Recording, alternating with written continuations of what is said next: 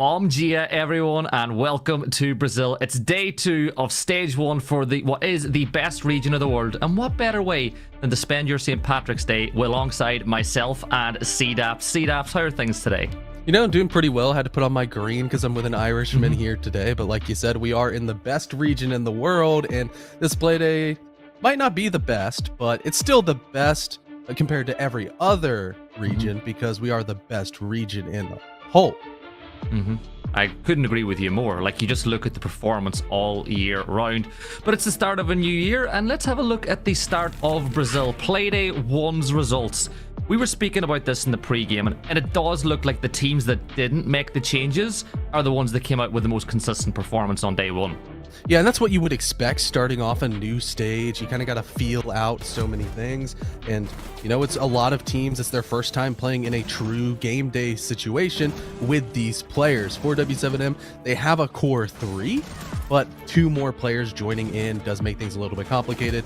We know FaZe is one of the best teams in the world. As well, Liquid having to go up against NIP. NIP didn't make any changes. Liquid did make a big one, bringing in Maya for Volps. And overall, the game was kind of close, but NIP just were the better team overall. That's what NIP kind of do. They force their style of play on other teams. It's very un-Brazilian when you look at all the other teams, and I think that some teams do struggle with that sometimes. The next game up yesterday was the Black Dragons E1, though, and it kind of went the way you'd expect.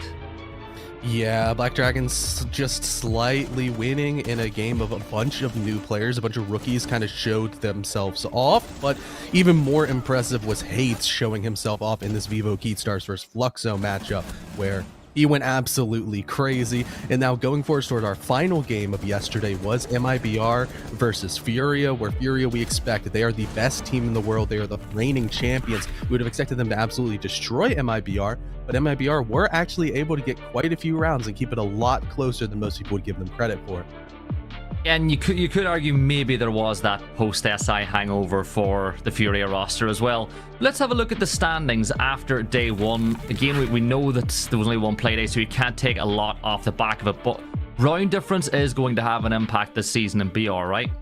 Oh, it definitely will, because we've got no more groups. It's a full round robin. You will see every team play every team, which means like W7M, they'll play against NIP at some point in this stage, as opposed to last year, we would just kind of hope that they matched up in playoffs. But overall, seeing Vivo Keystars at the very top of the standings is very comforting for me because of how they have progressed as a roster continuously through stage 2, through the LCQ, and now picking up once again and continuing where they left off here in stage 1.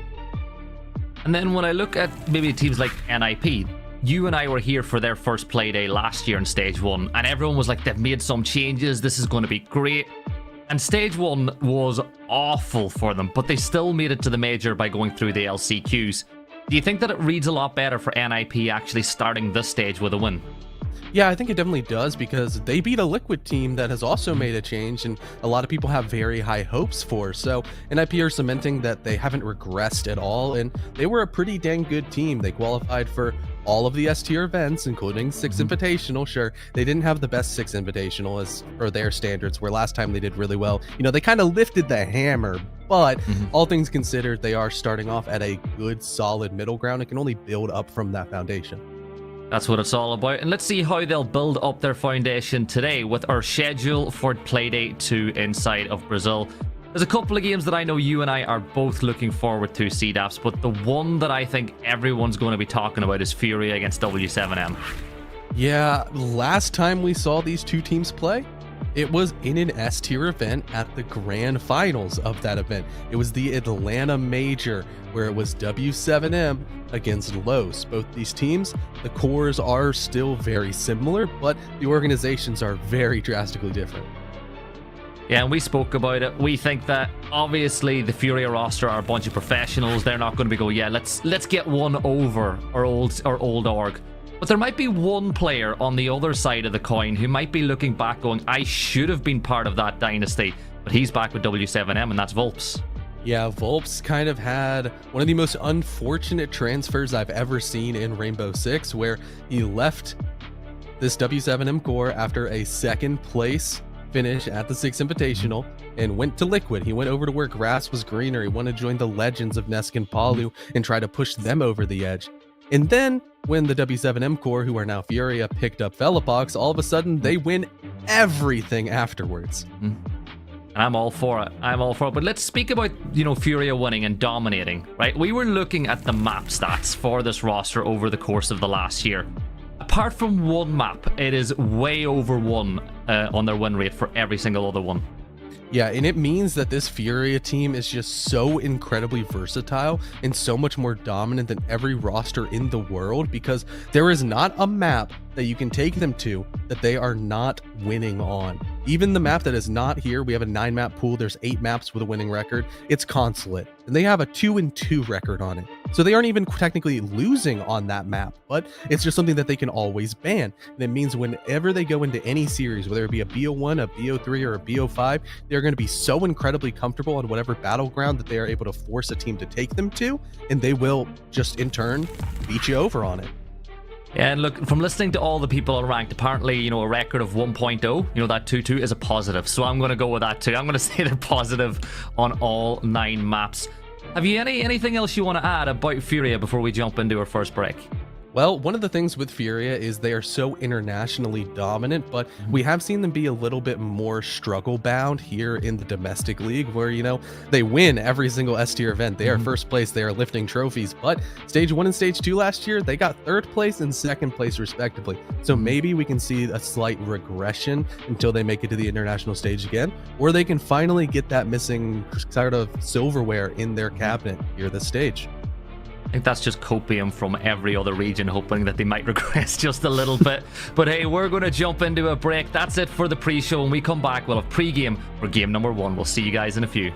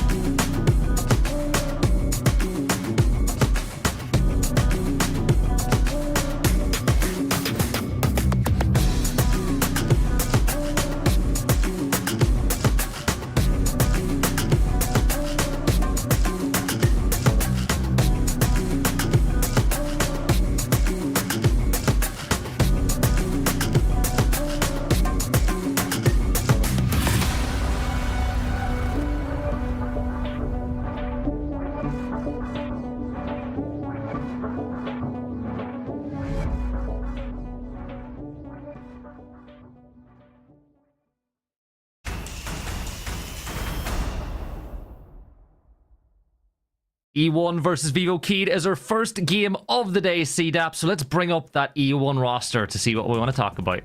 Yeah, because there are a lot of new faces here on that roster. There's a lot of rookies, and hopefully they're going to be led by the veterans of STK and Perez. Right now, Emps, Arthur, and Flashtree, they are kind of competing in their first stage here in full T1 Brazilian Siege. And right now, they kind of interesting case where you would expect STK and Perez to be the ones leading the roster statistically. That's not necessarily the case.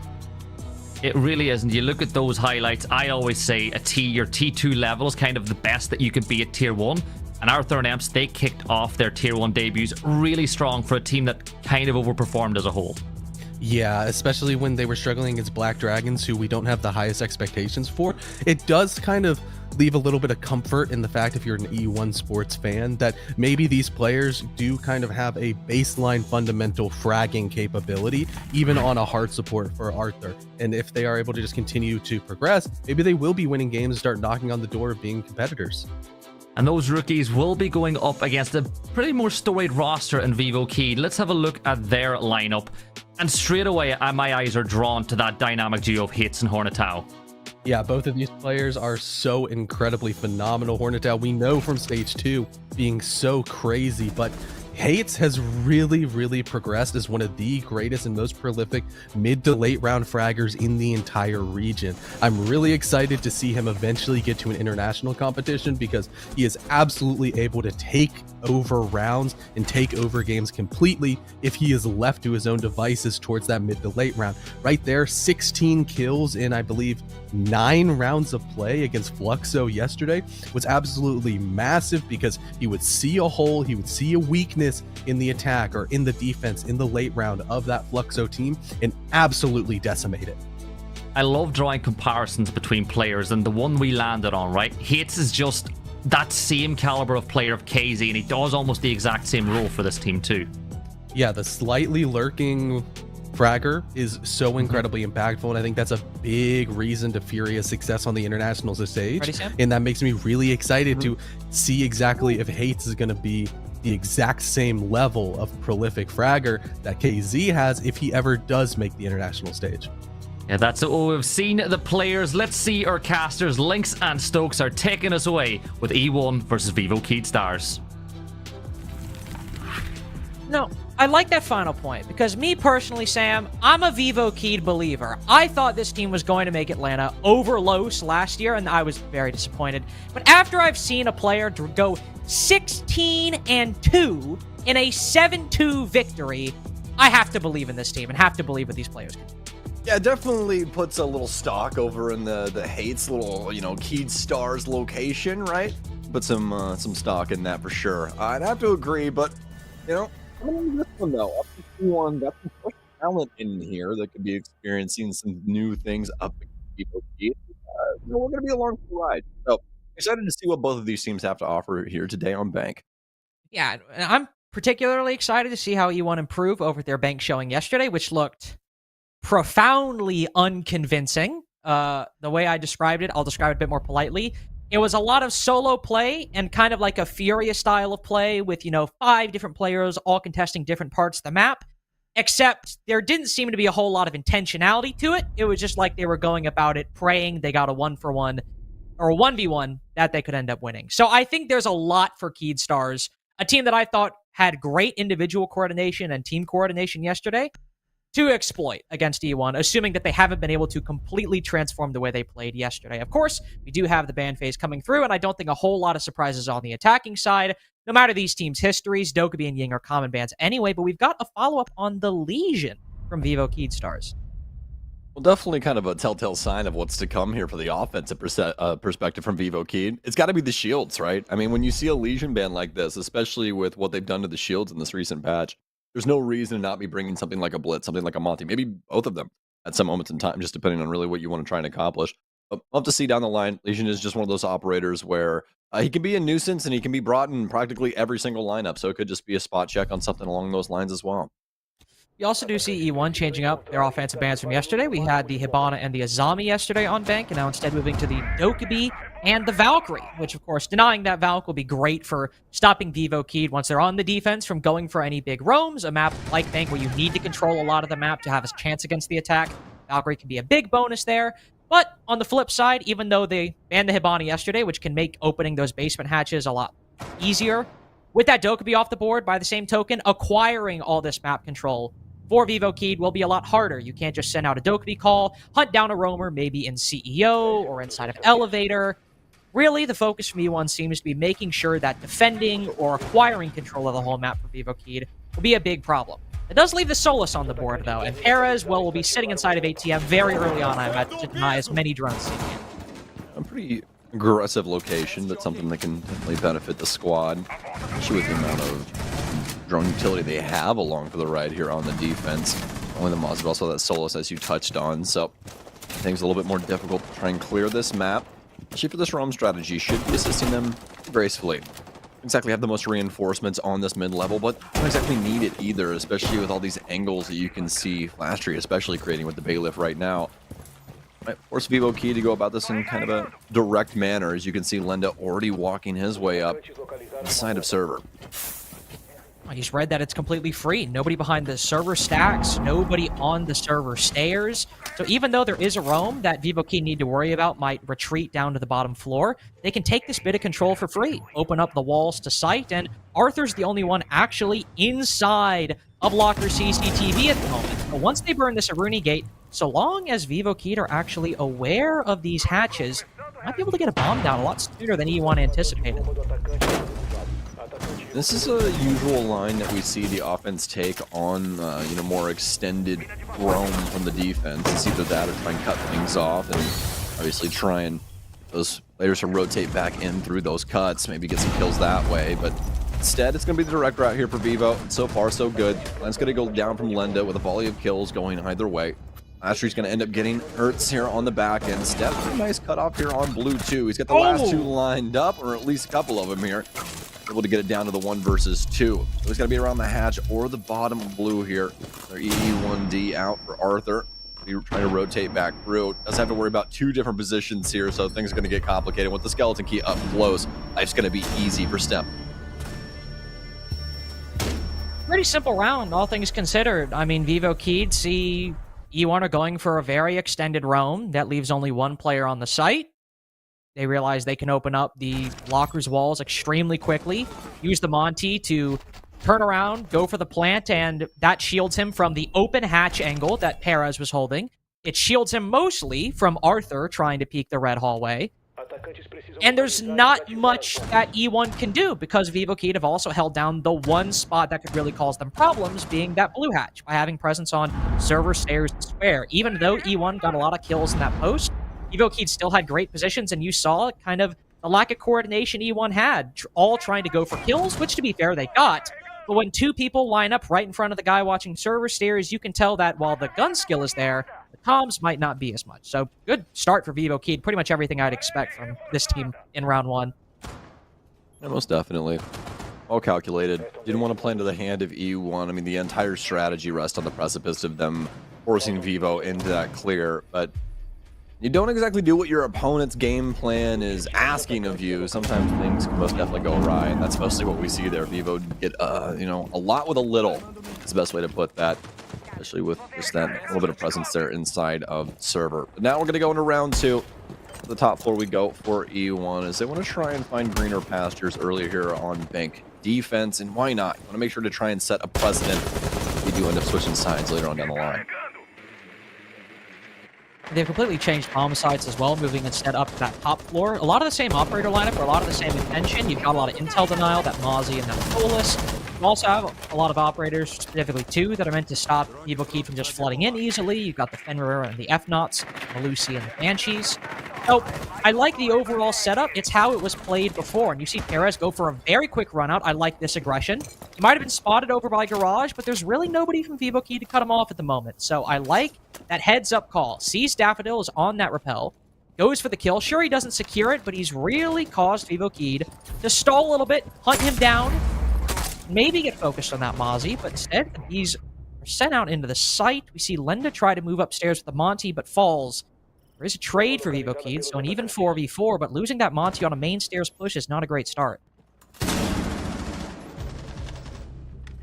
Oh, 2 quick bodies fall, though, for E1.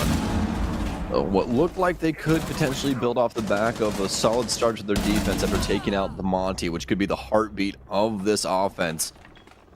Have to try and deal with the lion's share of these players. We'll at least get one more. Perez, shots that he might want back, especially after Empties goes down. Hornet with 2. Would have banged both of those very quickly. Very well done there. And the Grim able to work his way in very nicely off of that CEO swing. Vivo just really able to put E1 to the sword so far, able to find these nice little angles, get these quick little gunfights going for themselves. Has not been too bad so far for the offensive perspective. No, and I mean, to be perfectly honest, after the E1 game yesterday, and with what I saw from Vivo Key in their game against... Why is my mind blanking? Not Black Fluxo. E1 played Black Dragons. And the game against Fluxo yesterday was very solid gun skill and good individual coordination amongst just maybe a couple members of Evo Keyed to flush out a particular player or pinch a player and get that kill. And when E1 are so free with the gunfights they're giving away, with the opportunities they're giving to Vivo Keed. Even though they lose the Monty, we still see Vivo Keed get a 4v4. And then after that, it's a lot of solo positioning from E1. Somebody over by square, good position, but by himself. Somebody walking up stock, good position, relatively by himself. And so Vivo Keed have the talent, have the capability to identify those positions. And if it's a 50-50, they're good enough to win it. But if they have the time to coordinate, they're good enough to recognize that position and either 2-for-1 him, flash in, allow somebody to get the kill. It's a lot of lack of coordination from E1 through these first 2 rounds, and a very solid response from Vivo Keed. Not a whole lot else to it, which is not great for E1, since they allowed this map to go through the pool to retry from yesterday. Now we're seeing a whole lot of the same, which was a very dominant 3-7 loss to Black Dragon. That's unfortunate. Be a couple of extra things they can attempt to pull out here. They're once again going to go for a full strategy shift away from what we've previously seen. No longer the basement, no longer the top floor either, Carter. We're going to open area this time around. And not the worst perspective to try and give, especially for the circumstances that have befallen them. Especially like that they're adding Frost into the mix. I honestly wish that they almost had more traps on top of this, right? Something like a cap can or something along those lines, just to try and make Vivo Keed slow things down just a tad bit more. Yes, they do have the IQ, but just to make Monty just kind of second guess things, working his way through. And I had a big issue with the shield and the way that Vivo's been able to spearhead their way in, at least get map control. You know, Lendo does go down in that last round pretty early on, but Vivo Keed already had control of really what they were looking for, able to create something out of nothing there, able to get those gunfights going for themselves. So see if they can do something of the same this time around. Some nice positioning going around here for stock window, especially for IQ. Patience play, just to see if somebody wants to try and step up to the window. Doesn't see anybody just yet. I was about to say, it might be. I do like this patience from E1. They've been a bit careless with these gunfights so far in the past couple days, so maybe a bit of reluctance actually to peek instead of just hold on to these positions and force Vivo Keed to clear them. Even in that Oregon game, if we saw anything, Vivo Keed could sometimes, at least on the macro scale, stall out a bit. In the overall strategy, try and figure out what they can do, but Daffodil just lurking up the main stairs has found Perez. Right at the same time, Flash 3 does find Stemp outside of that stock position, but it's still a shortly held advantage for E1. Vivo Keed able to reacquire that 4v3, and this is what I'm talking about. 2 players have identified the Wamai inside of stock. One goes all the way up top, and one flanks from behind to try and pinch this player, but they don't even need to make him uncomfortable. Don't need to use any of the flashes or the grenades. Flash 3 gives his life away in the 3v4, makes it a 2v4. Now Daffodil with the drone on Marble. Vivo Keed will just pause a little bit, gather this remaining intel, hunt down these remaining players. Empties, who is so far away from the site, going to retake up the top floor. Ooh. Hipfire headshots, Daffodil. That's a bummer gunfight to lose, but it's still an advantage for Vivo Keed. I'm not going to be happy with that one when we watch the tape back later. We'll end up losing that body to Hates. And so far, so very good for Vivo Keed. E1, I think they have some solid ideas, but there's just no linking chain between these players right now. That's the biggest issue. Vivo Keed, a lot of solid team play going into the works on top of what they're already able to implement. Stuns out here, not even able to find the kill. Hates on a dime, lops Arthur's head off. That's going to be the round 3 in a row, and I mean, I know it's really early on in the day for Brazil, but we're at least potentially already looking at a timeout here for E1. I was about to say, I mean, we got to have the timeout from E1 after that, because even when we see the proper positions being held, even when they're not necessarily making a whole lot of overt mistakes, Vivo Keed are still able to clear these positions without a whole lot of fight from E1. They are getting kills, don't get me wrong. I mean, Flash 3 basically was beat to the punch for getting that opening pick by like half a second. It could have been a 5v4 favoring E1, and then, of course, Vivo Keed would have been forced to trade it down. But Vivo Keed are still the ones taking the initiative and doing it successfully and intelligently, whereas when E1 take the initiative, they might get a kill, but the overall strategy from Vivo Keed, how they put thought into clearing positions, recognizing that they are isolated players, there is a process there. There is, again, an intelligence going about it that you can see Vivo Keed are constantly thinking about what they're doing. E1, I'm not saying they're unintelligent, but it's a lot of gunfight-oriented play, and there's value in that. If you have a team that can get stumped really quickly, or think even Dark Zero in North America. You throw an obstacle in their way, if it costs 30 seconds and gets a kill, that might be the round for how slow that team is. But E1 aren't having that success with that playstyle. Vivo Keed can account for it, anticipate it, and beat it. So what are you going to adjust to now that you've taken this tactical timeout to actually try to put up successful roadblocks, consistent obstacles in Vivo Keed's path before you end up, hopefully not, being on the receiving end of a 6-0 half?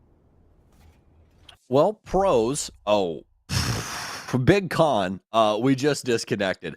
But big pro when it comes to what was actually happening inside of the game, though, they've already played all 3 sites, so they know what Vivo Keyed at least want to go for at a fundamental level for each one of these sites. Obviously, doesn't mean that Vivo Keyed can't change their game plan, Carter, but at least you have some semblance of a game plan going into these rounds. You got something to look back on, kind of reflect and bring into these next defensive ends.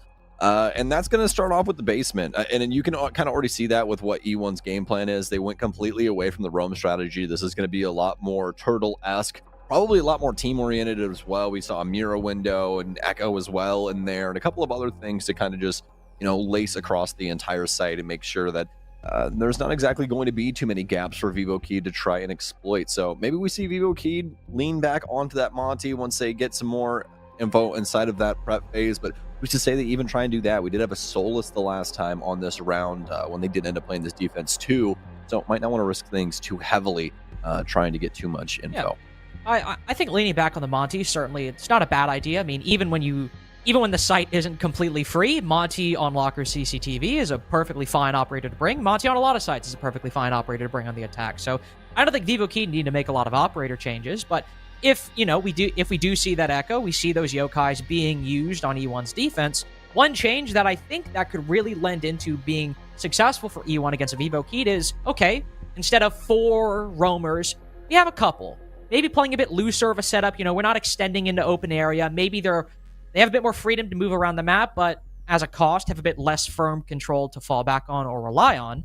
But they're able to use those yokais to make smart plays on the roam, to say, okay, I know main lobby is clear. I know top spiral is clear. Okay, I can flank up that area and try to retake the top floor. Or, if Vivo Key do the same loop push, flank up square and maybe try to get a kill and fall back. Or maybe just try to apply some pressure, stall out a little bit right as they're going to the execute, and basically force them to completely, not necessarily change their plan, but second guess their commitment to it just by hitting a flank at the right time. That's what I think this change is capable of. Whereas before, from E1, we've seen a lot of gunfights, but more so by necessity of circumstances, by just them happening, instead of E1 necessarily intending them to happen or making them happen as part of a greater plan.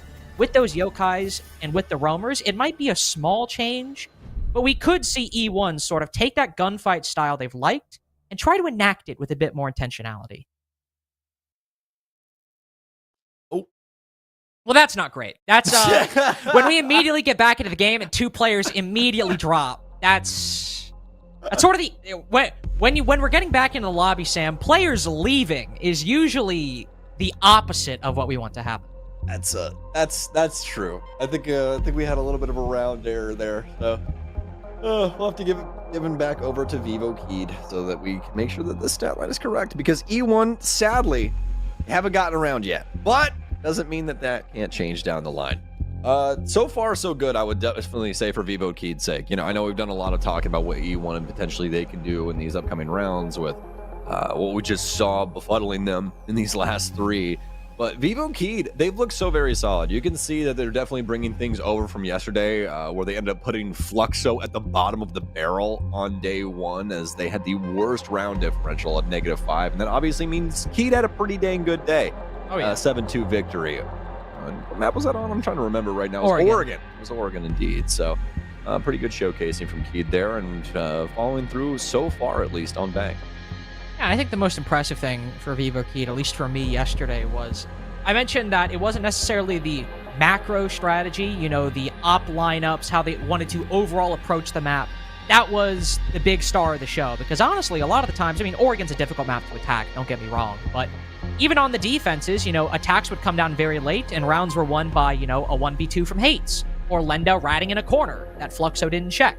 And on the attack, it was a lot of, all right, we've spent a minute and a half, we haven't made a whole lot of progress, but it was that latter half of the round where they said, all right, our overall strategy isn't working, how can we just play off each other and bounce off each other to make progress in this round? And that's where I was really impressed by them, whether it was just having someone flash in a doorway and then a player follows up and gets a kill at the exact right time in between the flashes. Or Hates and Hornetow in a 2v3, just recognizing where players were individually so they could isolate engagements, or where they should try and plant the bomb to bait out swings and eventually win it in the post plant. It was a lot of really interesting micro plays from Vivo Keyed that got them that win over Fluxo yesterday, and that was the real impressive part here. So, honestly today, if we see fantastic strategy and fantastic calling, which we did in round 1, I don't know if E1 stand much of a chance. But after the tech timeout, maybe they'll change things. But yeah, I think this is also a lot of impressive stuff from Vivo Keyed. They had great micros yesterday, great today as well. And so far, the calling for their overall strategy has been good. Basically, they've been unquestionably the better team so far, Sam. I don't want to be rude, but... Hey, I'll stop you when you're wrong. They are 3-0. I mean... So far, at least, if this continues on here, they will be the top of the heap when it comes to Brazil, just because of round count. So,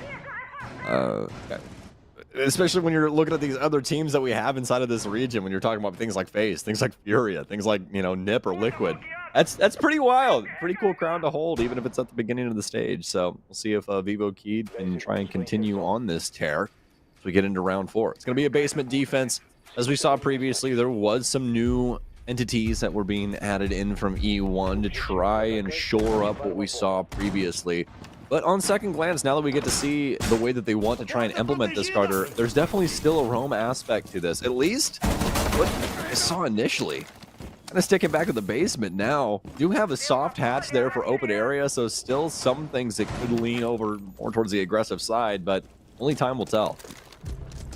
We did see, I think... Oh, nice kill. Nice kill. It was Flastry on Echo, and now he's dead? That's what is happening? That's what I was going to say. Well, I was going to say two things. One, the weird thing was they were hiding the Oryx in Vault, but that's not the most pressing issue at this point. Yeah, it was Flastry and STK, the two main intel ops, who were the most aggressively positioned on that roam. They were both playing open area. Flashtree goes 1-for-1 on Lenda, and to be fair, E1 get a 4v3, the Pulse is able to find Hates, and now E1 can fall back to the site and admit advantage, and they still have the Pulse down below to supply intel. But having the Echo be the guy to do that when E1... I get they were hiding the Oryx, right? They clearly have plans for him to make rotations, like up through the floors later on, and Vivo Key did not be aware of that, but dedicating the Echo to that? Just a bit of a curious decision. You lose so much intel. Definitely an oddity for sure. One we might touch back on if we do get into crunch time here. And after that swing through, definitely seems like that could be the case. It's a 3 versus 3, but they still have STK on this pole, so he should be able to get a solid read as to how Vivo Keyed want to go about this. They're going to fake, they're going to try and move over to main stairs, whatever it is. They will most definitely know. You can be on the other foot, though, for Stemp if he does want to try and get that scanner out. Highly doubted, especially with the situation that is clearly in front of us here. Yeah. Nitro Cell in hand, pulls out. Stemp kills Hornet, and that might be the round, as Daffodil is going to be the only Overwatch for Stemp. His back leg sitting right out behind the bomb chassis. He'll catch the full brunt of this Nitro Cell. It's all down to Daff in what is now a 1 versus 3, and he's dead to rights. E1 their first round. And I might have questions about the operators they chose to enact that roam. The medium was weird. Yeah, for sure. Listen, the method was weird, but the results. Can't complain about it. 4v3, Buck goes down, Twitch goes down as well, so those mirrors are significantly safer. And you get a 4v3, and now you can fall back to the site and use that pulse to figure out where they're going to be pushing from, because odds are, with 3 players remaining, the majority of them are going to be in the same spot, whether it's 2 or all 3. Once you figure out where the majority are, you know where the push is coming from, and you have manpower to watch Marble Stairs or watch Garage and see if a backstab is coming, because if you have 2 C4s, the Mira and the Pulse, you can do exactly what E1 did. Just sit gold, sit behind the Mira, wait for Vivo Key to go in for the plant, then throw them out. E1 actually played that round quite well. Again, did the Echo need to go for that roam and not the Oryx? I don't think so. I think the Oryx probably should have done it, because now you lose the Yokais. But getting the 4v3, and then playing that mid to late round as they did, no complaint.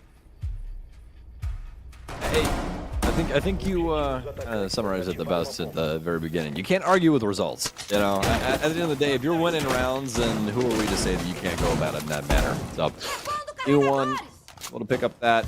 Gonna head towards the top floor now. Trying to implement things that we kind of saw last time. Have these mirrors back in. Do have some other pieces to try and slow things down. I wonder if we'll have such aggressive play over towards stock. Probably not, I would assume. Probably just the stock hallway. There's a lot of teams have really favored that position here across the last couple of years on bank. Something that we didn't really see in the early days, but as it's came now, only a very useful spot to be able to try and slow things down over towards the top of square. Yeah. Arthur's going to be concerning himself with checkers, empties with the main CEO office, but both of these players more than likely going to be worried about this north window position. That's what we'll have Lenda and Hornet try and sport their game plan for now. And have those track stingers to try and assist and make it to where these rotations won't be as easy unless they want to lend over some lead. You always have to be concerned with these CEO windows, the power you have just by getting a plant and falling back outside these windows, especially if Vivo Key to get an advantage, a 5v4, makes it a lot more difficult to justify hopping out these windows and going for a 1-for-1. If Vivo Key can just stack bodies, trade the man count down, then you have no hope to do anything. Nice nade from Hornet. Empties pretty much found out in that position 20 seconds prior, and this is just the logical conclusion to that intel. Once the concussion found he was close on the cabinet to get the kill, now it seems maybe with the lifelines might be setting up for something greater as they fly out, just trying to deal with this mirror window. Zone Ash, Destruction Sisters, and so much done on this top floor, especially from that north window position. Not only able to successfully assist with that kill, as Hornet picked that up with a grenade. We don't see those every now and all that often nowadays, do we? Anyways, those other two really able to get a lot done, especially with that mirror window. Able to get that Ash charge off to try and deal with that. Love that change that they implemented a little while ago for those, as it does make life a little bit easier for the offensive perspective. Trying to deal with those dang things. Now Vivo Keyed. Working their way up square. It's going to be Hates. Lone Wolf mentality. Has to worry about this crosshair too. No rotation just yet out of that player from Janitor. It's going to be Arthur and Perez to pick up two now. Blenda's taking control of CEO, but that's going to be Case here for Hornet. He did take that first fight, able to win it out against Arthur. Down into the 3 versus 2 now. Stake, or rather STK, try and pick up position here. Out of Janitor with very minimal time to be able to at least elongate things just for a moment. Hornet on 1 HP. And has to constantly, continually cancel out this plant. So a cross being held. STK is going to get tagged up. Can't find the head of Hornet, and that's going to be the plant going down. But STK will finally be able to take him out with the pistol. Going to be all up to Hates with the G36C, with the Hollow. 1 kill onto STK. All up to Perez now. No positioning here on square. It's all into the pre-fires, but nothing to be done. Vivo Keyed with another round on the top floor. And a very close one indeed, coming down to a Hates 1v2, his second in 2 days, might I add. Very clutch player on Vivo Keyed so far, and bringing back around that, honestly, E1 had in the palm of their hand. In that 2v2, Hates is so concerned that the kill is incoming from E1, that they're going to push this planter, that he's basically the only gun up against the remaining 2 defenders. He's got the pistol out. Doesn't feel he even has time to reload. But E1, by the same token, were extremely scared to push. Maybe they didn't have intel on the Ash's position. Maybe they didn't know exactly if she was going to swing or not. But they don't push the planter. Instead, we have the Wamai just kind of stuck inside a Janitor, and the other player going for the full rotate all the way across the spiral stairs, and only gets an angle on the planter when Hornet's already fallen off, when Hornet's already got the bomb down. And now, Hates is a very winnable 1v2, because there's one 1v1 for him over on the right side of the bomb site, and another all the way on the left. And they swing him at 2 completely different times, and it's an extremely winnable late round for Hates. So well done as well, especially going into the post plant, able to grab top square and make life really difficult for E1 in that regard. Not really able to discover him until they end up walking into his line of sight, end up losing that first body, and then down to the 1 versus 1, mono. Not really a fair fight even in that regard. Hates practically knows exactly where they're going to be coming from, so really straightforward affair for him. Now Vivo Key sitting 3 rounds ahead on the offensive side of things. Not only that, but we're getting an operator we don't see really ever. We're getting Fuse here for Vivo Key on a basement assault, rather mid-floor assault. I got betrayed there by that drone for just a split second, but it is going to be a staff room open area defense. So this is definitely going to make things pretty interesting with these cluster charges coming in. Yeah, I have to say, I would sing Fuse on Bank in an E1 game as it was a bit concerning, because yesterday, I believe, I cannot remember who it was. It might have been Arthur. Somebody brought Fuse Shield. And to be fair, whoever brought Fuse Shield, I think got like a 2-piece, and they ended up winning the round. But still, it was like, they saw AK-12, ACOG, no thank you, my friend. They brought the shield, and to be fair, they won it, but I saw the Fuse. I got a little nervous given what happened in yesterday's game. We will see what happens with these cluster charges. I mean, open area, Sam, you have that whole stock floor to send cluster charges down, and even to the ability to flush out tellers. There are a lot of positions I could see it being used.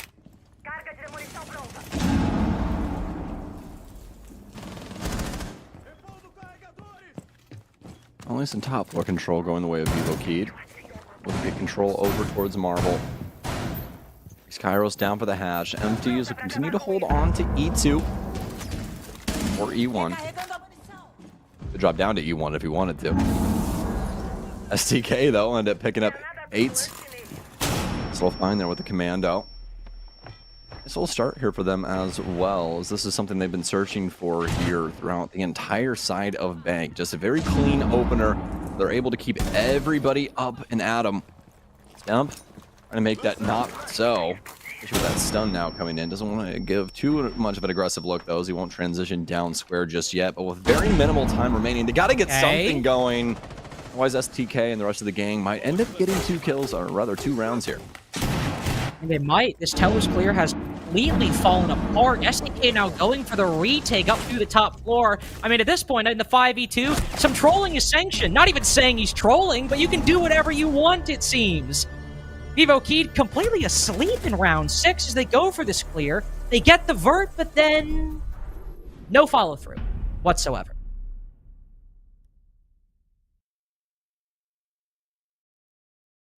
Just not the best way to go about things when it came down to it, especially for that top floor perspective. I mean, yeah, the Fuse is a pretty solid idea. I don't think it's the worst thing in the world, but I mean, when you start looking across the other options that you could potentially be bringing on offense to try and assist with breaking up that flooring, you know, there's so many different things they could have done there that might have been something that could have been a little bit more of a positive boon for themselves in that situation. But either way, 4 rounds on offense, not exactly the worst thing in the world when it comes to Bank, especially as they will have, obviously, free reign to choose whatever site they want to, switching into defense. And they're going to go down to the tried and true in basement. Perfectly logical choice for them. I mean, you go down to the bottom floor. Sure, you might not be running a Mira, but you have a great setup right here. You've got the Yokais for the roam that I mentioned earlier. You've also got the Mozzie to do the same thing or just deny intel as well with those pests, make it a bit harder to fully drone out certain parts of the map. And even the cap cans. I love this read because E1 yesterday were a lot of solo lurkers instead of one team pushing a position, or even if it was 5 players pushing a position, they lacked an overall ethos, an overall strategy. And what better way to counter that solo playstyle than just by putting 3 EDDs on a door and betting in the late round they don't.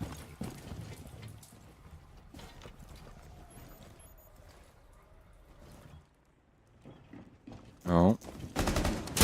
Hornet. What are we cooking? We're cooking something. Don't know if we're cooking with Crisco or pure gasoline here. We're about to find out. And, well, Crisco for the offense, you can say that, but Lenda's going to at least trade out Perez. Do have a Yokai drone in here, and still an additional one over inside of Garage, too. But they'll end up losing that. Turn around and find that on the ceiling. Very well done there for E1. So at least clear out one piece of utility, and they now know that Echo is live and well on the field. Don't have to worry about that. At least they do end up trying to go for a plant here. I think STK is going to try and plant in behind Arthur. That's exactly what's going to happen. Yokai can at least get the shield out of the way, but they're going to need some backup fire. And Empties is actually the first one to get a kill in this scenario. Off and far away lands. He'll take down Stemp. Lenda's going to get some damage, but something has to happen here for the defense. Finally, it'll be Daffodil that takes down STK. Empties does find Hates up above, who was waiting to go for that retake down blue. So nice little heads-up play there. hops in the printer window, gets that kill, and now Daffodil feels he has to make a play. The Yokais are gone, or at least their impact might be understated. He knows one might be coming. Daffodil checks the cam. No holds off. Those time is on the defensive side right now. As Empties fires some shots, rotates away. That's when Daffodil hits the timing he needed. And this has been alone down below, but now with control on that hatch, Arthur has to protect. He has to protect indeed. The un-ADSs of all things. Downs lent on the floor, but the triple for Daffodil finds the player behind the Monty. Now does his best to run away. That Monty can sprint now like a de facto blitz, trying his best to put Daffodil on the floor. Now 1 HP, a very curious 1v1 at the moment, and he bonks him in the head. Not exactly how I thought that round was going to go, but Arthur making great use of that new full shield. So insane. Just a level of lethality, a level of aggressiveness that you didn't have with the Montang before. And now, especially with no goo mines on the field, right? It makes things so complicated in a scenario like this. I mean, Carter, even with the changes just happening very recently, I mean, what, we've had the patch out for not even a week, right? I mean, it'll be a week this Tuesday. I'm sure all of us have already had an experience somewhat similar to what just happened in the basement with this Monty. There's just really not a way to deal with him when you're up close and personal like that. You know, you're able to kind of shoot at his shield, kind of slow him down, and in that regard, kind of CC him in a way. But without him having to expose himself until he actually ADSs, it's just such a great option for a moment like this. And I just imagine that Daffodil just a bit stunned at the situation. You're not used to a Monty full sprint at you like that. You're used to him just full shielding, praying that you don't juke him out and shoot his feet while he's full shielded. And this time, Monty going on the aggressive. I think Daffodil might have just been a bit stun-locked by exactly what to do. Either way, bit of a scuffed round overall as teams exchanging shots back and forth, but a good read by E1. Some good small plays by Vivo Keed, but just the 1v1 that E1 are able to win. And now Vivo Keed will change things up completely, go to that top floor, and I gotta say, I mean, I like the aggression from E1, but again, how well thought out is it? You've acquired stock control, and you've brought 3 hard breachers, so you can lose that ace. You are still using the ace, or losing the ace on a strict 1-for-1. They ended up crossing this bridge with the strategy, though. Got the Hibana and the Thermite implemented. So, looks like they just wanted to make sure all of their hard breachers had the potential to try and swing on things. And they've definitely fit that bill. So, some Kairos going down here for E3 wall, just making things a little bit more complicated for them. Yokai out, that's going to get gobbled up by Arthur. He knew that somebody wanted to follow up. It's going to be Daffodil, but both respective parties' shots are going to go wide. You have Hate still trying to occupy stock 2. Empties right on the other end. The stun in, but those glasses are not going to have to worry about that at all. He can hold this position for quite a while. Daffodil will have to be a little concerned. Still with those concussions in Perez's back pocket. Depending on what control E1 get of stock, if they do manage to not even necessarily take down Hates, but just push him out of that position, Daffodil's a very easy pinch and a very strong operator to remove from the board with those toxic canisters and successfully deny a window repel. It was Arthur inside a square, the man with the diffuser. What they do now, we see a repel and opportunity missing Hornet. Very nearly could have found a player, made it a 4v3 favoring Vivo Keed.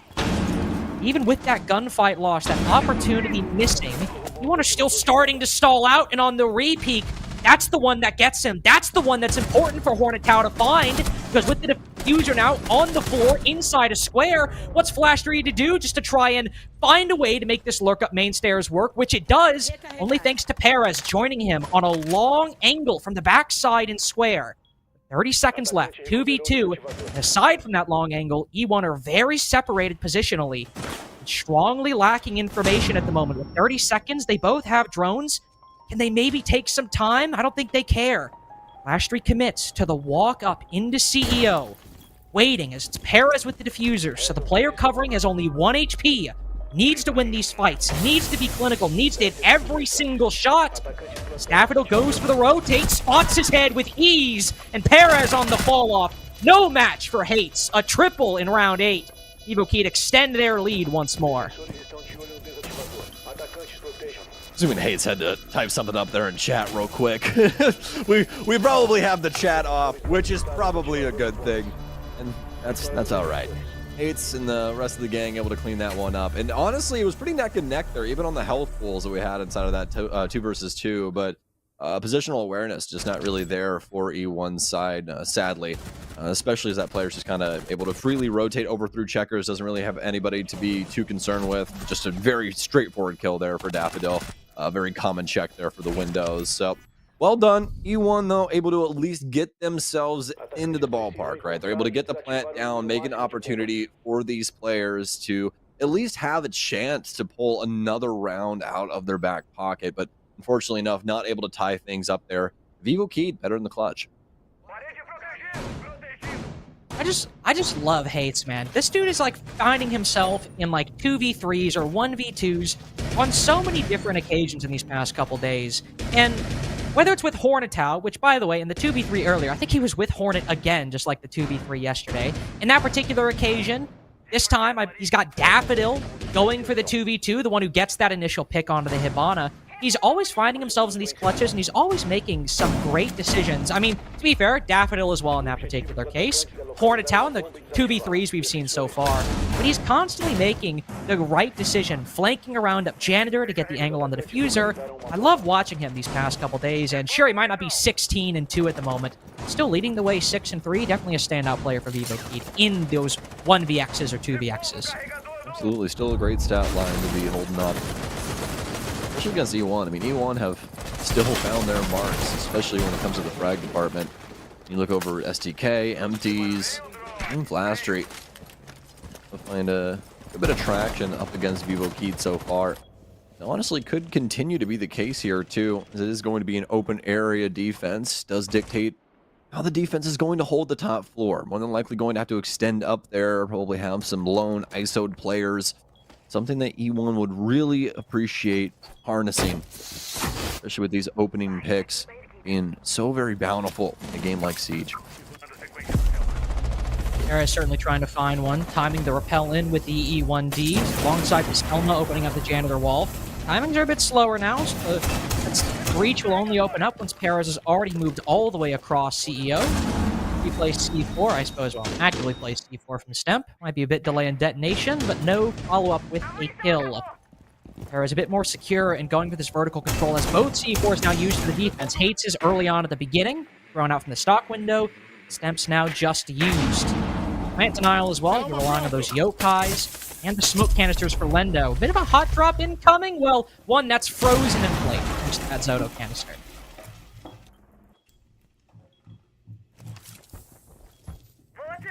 Whole round practically on ice now, minus that breaching charge. Quiet calling everything. AK ring is out here from stock. Just opening up some lines of sight. Very unfortunate for a player to be in that exact angle at that moment in time. Empty is going to drop in and immediately executes 2 people off of the Selma drop. You don't see that one every day, folks. It's going to happen here. E1 have completely opened up the floodgates on round 9. They have complete control of the site. A nice shot from Daff as he will at least give them an opportunity to work their way back into this one. Stemp, unfortunately enough, will not be able to land those crucial shots. Daffodil and Stemp more than likely going to have to go on the long rotation. But no, Daffodil is going to continue to occupy the angle. Expected that. Stemp, though, going to try and work his way around. And I'm actually on second glance going to use those impacts. He's got a few impacts in the back pocket here for Daffodil, so he's going to do some late reconstructive work. Try and assist with this retake. Stamp to get one, but on such minimal time, they have to solve this in less than 10 seconds. Paris still has the cross. Arthur upstairs. Somebody's got to swing. Go, go, go. But it's really all over. Flame bolts in. Very well done there from the offense, using absolutely everything and the kitchen sink from Arthur to make sure that this round is unwinnable from Vivo in the clutch. I just have to commend Empty's commitment there. I mean, his hot drop has been stalled for 40 seconds at that point. Pretty much. A little bit less time than that, but it's felt like ages. And he doesn't care. He's like, I know my play. I know somebody's going to be sitting on that open area hatch. I'm going to drop down and pre-fire it, as we've seen a million times before.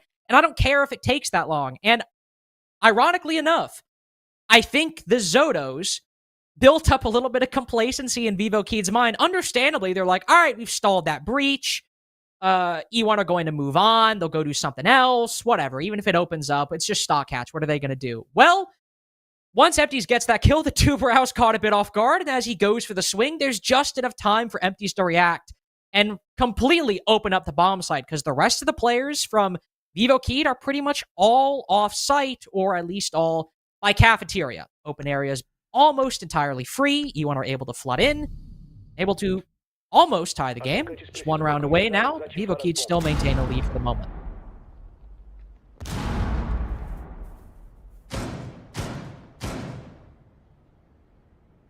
All three people are going to run their way immediately up Marble. Obviously, kind of a telltale sign of what is to come. Just be some hatch work as well. We'll see down the line. They do have the clutch here from Lenda, too. Always love this pick in the basement, as it really assists, especially with things like Monty. You know, you can slow things down and constantly kind of just match that unstoppable force with another unstoppable force. And they will just simply sit there and stare at each other until the end of time. Not exactly the worst case scenario when it comes to the defensive side of things, as you can really slow things down with her. Even if there isn't another shield on the board, it's going to be that constant thorn in the side of the offense as they try and progress and process what's going on this basement level. We've seen two good good Monty reads and quick plants, but a bit more successfully in application for Vivo Key than E1, but both still ended up getting the round in the end.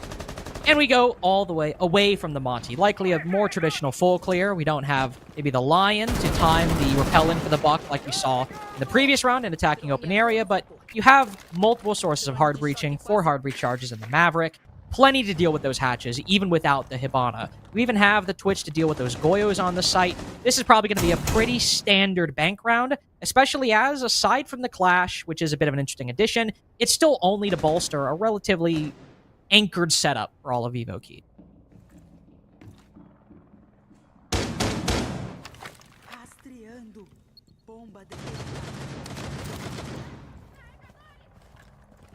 Solid clear start here for E1. They'll do at least suss things out on the top level and transition this into a nice mid-floor take. Not too much to really stand on for Vivo Key in that regard, as everything's going to be held up and downstairs. Just end up sending everybody to that mid-level, able to handle those hatches very quickly with that amount of player presence in the mid-floor. So, that being said, E1 going to continue to try and work their way forward. Arthur going to torch right around the laser gate here. Don't exactly have to worry about that all that much. We are going to end up donating a flash, I do believe, too, on top of that. So, no. Actually, no. Was that a twitch? What did they toss into that thing?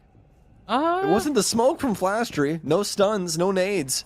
It had to have been a drone or something of some sort, which, I mean, very chaotic way of opening that laser gate. At least they get it open, and sometimes we'll see teams bring a Hibana and just by, you know, muscle memory try to open it up. But, I mean, right here, this is all muscle memory. This is a clear that they have well practiced. Even if the Clash isn't behind that server stairs, if somebody's there, you see the firebolts go in on both sides, the nade go in to follow up to basically force him to, even if the fire doesn't kill him, rotate in front of one of those E1 attackers. That's actually, I really like that. That is a very well-coordinated player. I love it. Oh. Problem is, aside from that Stemp 1 tap, which has domed Perez off the face of the earth, you still have those Vulcan packs that are delaying time, stopping E1 from pushing in. But with the holographic, Stemp somehow outswings the ACOG Aruni DMR, but the same problems remain. That smoke canister is right on time, forces a flood out from the remaining E1 players, and Arthur with the diffuser is down on the floor. STK, the last one alive. Flashbeat might drop to support, but Hornetow on red sends Vivo Key to match point, because despite almost every counter, E1 still suffer from the clock. And that one position there inside of the small office, able to get the M590 out, clock the planner. Vivo Key, successful basement defense is going to give them 2 rounds to work with now. Try and win things out. I don't speak Portuguese all that well, my friend, but I'm going to say that we're going to open area. No! Oh my god, it's archives! I just saw first floor and I was like, it's got to be open area, right? There's no way. No, there is a way. We're going to head to the most off-site you can get when it comes to bank. We'll see how they decide to tackle it. I mean, a lot of the time when you see Teller's Archives get run, you see a lot of presence or a lot of C4s from below, which we have 2 at the moment. So I think that makes sense because if the attack gets vertical control of this site, it is incredibly difficult to play. And the attack also doesn't need a whole lot of map control to make this site difficult in the first place. Because, I mean, look at the setup. If you repel into CEO and just take control of all the kind of rooms around it, you have vertical control and vertical pressure on the entire site. If you then just extend that one room over and take control of square, you now cut off a key position for the defense to either rotate or spill over once the site is pressured. And then if you just get someone on main lobby repel, all they have is open area and maybe marble to try to fall back to. You get so much for so little in acquiring map control and attacking Teller's Archives, and it's something that Vivo Kid will need to have an answer for.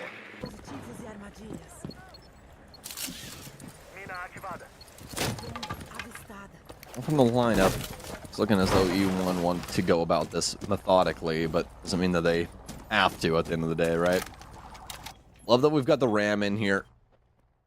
Such a great option nowadays for soft destruction, especially in situations like this, Carter, where you want to try and tear up the floor directly above the bomb site, just like you were talking about. This site very, very exposed when it comes to vertical pressure.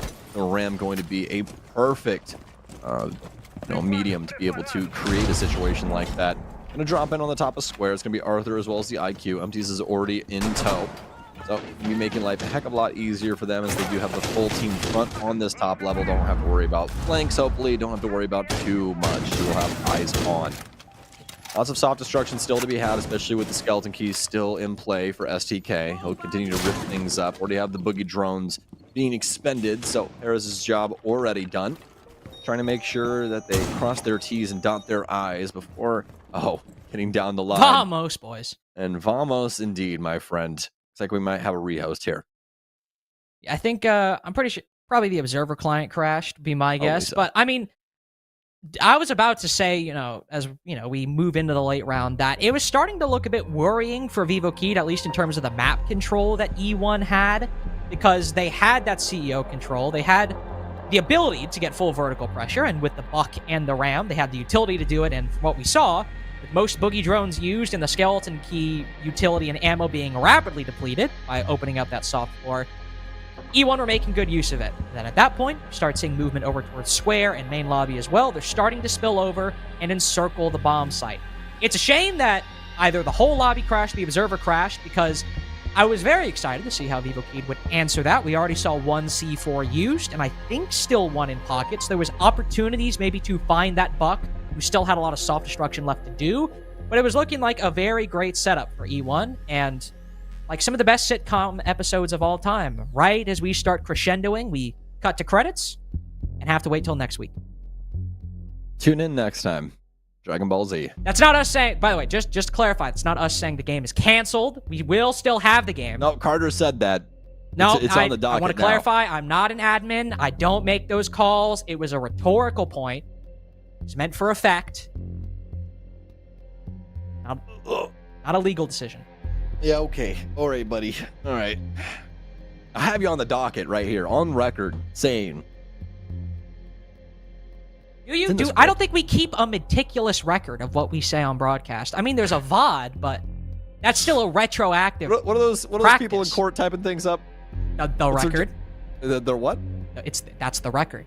Oh no! Like, what is their job title? Oh, I think the recorder. I think it is the recorder. I think you're on base with that. Who takes check notes that, but we need one of those for broadcast for sure. Yeah. Stenographic court reporters. They're stenographers. Stenographers. Whew.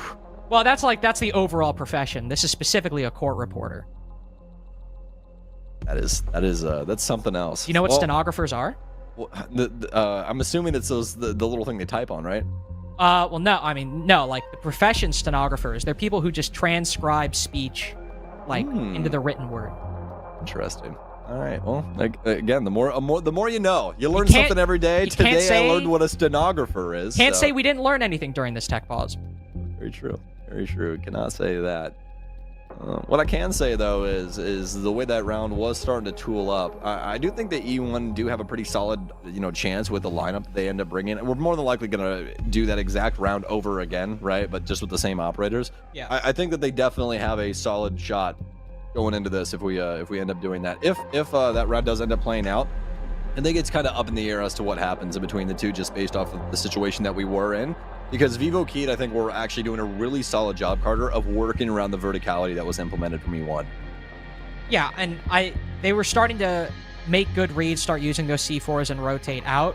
We were just getting to the point that you oftentimes have in a 5v5 execute that is going well for the attack, but hasn't gone bad for the defense up until that point. Is the defense, sure, maybe they are pushed back initially, maybe they are made uncomfortable, but they still have places to fall back to. They have open area. They have the marble stairs. They still have C4s from below. Or if they want to hold their ground in sight, they still have players who are willing to take gunfights with the players up top. But the round's not gone, as you said. It is pretty much even. The attack is starting to get what they want. Defense is starting to lose what they have. And if the game inherently favors the defense, they win on time. If the attack does nothing, they win by default. Then we're basically reaching a 50-50 position. 5v5, attack has some control, defense has some control. In the final minute, that can change hands in any number of ways. A kill through the vert. Somebody decides to run out for some reason and gets punished for it. It could go to a 5v4, to a 4v4, to any possible potential different branches. Which again makes it great in moments like this, when we can't really make predictions on who would have won. It's just like, well, both teams had a shot. And that's all you get. That's all you get. I'm sorry. I can't give any more. We do have everyone back in the lobby, at least I believe. That doesn't mean we're going to get into the game soon. But we do at least have everyone physically present. That's good, at least. Virtually. I mean, I don't have player cams, so maybe all 10 players have actually fled the arena and are running around the streets of Sao Paulo. That's theoretically possible. That is also something that could happen. Sao Paulo, though, very big place. Might be difficult to try and get them back in.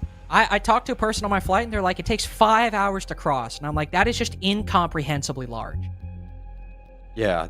To be fair, they have a just crap load of infrastructure there. Like, there is just so many much buildings. stuff, and there's so many people, so it's really difficult to try and transition across that place, especially at rush hour. I mean, Carter, how long were we on that bus for what was my last night, effectively, over at SI? It was like an hour and a half for like a 15-minute drive.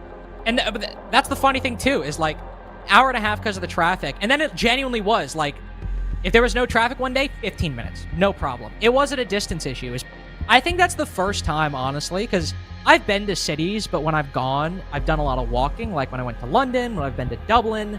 I've never really, I've taken public transit, like trains. I don't even really take buses all that much. That was my first time really experiencing big city traffic, at least that I can remember. And let me tell you, not fun. People from New York who are complaining about how long it takes to drive by car, first of all, just walk. You live in a very walkable city. It's not like you live in LA, which is a horizontal nightmare. You can actually walk to a lot of places. But second of all, if you do choose to drive a car, I get why you complain. It was not fun. Parker and I just watched West Wing clips for 45 minutes. Actually, wait, no, that was the rehearsal day. Never mind. Different day. Sorry. Fuzzy timeline. But it could have been the same day. It could have been the same day. We were there for 2 weeks in Brazil. I spent a week inside of the transit van. So but dude, I swear the American in me just was like speaking in the back of my head. I was like, just one more lane. Just give us one more. See, well, you're about to set me off. So some people, I won't name names, XR Troika, will bring up a hot button issue like infrastructure to try and send me off. And now that you've just said add one more lane, it's triggered like a code word in my brain. I almost started ranting about. Was right there, huh? Literally, the traffic rant was prepped like it was a script in my head. I was just going to start reciting. Oh man! Listen, I live in Dallas, Texas. That is like the epitome of just one extra lane. Come on, Yeah, well, either way, we're gonna take a couple extra minutes. We still are waiting for people to get things figured out, so we're gonna take a quick break. Don't go anywhere. We'll be right back as soon as we can.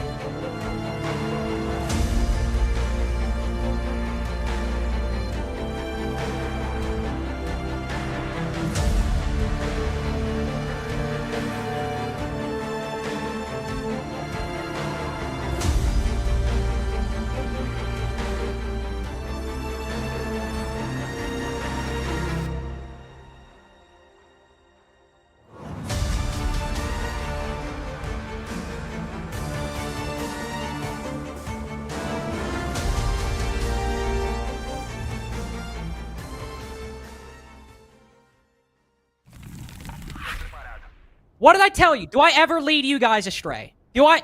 When Lynx promises Don't something. say that. Whoa. When Lynx promises something, he delivers, does he not? I said, we'll be right back, don't go anywhere. And I knew that, because I knew the moment we sent to that break, given the laws of chance, that the moment we sent to that break, the game would start not 5 seconds later. Was it more than 5 seconds? Maybe, but it was a quick one. Fortunately enough for you, especially, it was quick, as that was the bet that you ended up making. So, E1 back in here. Again, they have to use the exact same operator lineup as they had previously shown us, and probably going to be a pretty similar attack, if I had to guess, for the way that they go about things. Probably a lot of top floor shenanigans, especially with the skeleton key of STK and the booty drums in for Parrot. Yeah, we know a lot of what this is going to be. We know what vert they're going to go for. We know how these C4s are going to work. Obviously, you can't control for everything, so now obviously Vivo Keyed know what they're going to do, but even then, you can't just suddenly figure out the exact pinpoint place to use those C4s. You still have to abide by an element of chance. Even though you do know what's going to happen, a lot of the things we saw could honestly still happen in a very similar way. The C4s could still miss, a whole host of different things. I'm more interested to see what the Monty's going to do, because we didn't see a whole lot from him because of when the round cut out. So, what's his role? Is he going to push down Square, push down Marble, or any of the other staircases? Or, hey, maybe just somehow, like, I don't know, squeeze in between the rafters. I don't know. Could be anything.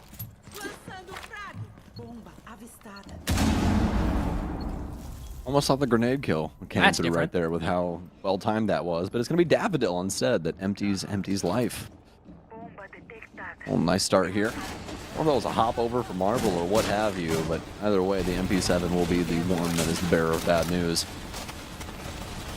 Got some solid pressure on this top floor.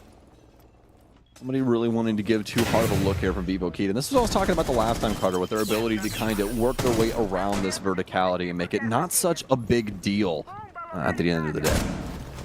Ooh. Like that hunt by STK with the skeleton key. One shot into Stemp, and now you've made it a 4v4. Also trying to do the same thing on these marble stairs, but as the flash goes out, it's an even better read from Daffodil. Knows that the Buck is going to push up, so he responds in kind. Pushes ahead of the flash to get that kill. And ironically, when we were hyping up how much of a dead heat this round was before the crash, how a stalemate was brewing, it is an extremely dominant finisher for Vivo Keyed, as even when E1 tried to come up with an idea to break that stalemate, Vivo Keyed cut them down at every single turn. Nice play from Daffodil, beginning and ending round 11 on the marble stairs, and basically completely ripping a close round away from E1 post-rehost. Yeah, absolutely. And it's hilarious because we reached the same precipice again, right? They get full top floor control. They're able to rip back a lot of the flooring, make things a little bit more complicated for those site players. But I mean, there was really nobody home for Vivo Keyed. I think that was the big thing that stood out to both of us, was just their ability to play around those angles and have a full understanding of how that site tends to go. They're going to try and create those vertical holes. They're going to try and make it to where you can't exactly hold things down on site. So I think they did a fantastic job of extending themselves over towards the elevator hall, towards open area, and kind of just holding out things on that mid-level, and even taking it one step further, you know, getting aggressive down marble stairs, finding these big moments where they're able to find these picks, to make things a lot more difficult for E1 to try and get on that gas pedal and make something happen. And you know what? We began yesterday with a long rehost on 6-4 to end in a 7-4 for the favorite, and now maybe that means to follow up. We have a close game between two of the biggest names in Brazil. I don't know. We'll see. But we have all that and more right after this.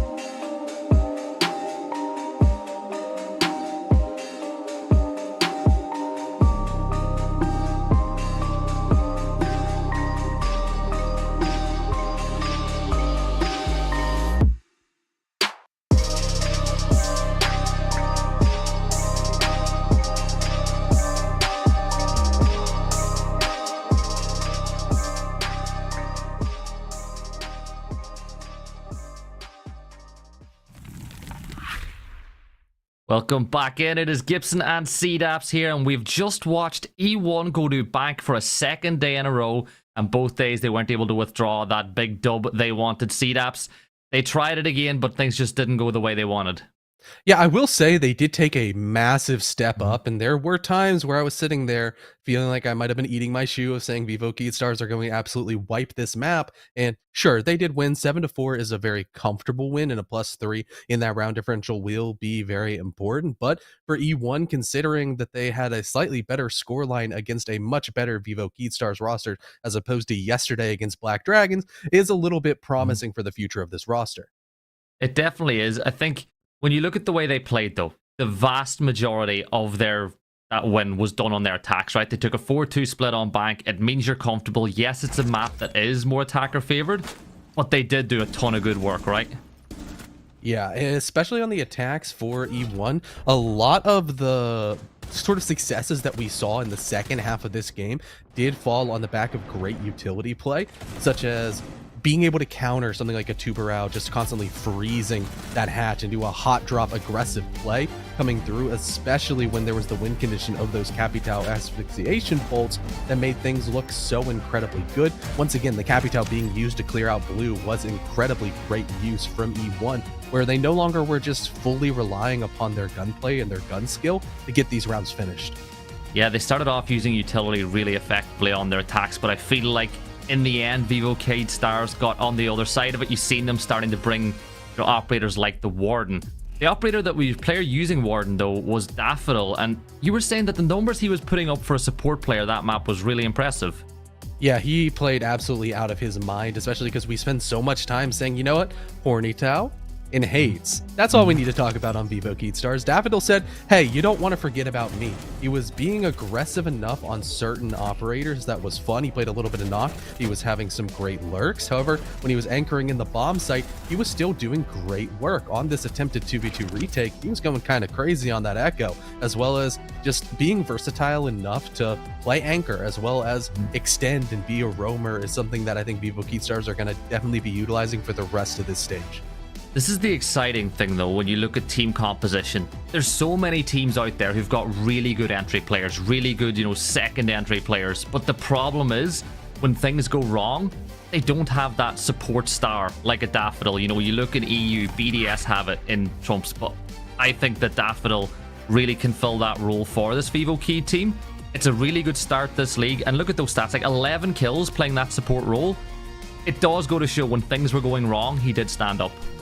Exactly. He played out of his mind. So many different operators, meaning like with his versatility, he could have kind of been on anything and still getting involved just enough in the entry engagements. It was nice to see. Daffodil, once again, coming to this team new, still isn't necessarily fully meshed in with this roster, is showing a very promising future. And then going forward over the course of the next few weeks, E1, utility usage was better. They went to bank back to back. They didn't get the result either time. But they are on a bit more of an upward trajectory. Do you feel like the positivity there was more so on maybe the slow start on defense by Vivo Keyed? Or do you think it's just, E1 showing they watched back the VODs, they've realized what they did wrong, they've fixed those, but they still just got beaten by a better team? Yeah, I think you nailed it with the second point there. I think E1 did show a lot of growth, and sure, they were playing against a better team in the form of Vivo Stars once again. I don't want to necessarily knock Vivo Stars for winning this game, but I want to give a lot of credit towards E1 for improving in such a short turnaround. That makes me kind of want this roster to continue showing that growth. It's the same growth that we saw Vivo Keyed have from stage 2 into the LCQ, and now even further along into the stage 1 of the 2024 year. And I think the main thing is, if you're going to start off a season with losses, or if you're going to have losses in the season, you'd rather have them the first 2 weeks because you've got something to work with. E1, they've got a week now to watch back both those VODs, practice, get ready for it. But that is that game done and dusted. We're going to take a quick break before we come back with our match of the day. We'll see you soon.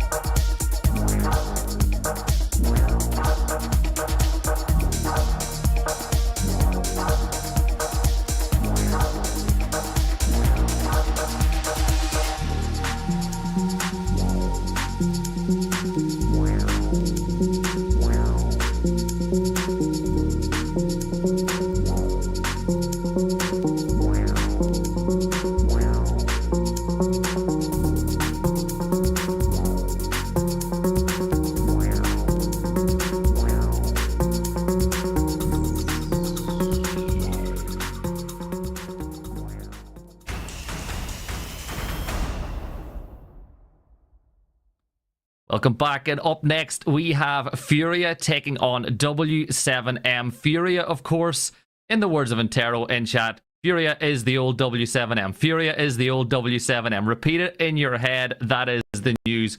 But this is, of course, CDAP's one of the greatest rosters we have ever seen going head-to-head now with their old org.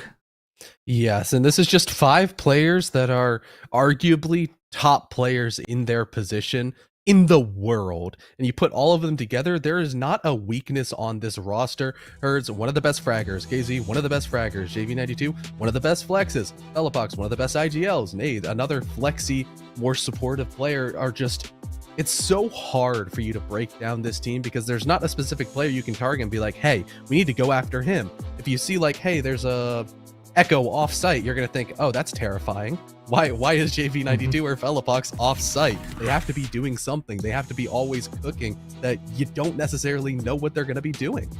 I've got to agree with you. And the scary thing is when you look at every single player on that roster, they are all either the best player in the world at their role or inside the top 2 or 3. Like, everyone was talking about Herds. Look at what KZ was able to do at SI. Like, KZ is every bit as good on that second role. They tied. It's nuts. It is actually nuts. And this is the thing. How are you supposed to counter against a team like that? Because if you try to beat them with the barrel of your gun, they're going to outmuscle you. If you try to outthink them, they're going to outstrat you. It is the one good thing, I suppose, about a best of 1 against them, right? Yeah, because you might have that little bit of variance. Maybe you can catch them off guard for 2 rounds, and sometimes that is enough to win a BO1 entirely, especially with how much momentum can factor in. But also, we talked about it earlier with Furia, their map pool is so incredibly strong that you can't necessarily pull one over in that way. Now, if anyone is going to understand how to beat this Furia roster, it is going to be the W7M org that they represented so well. But there's a lot of new faces in here that we know from Los, plus a returning Volps. Exactly. You've got the main core being Dash, Loven, and Dots. That's the left side of the screen. In comes Dodez from E1 Sports, who is a up-and-coming fragger that has looked so incredibly good. And Volps definitely has history with this organization, as well as the roster across the stage from him. We said that maybe this is where the only beef is going to come through, because I don't think W7M, the org, or the former W7M players in Furia hold any ill will, but there is potentially a little bit of a rivalry between the main Los core that comprises W7M because of the Atlanta Major. Yeah, that Major game was one of the best games that we saw that year as well. I think Los themselves, you know, the core of that roster will be really disappointed that they weren't able to go ahead and get that win, but you know, that's a sight that we've seen so many times in 2023 and at the end of 2024 was that group of players picking up silverware at the end of an event. But the new players, we just spoke about it, Dodez and Volps. Volps has a lot, I think, on his plate right now. He went to Liquid, things didn't go well, so you kind of feel like maybe this is his attempt at a big comeback back at his old org. Yeah, it definitely is, because these are the 2 players that were not here in the Atlanta Major Grand Final, where the former W7M, now Furia roster did kind of beat down on the old Los roster 3-1. So we're going to hope that both of these players are the difference maker, especially I think Dodez is going to have a lot of weight on his shoulders because he's a newer player. He doesn't have a whole lot of expectations. He hasn't gotten to play against this Furia roster nearly as many times as a lot of the other professional Brazilian players, kind of like Volps, where he knows these players like the back of his hand, because, you know, he was with them for so incredibly long, and he spent so much intimate time behind the scenes working through strats, scrimming every day. You know how everybody on this team should play, and hopefully he can apply that and bring it to the rest of his team. And this is where I suppose the next question does come in. This is only the second play day of this stage. The Furia roster have been playing together now for well over a calendar year. Take out the fact that Furia are the best team in the world right now. Do you feel like you still got to favor them because they've had the consistent 5 over 12 months, and this is only the second time we're seeing this build of W7M? I think that is definitely a fair evaluation because of exactly how this Furia roster plays. It's almost like poetry in motion, where you see they move together in such a way that almost seems like it's 5 of the same person controlling 5 computers, because they're all sharing the same just brain cell. They are sharing the same exact wavelength, and it's so incredibly fun to watch because it's perfect team play at its core. I think the scary thing is they don't get flustered. You look back at the SI final, and Philippe Ox's the IGL was still as calm as anything, even when they had so many match points to pull back the other way. And that's just something you cannot teach. That's something you're born with, and it's something that he has really brought to this W7M team. Well, I want to give some credit to 2 of the players on the W7M side, right? Dots and Dash. We spoke about the fact that Daffodil was able to come up with big plays all over the course of last year. When things were going bad for this roster, Dots and Dash were kind of the 2 that were able to stabilize it whenever everything was going wrong.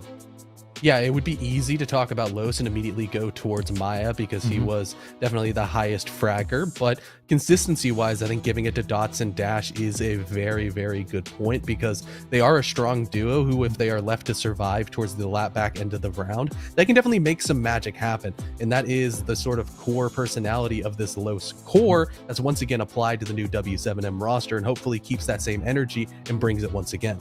I always said that they were the Morse code. They were the SOS, the dots and the dashes that were sent up when they needed them. But let's have a look at where we will be taking this game to in the next map. So looking at the map bans, really Furia can just pick and choose their poison. It's the W7M bans that will interest me. Yeah, because immediately when W7M actually took out Consulate, which I think is a little bit of an interesting play, because that is Furia's only quote-unquote weak map. Skyscraper and Oregon for Furia, once again, those do make sense because they're on the lower end, as well as being strong maps for this W7M core. That's probably the strongest map, being Oregon, if we look at the history of the Los core. But as we continue through Clubhouse and Consulate, that I guess makes sense because it's for Furia. They're a very strong Clubhouse team. Still, Nighthaven Labs being left up seems a bit interesting, because I would say Furia is the best team in the world on that map. However, they're not choosing to go there, as well as Cafe goes down, another aggressive map that maybe this Los core doesn't have the best history on, currently sporting a 2-4 record, bringing us all the way to Chalet. For this roster, seeming very, very strong on Furia. Once again, one of the best Chalet teams in the world, but low score, not that far behind, bringing the energy to W7M should be a treat. I think theoretically, Chalet is a map that always will suit Furia. You know, there's plenty of room for roamers to be an absolute nuisance on defense, and that's something that Furia do oh so well with the likes of Herds. It's something that they're really good at clearing as well. I like Chalet. I think it'll be a really good matchup. So I suppose the final question I have for you on this matchup is, seeing the bans, knowing the rosters, are you going to dare give a prediction for this one? I think it's going to be a lot closer than people are going to give credit, because Furia did play Chalet yesterday, and it was a little bit closer of a game than we would have expected. We expected them to absolutely blow MiBR out of the water, and I don't think anybody is going to have an argument that this W7M team is miles better than MiBR. I can see this going to overtime, if I'm honest. I hope it does. I really hope it does. It'll be a really fun matchup. Again, there's something for these players to prove. My prediction is, I do think Furia will win, although having spoke a few times to Philippe Ox, he said they need a loss every single event they play to kind of give them a wake up too. So what better time to do it than the second play day of a tournament too, right? Yeah, I mean, losing early, you can definitely make up for lost time, but I don't necessarily think that that's going to happen today. I'm going to go full score line. We're going to say 8-6 for the new Furia team. You're going to go 8-6. I'm going to say 7-5. But we're going to jump to a break. Whenever we're back live, it will be Lynx and Stokes taking it away with W7M against Furia.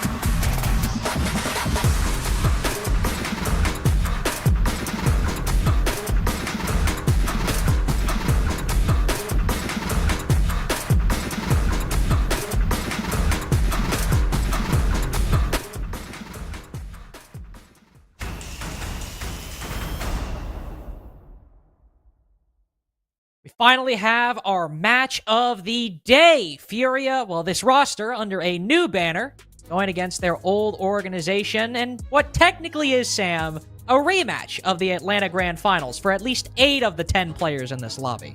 Yes, indeed, my friend, and it's bound to be a banger.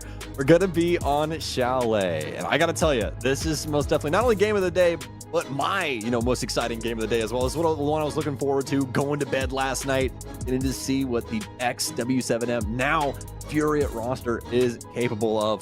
And again, on a map like this, bound to see some fireworks. You have to think so. And yesterday we saw Furia play this map. So both games so far on BR Rainbow Six, we have seen repeats for teams yesterday. E1 going back to Bank, Furia now going back to Chalet. And yesterday, as the desk pointed out, I think specifically CDAPS mentioned, it was a surprisingly close affair. Sure, a 7-4 win, so a victory in regulation for Furia, but against MiBR, a team that was really bad in Stage 2, made changes going in, and in Rush Series, a T2 tournament, went out 1-3 in the Swiss stage. We're thinking that's like a 7-0, 7-1 for Furia on one of their best maps, being Chalet, and yet it was a surprisingly close affair, with MiBR playing confidently and aggressively to catch Furia off guard. And Sam, I don't know about you, but having casted a low 7-0 at the time against Dark Zero, I think players like Loban can get aggressive. Oh, 100%. That's the first thing that comes to mind when you think of Loban as well, is aggressive. Constantly in the face of his opponent, able to make some really big moments shine through in the last couple years here too, especially from the BR region. So excited to see what he can potentially do up against this Furia roster. W7M now on the ban board here. They're going to get rid of Ying. That'll encapsulate our offensive bans here. So Doke and Ying both going to be at least crossed out for now, which both extremely good, solid considerations towards the offensive side here for Chalet. Usually see a really, really good clear that ends up with a pretty loud execute. So both good options. Yeah, both good options. Both these teams also liking to ban Azami. Banned Azami in their game yesterday. W7M decides to make it easy on Furia and ban it for them. So almost an exact mirror of the ban phase from Furia's game yesterday, with the Valkyrie, the Azami, and the Dokkaebi off the board. But instead of Lion, which MiBR banned yesterday, we have the Ying taken off the board, which brings us to like one of the most standard ban phases we can see. One of kind of the big 4 operators taken off the board: Solus, Azami, Fenrir, Valkyrie, and then some combination of Dokkaebi, Ying, maybe a counter ban. This is not at all surprising, but what I am curious about, what I do want to see, is what W7M have in store against Furia's Chalet, because even yesterday, Furia were not running the exact same playbook they have on Chalet, but we've seen a lot of similarities. Herds running down and rushing this very site down blue stairs. He's done time and time again, and did again yesterday. Furia like to take some similar paths on their run-throughs of Chalet, and I want to see if W7M are specifically accounting for that, when, to be fair, when the side swap Furia gets to attack, it's something to keep in the back of your head. Just because the overall strats might change, a lot of Furia's tendencies are still the same.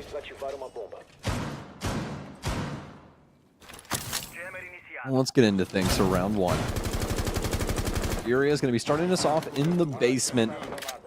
It has some extensions up towards the mid-level, some nice angles created to make sure that they can hold on to these far-reaching territories around Chalet, things like trophy, things like bar games, to make things a little bit more complicated for W7M to clear out. You do want control of that mid-level. That's Loban's entire existence inside of this round, actually, as he will be piloting the Ram.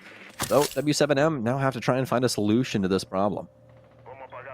They do. They have to make sure that even if Loban gets control of main lobby, which, to be fair, with the Ram you can easily do, well, it might not even matter. Dots is immediately sent it into the breach, and Furia have completely shut W7M out of the round. JV92, good for 2, in fact. 2 different players from W7M trying to walk up the blue hallway and actually have full control of blue, oddly enough, and well, the only kill right now going W7M's way is KZ doming nade in the back of the head. Might be 2 players down on the floor, but it's pretty much as close to a flawless round as you can get, as Furia only lose 1 body to an impactless frag.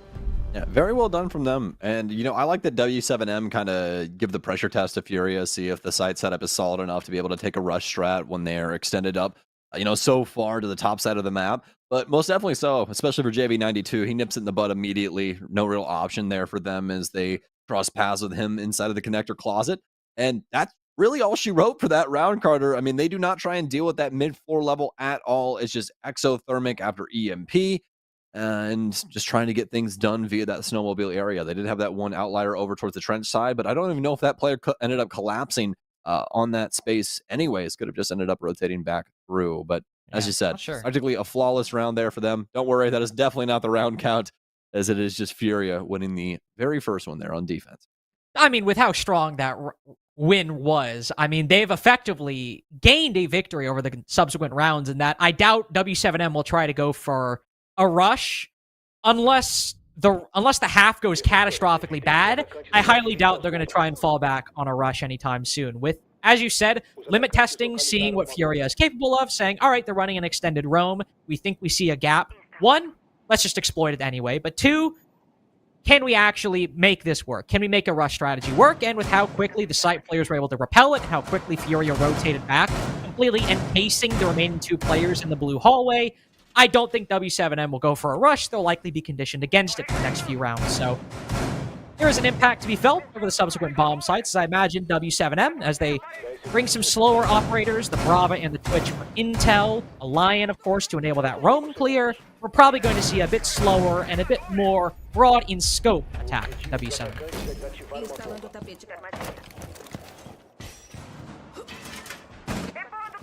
In the bar game we go. Once again, extension up towards the top side of the map. Frost to be brought in, try and assist with a few of these window positions. I also like that they've brought in along Solus as well as Legion. Kind of two operators that are a little bit different from each other, obviously, especially with Solus, obviously, just getting things done via drones, and then you have JV92 with those goon mines, but both of them able to slow things down for the offense. That's really what you're looking at here. Able to take away some of the info game, able to slow up a few of these angles.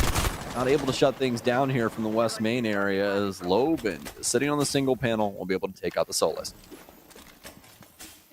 Velopox actually on that rotation, availing himself a little bit to the west main window, but by the same token, a bit of lackluster intel for W7M. Dash just vaults in a trophy window. They don't know about KZ playing the Solar Stairs, and, well, it's a lot of kills from previously held positions, whether on attack or defense. Loban a kill on the flank, 2 kills by unknown players on Furia, and we end up falling back to a 3v3 with a kill outside a trench. That does mean that while important operators are taken off the board, specifically that Solus, as even though they're down to 4 drones, the Solus died, and there were only 2 drones taken off the board, does mean that W7M don't have a whole lot of map control at the moment, and still an even man count, don't have a lot of players to trade on certain positions. Was drone in. Whoops. Looking to see if there's anything to potentially steal. A few of these Hirnox producing mines. Be a good option for him. Also have the Twitch still up as well. So many drone options for the offense right now. And something that is a great boon from these two ops. You do get that extra utility. Especially awesome for clutch moments like this, Carter, where you can try and use that extra info to see exactly where the positioning of these Furia members are. Things like KZ over on blue aren't going to be such an issue to try and deal with any longer. You can kind of understand what they're going for. If you're able to hack some of that utility, and also just make it that when Volt takes this gunfight, you don't have to worry about being blinded, well, it is in theory a lot easier, but I mean, if KZ just sends bullets right into your face, you've lost sight and any impact in this round. A 3K for KZ in round 2, and an overall equally easy affair for Furia in round 2 as compared to round 1. Yeah, most definitely. At least able to get to some solid footing, I would say, for W7M's sake in comparison to the very first round. Had an opportunity there and at least a general understanding of what they wanted to go for. But, I mean, when KZ's hitting shots like that, what are you going to do? That's what won them a hammer, and they're going to continue to do so only a couple of months later. So, too big of a deal for them. Actually, not even a month, actually. When was our grand finals there? It was like February 25th? Almost a month. I mean, it'll be eight days before it's a month. Yeah, so, I mean, they haven't even had silverware for a month here, or rather hammerware. But that's pretty crazy. pretty crazy stuff. Furia, though, 2 very solid rounds back-to-back. That second round especially, them being able to, just like W7M, find that stable ground to be able to work off the back of their setup still, maintaining the position upstairs in the library, maintaining things over inside of blue. With that site player still, in bar stock, most important part of that entire bomb site, really the backbone of the entire area.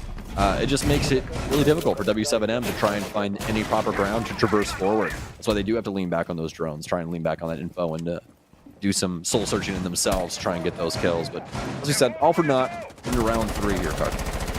Yep, into round 3, and I imagine Furia already anticipating that if W7M are going to try to anticipate the aggressive roam that Furia are known for just by holding angles outside, well, they should be able to maybe use some castles and rotate successfully behind them. Well, W7M decided to switch up the pace, whereas Loban was sitting outside West Main window last time. Within 30 seconds, he is on top of library stairs, fighting and shooting KZ in the back, and gets an uncontested man advantage for W7M. So a brilliant change of pace from W7M, specifically Loban on that entry. Look at how they're following up. Flank watch on Fireplace stairs, control of Fireplace itself. This is a very, very nice adjustment from their slow strategy in round 2. We'll start things off very well. Accelerating into the round with that kill onto KZ. Still some top 4 presence here from Furia, and they don't plan to give this up. This is the Furia strategy. This is what we saw them doing majority of SI. They like to hold map control. They want to force you to take things away from them because at the end of the day, they are all so very mechanically gifted. This is something that is definitely not useful to every single team. Sometimes, you do want to back things off if you don't exactly have the sauce, but they do play map control in such a beautiful, beautiful way. I'm going to continue that here, backing things up with this utility. This is going to force W7M to try and make a few adjustments here. Obviously, at the end of the day, things more than likely still going to come to bear at that main wall down below, but they just want to make sure that Philippe Pox and the rest of the gang up here cannot try and place spoils into a plant for dots. You can see the adjustment is just to try to hit the lurk up West Main. Volp's going for the rotation, dash on Trophy window, and it's working out beautifully so far. They've got a 5v3. Dodes might fall, but W7M still with an advantage and good pressure onto the site. Only downside is because they've never dealt with this top floor, you still have Philippe Pox in a position to deny, but mistakes being made by W7M. Loban finds dots, but it doesn't erase their advantage completely. Volps and Dash still doing quite a lot of work in this mid-round to keep W7M in the race. Nade and Philippe Pox are still up above, and they find Volps putting this diffuser down. Is he planting in kitchen? Is he planting in dining? No, it is kitchen, and Philippe Pox spots him right as the case is completed. Counter diffuse now initiated, and W7M holding their positions. Nade and Philippe Pox have to go for the retake. W7M know they're upstairs. They know they have to go down through one of these stairwells or through the singular hatch in the bomb site. And there's so little ground for Furia to recover. They have to bring the fight to these players, and it's actually a 1v1. Nade's found Loban, and Nade knows he's inside a trophy, because that's where the Tuberau just died, spots him as well, goes for the quick peek. 3 seconds remaining before the case is beyond recoverable! Dash plays it a little too loose, but gets the kill required. Even though time was low, it's still W7M's first. 1 HP on Dash there at the tail end too, but W7M finally getting it done on the offensive perspective. Especially for Loban and Volps, a heck of a round for them. Loban with that huge opener there, Volps as well, able to make that nice adjustment with Buck, drops down the fireplace hatch, moves his way on over through West Main, gets that nice flank kill coming in from that West Main side. Opening things up, making it where Furia has to try and deal with things from that top 4 perspective, but they simply did not have enough bodies to try and occupy all those different angles, especially once that plant starts going down. They have to try and find the location in such short time. A little bit of an overwhelming scenario, you could say, for them. W7M able to make the most off of that. Yeah, it's scrappy. Yes, it comes down to the wire, and one breath from Zofia could have changed everything, but it was going to be an offensive round none the same. Rather, nevertheless. But anyways, into round 4 we go. W7M now have to try and deal with things on this basement site, which if you remember previously, folks, this is the one they decided to rush down. We do have a little bit of a different strategy, I do assume, here from Furia. You'd hope. Yeah, but just have to see. So far, so good from them. Even in that last round, still a very solid strategy leading into round 3. you'd hope you see a bit of a different look from both of these teams. Even though Furia might not have to change a whole lot, you still do recognize that, all right, we might have repelled the push completely, but we did leave our site a little exposed. And we rotated back very successfully, but it's a risk that maybe we don't want to take. So let's bring the Vulcans, let's bring the Evil Eyes, make sure we have that intel and utility denial on the site to stop the rush. By the same token, Sam, I mean we're not going to see Dot ended into the snowmobile wall, surely. You know, you say that, but I thought that the last time too. And we saw how that went. So could be anything. The world is their oyster. And that's kind of how I just tend to cast things nowadays, Carter. I'm just like, I think that this is going to happen, but let's see what the universe has to tell. And obviously, the universe has no rush, so. No rush, yeah. I mean, he uses one exothermic to open snowmobile wall, but I think as Philippox realized as well, W7M are not taking this quickly, and that means they will need to have some wine pressure, whether that's with an exothermic or with some X-Kairos. Try to open up the wine wall and the hallway right outside of Big Garage. And so he reinforces that wall, uses one of the 2 pocket reinforcements remaining, closes it off, and that'll force W7M to use some utility later on in the round. It moved upstairs, and Herds has acquired a little bit of damage, but even he is playing conservatively. One of the most aggressive players on this roster. But he is right next to a staircase. JV92 as well. Nobody on Furia wants to aggressively hold this control. JV. He's got one of the exothermics off. So smart, Carter. What he's doing there. Oh, I might be able to win out that fight. It was giving him a little bit of breathing room, but unfortunately enough for his sake, Dash will win it out. But either way, forcing them to use more exothermics, or rather X-Kairos on that hatch. Just shot one off, made it to where they can't open it because you require 4 in order to open any hatch in the game. So even tagging simply 1 makes it to where you can't traverse that hatch any longer. So they'll have to get some more open. They'll do exactly so. Going will transition downstairs. A lot of the floor is broken up here for W7M as Loban is back on that ram. I'll them try and bring that the last time when they went for that rush strategy that ended up not working out. Furia still with some map presence here on the mid floor, but what else would you expect out of them? Burst here with the impact and a great find from Herds at range, all the way from West Main to the front door, and KZ will take down Loban. The case will go down though. It's a 3 versus 3 now after Dodez will take down KZ. Philippox now has to swing for the breach, but he's dead from dots. This post plant looking so very solid so far for W7M. Yeah, Herds might go for the retake. Does find the one outside of Garage, and there's nobody actually actively on the vertical. He knows someone is fireplace stairs, but the gunfight not going his way. Very quiet and sneaky plant from W7M, ending on that snowmobile side, just like where they began in round 1. But a whole different execution right there, Sam. I mean, sure, they opened the wall early, but W7M start trying to acquire control on that top floor. We see Loban, other W7M players, around Library, around that top floor, and it's not going great. I mean, even when the bomb is going down, just holding the middle floor presence isn't going well, because there are still players in Dining who aren't trying to get aggressive against W7M. They just want to hold the hatch, hold their little part of the map, and move on, but still contest the players who are pushing down into Fireplace. W7M start dropping bodies, but they've still made a great call. Hey, we're burning time. We have the snowmobile wall open. There's still a lot of off-site presence from Furia. Let's just get the bomb down, cover him as best we can, and even if we drop a couple bodies, we have at least 3 to cover in this post plant, and it goes brilliantly for W7M. Definitely 2 solid rounds so far, even if one of those victories that we see on attack came down to a 1v1, a very solid step up from that previous. Yeah, most definitely. Back to back here for W7M now, up against the world champs. Definitely something they will be hanging their hat on, at least for a little bit here. This could go awry as Furia's had a solid look at these last 2 rounds, and more than likely have made some line adjustments of their own. W7M's given over the respect that's due to Furia now, and I think that's definitely playing into their hand.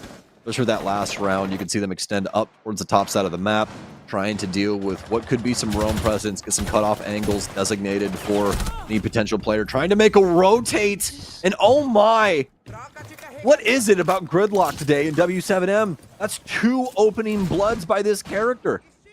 It's also multiple opening bloods for W7M at this point. I mean, outside of that rush in round 1 and the very hectic set of trades in round 2 or 3, it has been basically an uncontested opening pick for W7M every single time, and most of the time in that very fashion. KZ or JV92 or Fellfox getting caught off guard by someone outside the map, holding a cutoff angle. The Solus down below. JV92 in this particular occasion, just placing a mirror window right as the prep phase is ended. W7M have been so quick to get into position to punish these very minor mistakes from Furia that are still unforced errors and are giving them a 5v4 consistently. As we know, it isn't going to stop Furia from taking risks, is it? W7M, still with some solid offense, considering things over here on the Solarium side. Verticality getting added, and I'm really surprised Nate did not try to move from that position as he was getting sussed out from the skeleton key, but finally, it's going to be the flank from Felipox. They'll be able to take down one, but he really needs to follow up here. Hurt's trying to help KZ too, and it's going to be a whole swath of Furia members on the mid floor to be able to try and assist with this.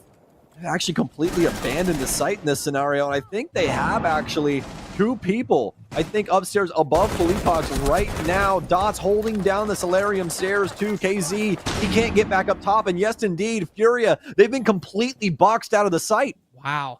I mean, what a brilliant clear by W7M. That first kill on a JV92, following it up by pitching out the bathroom player. And as you said, they've completely boxed the remaining members out of the site because KZ committed to aiding the Legion down below, and W7M read it immediately, and Volps with the 2-piece to end round 5. These attacks keep getting better and better for W7M, and at this point, a 4-2 half looks very likely. That was just, I think that was an unfortunate gamble there for Furia, Carter. I think that's what we just saw.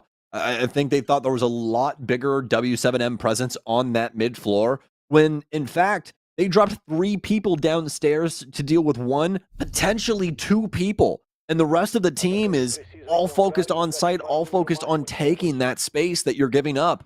And Furia completely befuddled after that moment in time. And I mean, really, that just goes to show you folks how important map control is in this game. That's the best team in the world right now. They can't even make it up a damn staircase.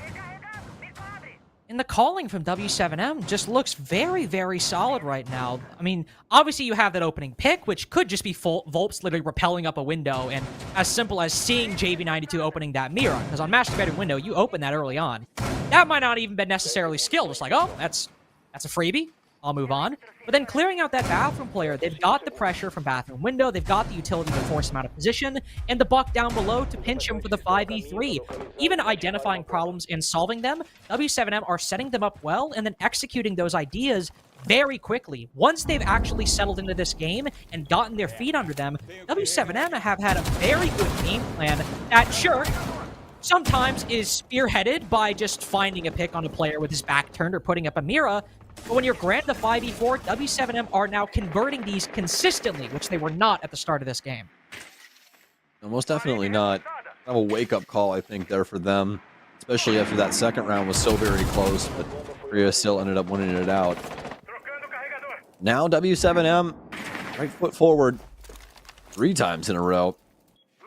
I don't know exactly how they did that. Maybe hop, skipped, jumped. Really knows. W7M, more than capable of taking this entire offensive half for themselves. And themselves that positive ratio going into the defensive perspective. Now with this drone work going into the basement, a solid understanding of what is to come too. We'll at least get rid of a few pivotal pieces of utility, get rid of the default cam, make life a little bit easier for themselves. As JV92 trying to hunt this Twitch drone, he might actually get locked in behind the bookshelf here. A tricky spot, and look, he goes for the rotate. Goes for the rotate out, and Dot somehow doesn't fully lose the engagement. He is still alive, but JV92's prepped the C4. It confirms the player going to pick him up. A complete collapse for W7M's round 6 plan. Everyone down for the count, save for Lobin. The setup looked so good. W7M were positioning for another flood similar to round 1. A player outside trench and blue and garage. But aside from 1 likely impactless frag, maybe 2, no, not even that. W7M's setup falls apart at the seams, all just spearheaded by a bit of aggression from JV92. Utter calamity for W7M. I mean, there's no ifs, and or buts about it. They really had the whole I mean, the whole kit and caboodle. What more could they really want in that scenario? They're getting main wall open. They have a lot of their main angles working into their favor. And just something as simple as JV92 taking an aggressive swing, which he didn't even really want. He just wanted to be able to make it over to main stairs. Just so happened a gunfight happened at the same time, right? But so talented, nevertheless, as he was able to not only down that player, but the Nitro Cell timing, Carter, that's what gets me right there. The Nitro Cell not only killing the down player, but also then downing another player past that.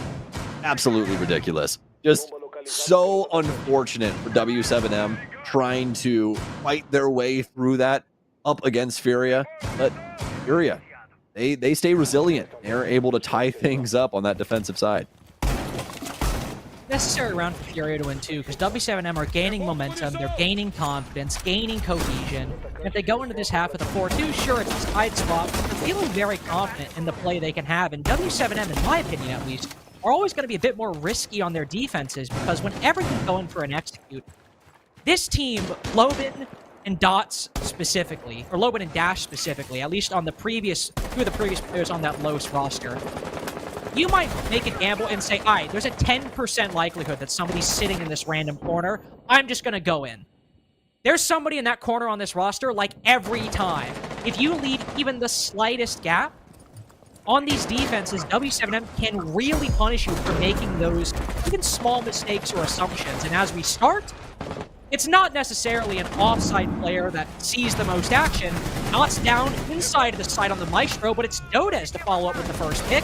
Still Furia with the advantage. Birds gets 2 big kills, now 3 overall for the team, trying to flood all the way into Solar and Bathroom, and they've done so successfully. Dodez fights back for just a little bit, but the control is firmly in Furia's hands. They have the entry onto that middle floor. Sure, Dodez is fighting back, but surely he's dealt with at some point, right? He's finally downed after that flashbang.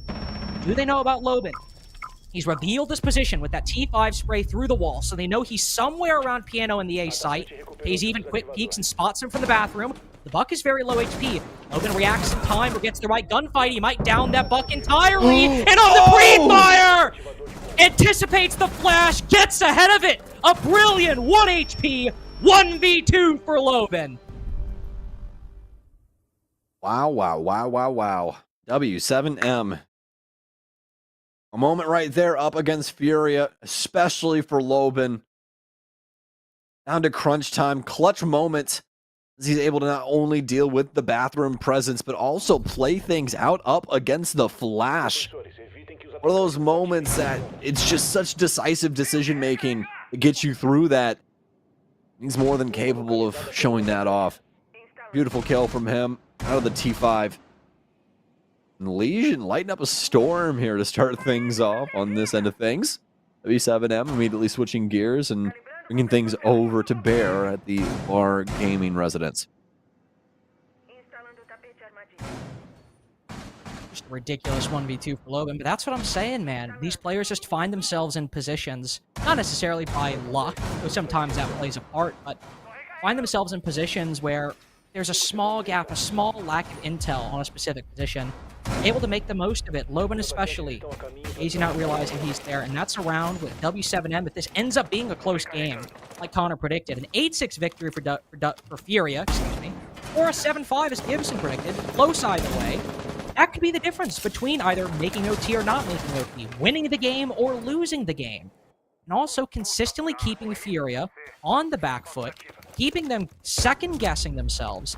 I want to see what attack Furia go for here. If they go for another quick play or slow down the tempo, but more specifically, if they do slow it down, how successful is it? Do they find these opening picks? And right before I even ask the question, AZ provides an answer. What else would you expect out of Furia, though? Even when they don't get the first blood, I'm like, that should have been theirs, right? Come on. Come on. We're looking for another one, though. They have a read on Lobin in this position for Trophy, but doesn't really seem as such. Does have Volts in the area, too. JV92 not willing to risk too much in this scenario. Don't want to hop Trophy just yet. So there is a pretty target-rich environment right in front of him, so they better to try and reach for a different portion of the map. And they're actually going to find Dash as well. It was actually on this top floor, but it's going to be Philippe Pox, actually, from Ego to take him down. And Furia are really just holding these cutoff positions, and when Dodez rotates or when Dash rotates, they're able to exploit it. Hurts just spots Loben, I think a bit too aggressive on that library. Shield decapitates him. Now 4v2 for Furia, and they can dial the pace back even further. 4 drones remaining, 3 different players have them. They might not even need to.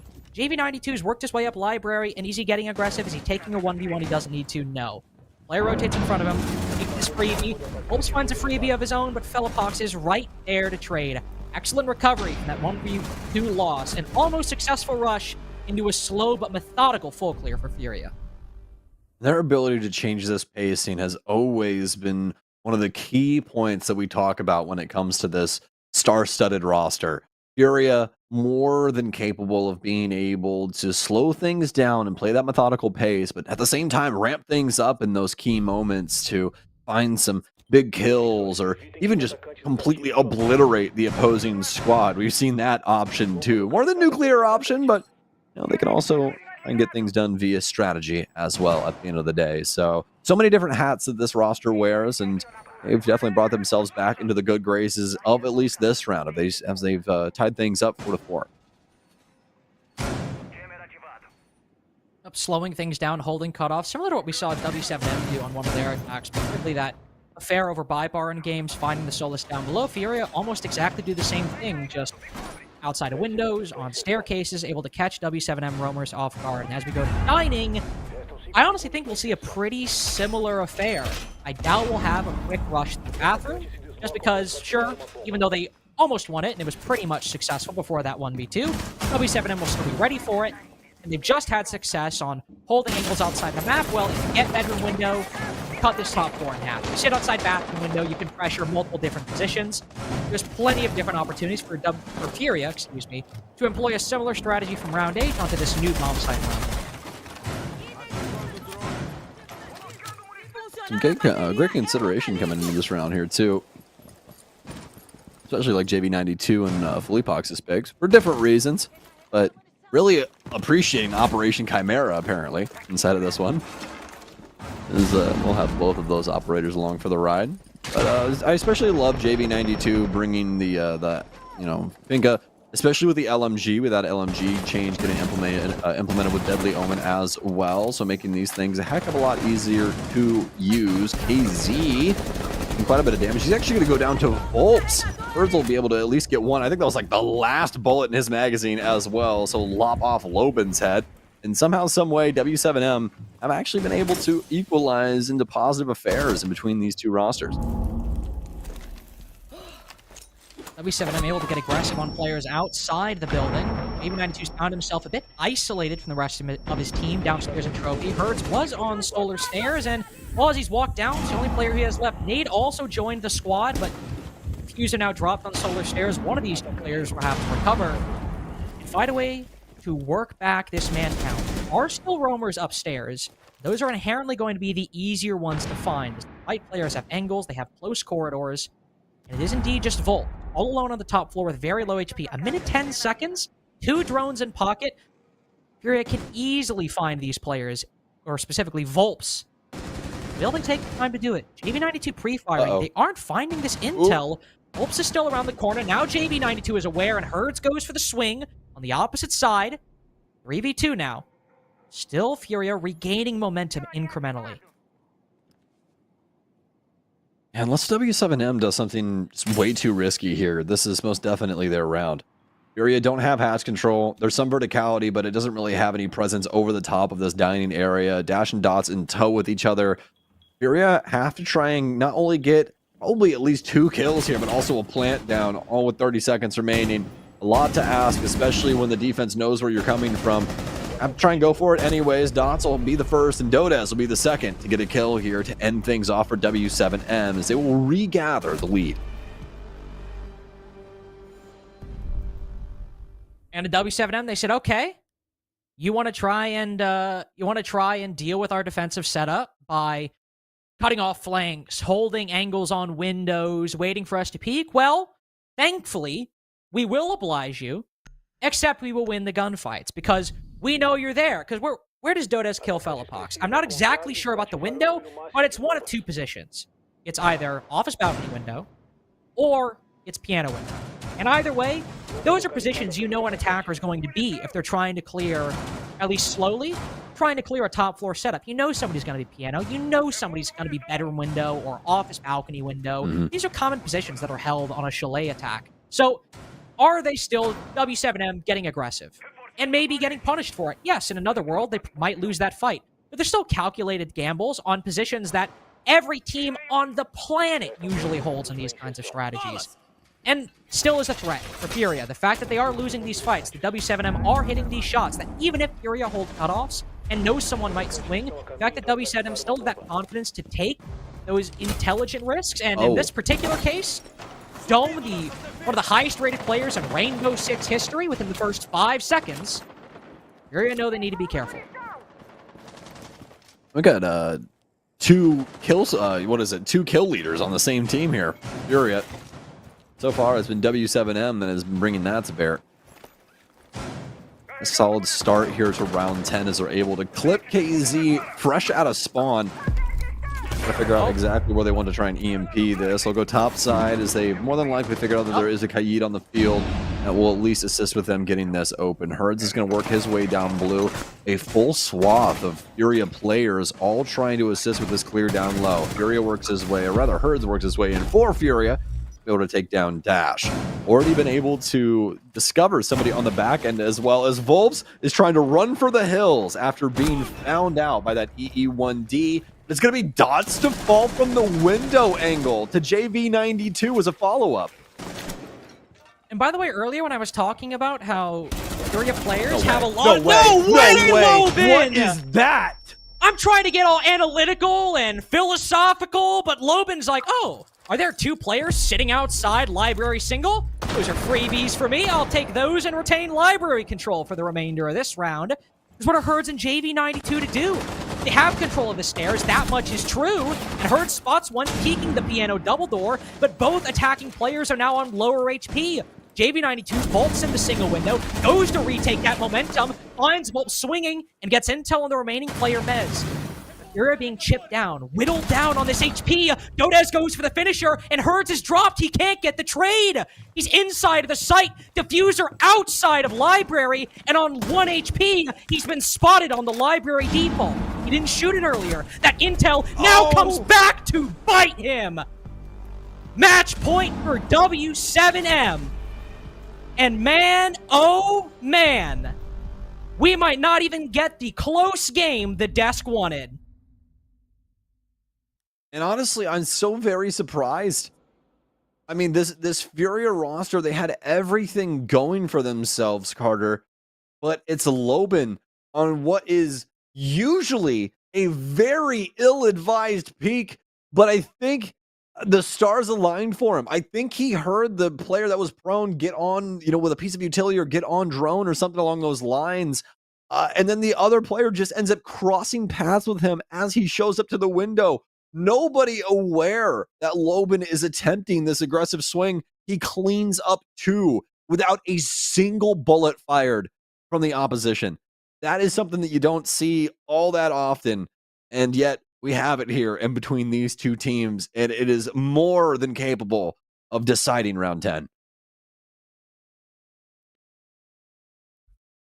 Wow. I mean, W7M, they find these openings. They find these gaps. There is no team, honestly, there is no team, or at least no players, like Loban, especially Loban, who when he sees an opportunity like that, when he just hears somebody go prone and maybe get on drone or pull out a piece of util, he's like, I'm taking that fight. Some people might second guess themselves because think about the position he's playing. He's playing in that corner in library where the goal is to waste as much time and then sprint down into games through the hatch as quick as you can, the moment you have to leave. But instead of doing that, he makes the decision to take the space, to get aggressive. That's a decision most people, I think, might not take because of the risks that are involved, because of how much you're exposing yourself to the different angles at Furia's disposal, or any team clearing library at their disposal. But they make that decision, they find that small gap, and against FaZe before, and against Furia now, they're finding it. And if they can just do it one more time, Might be a regulation victory on one of the strongest maps Furia has. I mean, if you're W7M, you have to be so very proud that you're even at this precipice at the current moment up against the world champs. And yesterday, Furia had a decently close game up against MiBR on Chalet. It was 7-4, as he said. The MVP was Herds, which, in today, some semblances of that, obviously. AZ and JB92, I'd say, hitting their stride a little bit harder, but still able to create these big moments, what we'd seen previously, not as dominant, especially with a few of the high-flying antics that W7M have been able to produce. Furia, they're just not playing things to the limit right now, and W7M are more than pushing this red line. Oh my God! Look at the hop in through office balcony window. Remember how I was talking about tendencies? This is a rush Furia have gone for plenty of times. Have someone outside the piano window. Have someone hop in office balcony when the EE1D goes off. This is an attack they've done so many times before, and W7M are ready for it. They have multiple players watching that window. Finish him off with the impact. W7M have counter-stratted Furia. They've read the game plan. They know how these attacks look. Almost better than Furia even do. Elapox might find one. KZ follows up with the second. As we calm down a little bit, and the mid-round slows to a crawl. There's time for Furia on these drones to gather a bit of remaining intel, Sam. They'll do a little bit of damage to Volps as well, force him to back off. Look at these players on the top floor. They know they need to start getting aggressive. Intel on their position. They'll hold for just a moment. Let's not get the cart before the horse, as you said. Anything could happen.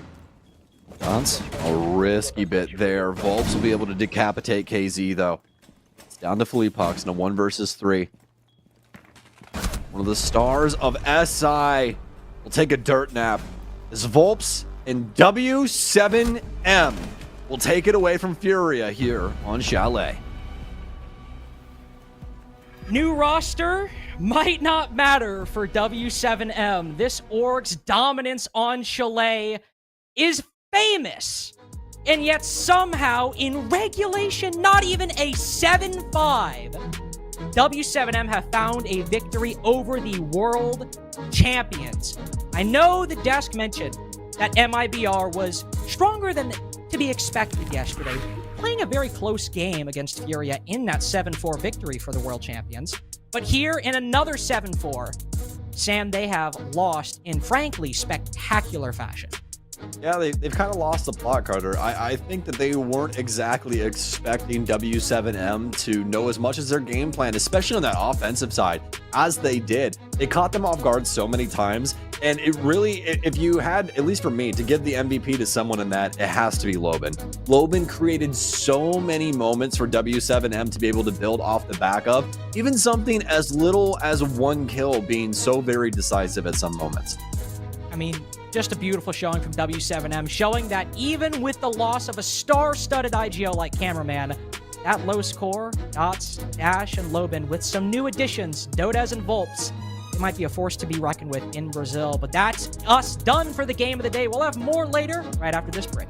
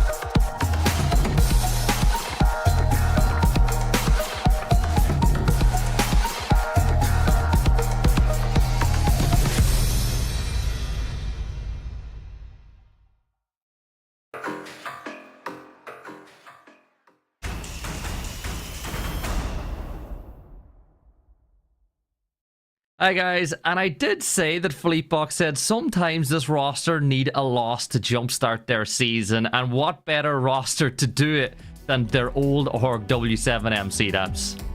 Yeah, I was originally a little bit hesitant when they went to Chalet, especially considering they banned for Furia some of their own best maps, but with W7M coming out swinging, they've solved a lot of their potential issues that we saw yesterday. Pretty much everybody was firing on all cylinders. There was hardly any standouts until we got to that defensive side. Yeah. When you think of BR as a region, that kind of game was everything you expect. Back and forward, tons of highlight clips, DMRs going big. It's pretty much what you would expect, but I think the real thing is proper growth from this W7M roster.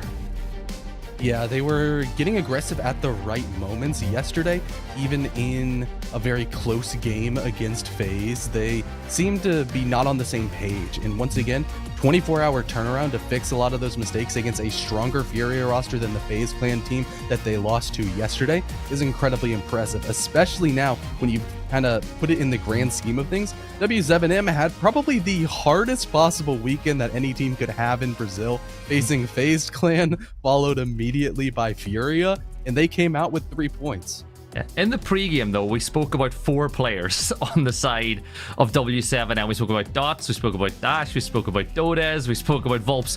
It was actually Loban, the one that stepped up big this time.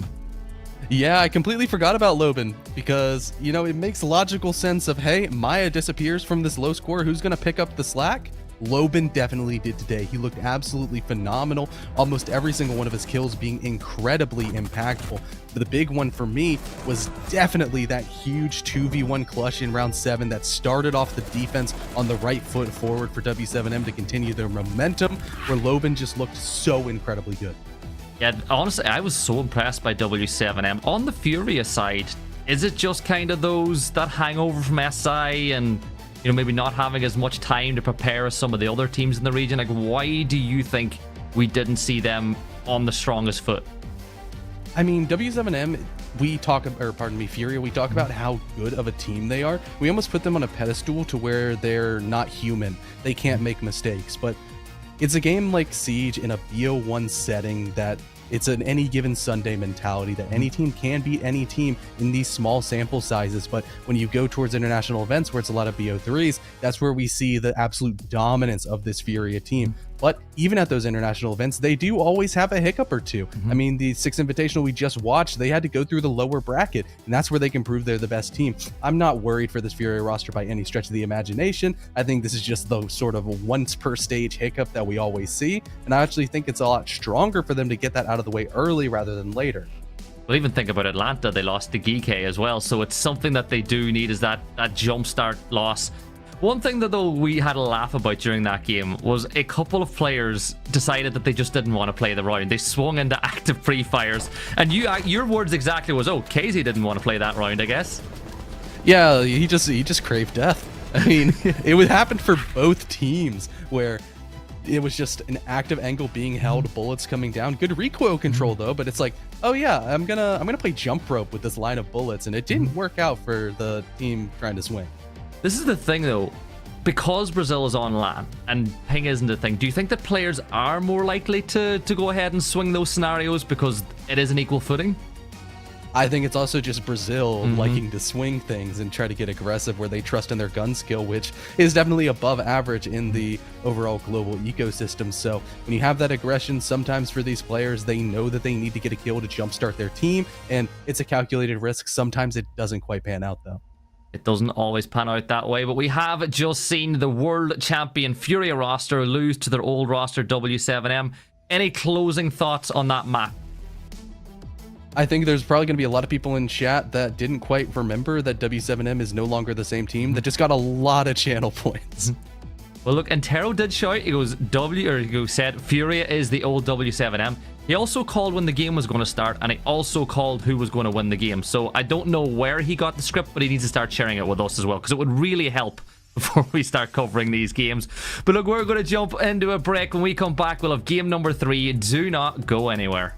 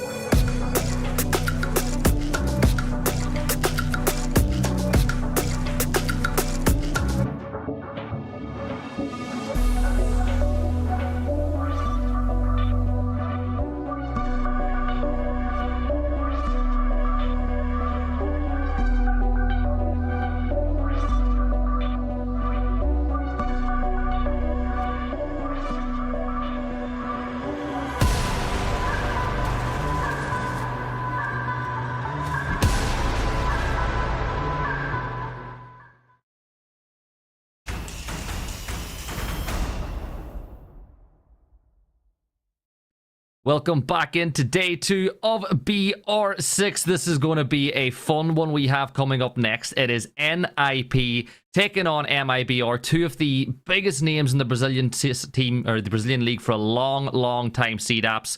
But expectations may be a little bit different for both these sides this stage.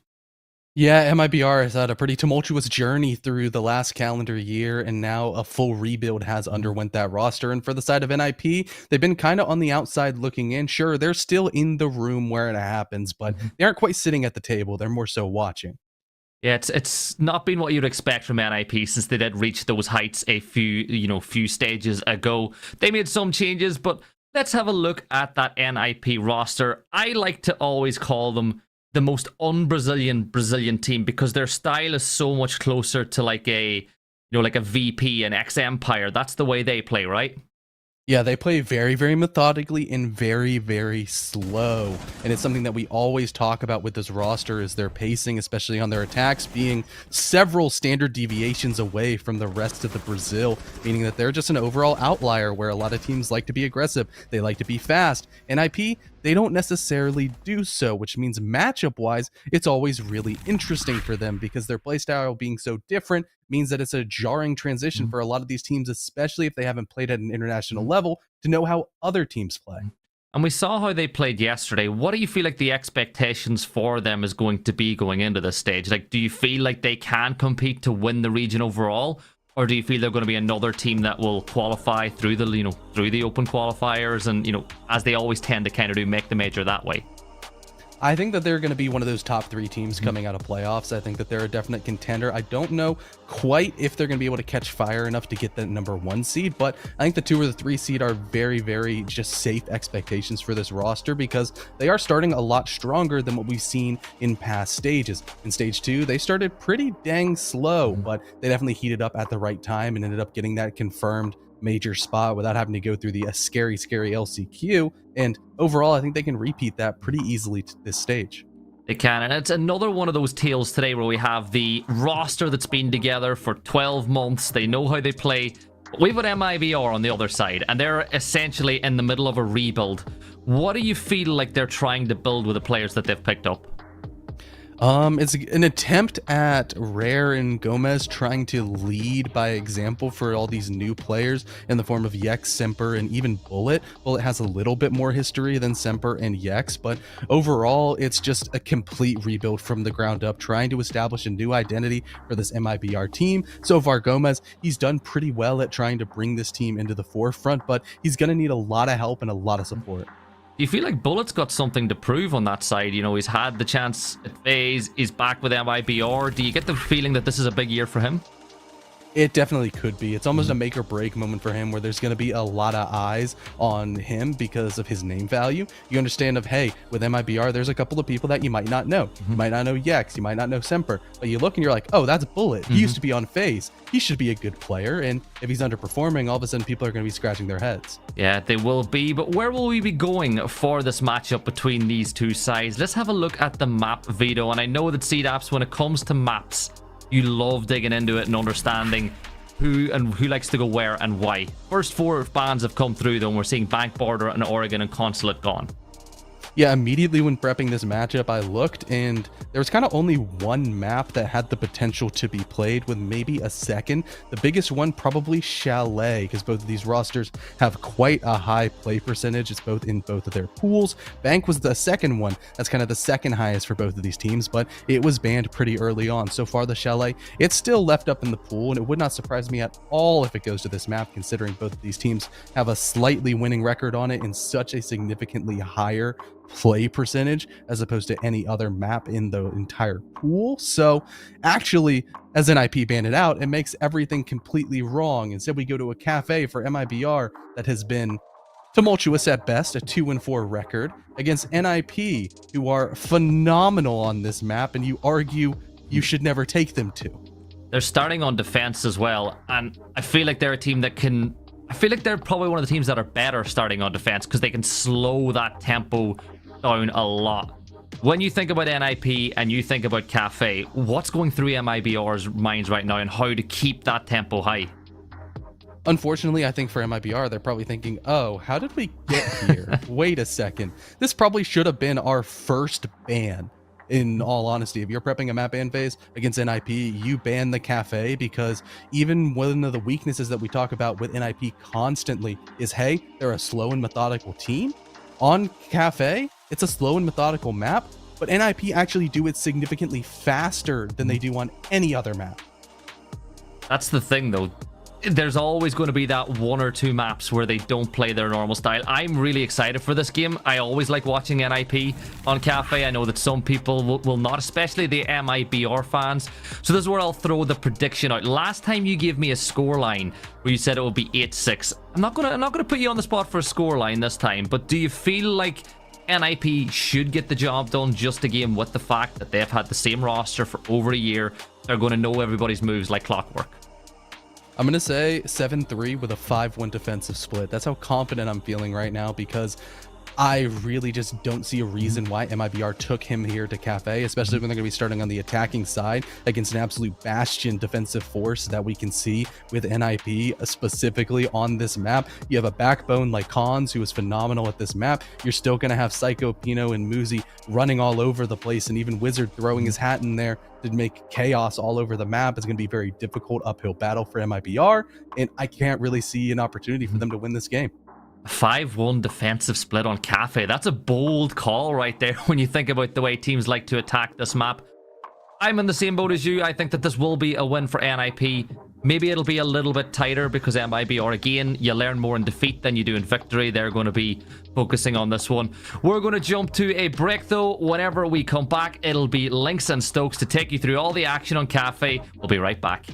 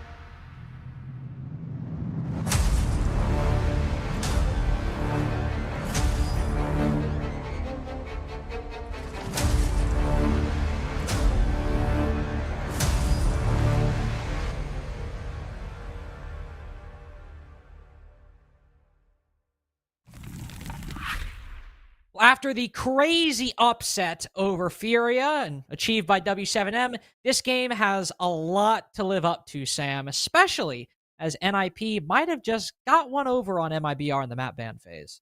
Yeah, most definitely so. Cafe, always one that's a little interesting. Had a pretty interesting one earlier on in BR as well yesterday. So I'm just going to continue to add to that heap of maps.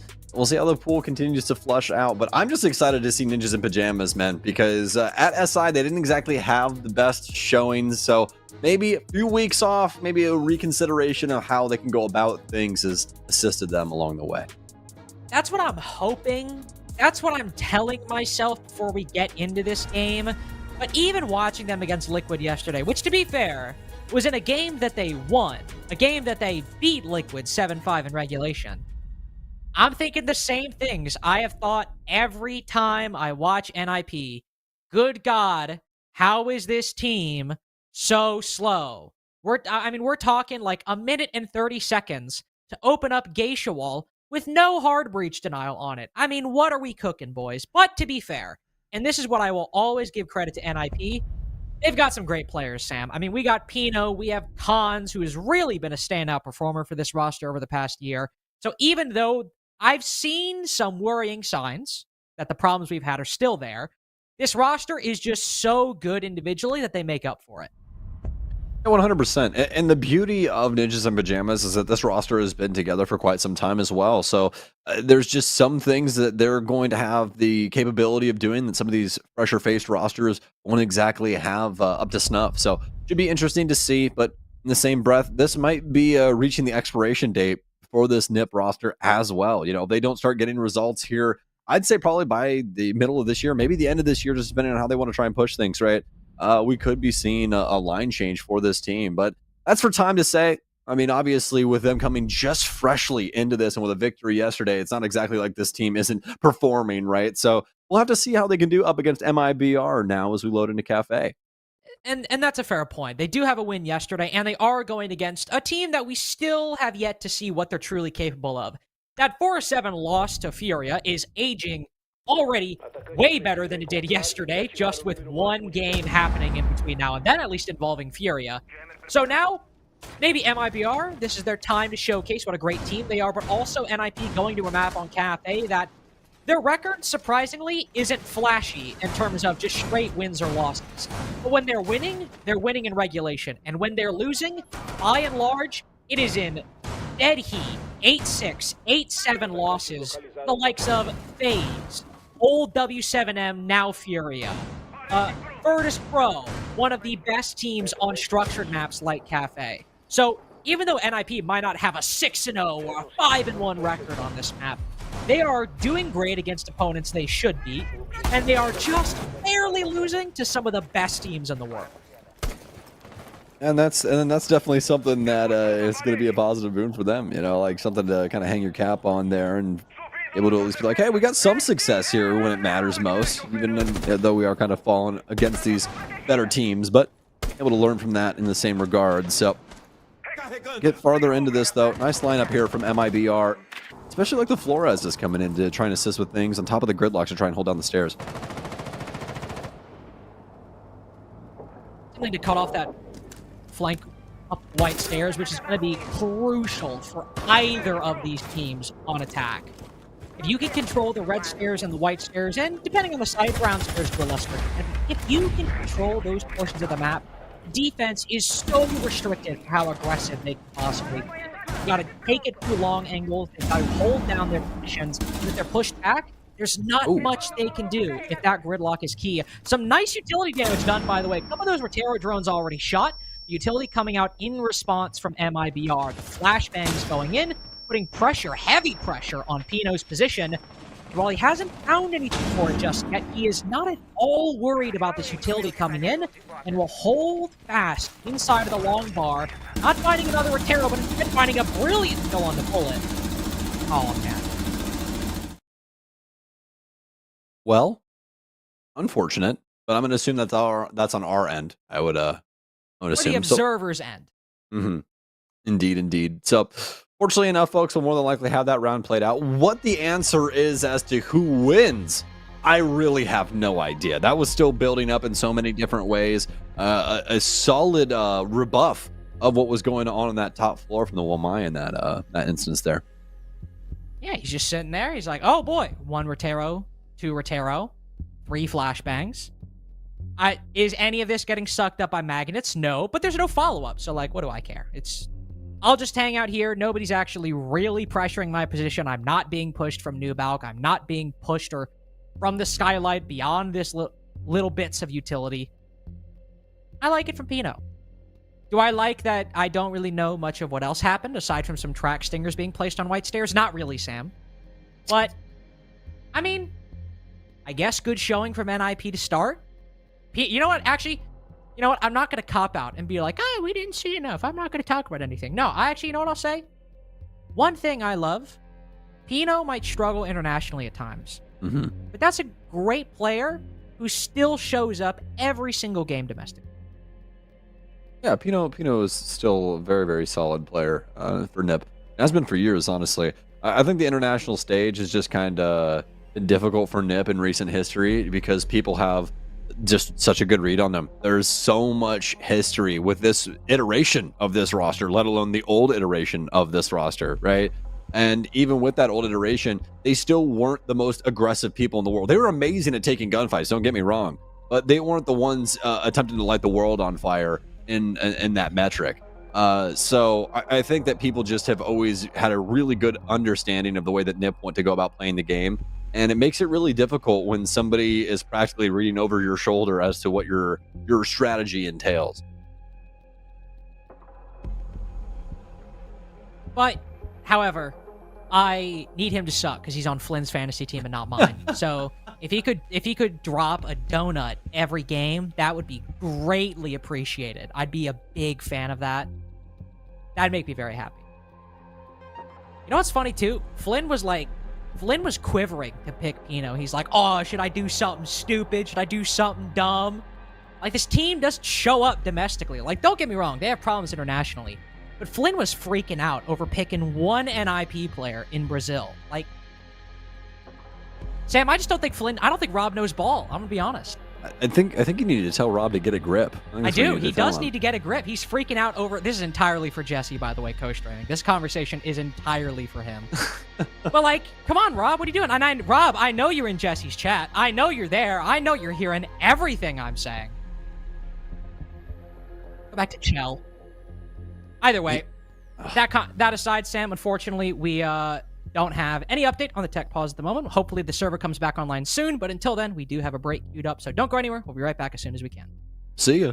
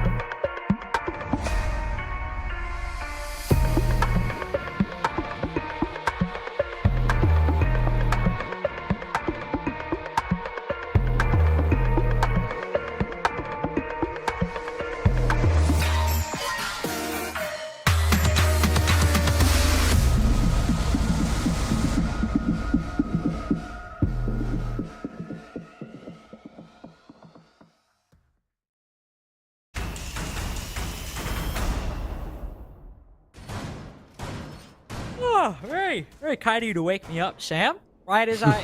Nice little reawakening. Took a little nap, I feel refreshed, and we're back into it. And I mean, we barely saw anything last time. All I know is Pino was shooting a lot of Rotero drones underneath the skylight. But beyond that, this might as well be the first time we're even seeing these two teams on Cafe. Yeah. It's a clean slate. We have no idea what could happen. There could be a whole different way that they try and go about addressing this top floor now.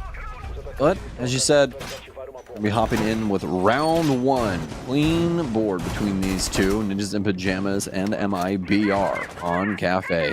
Nip will be starting us off on defense. Things over here inside of the mid floor to try and hold things down.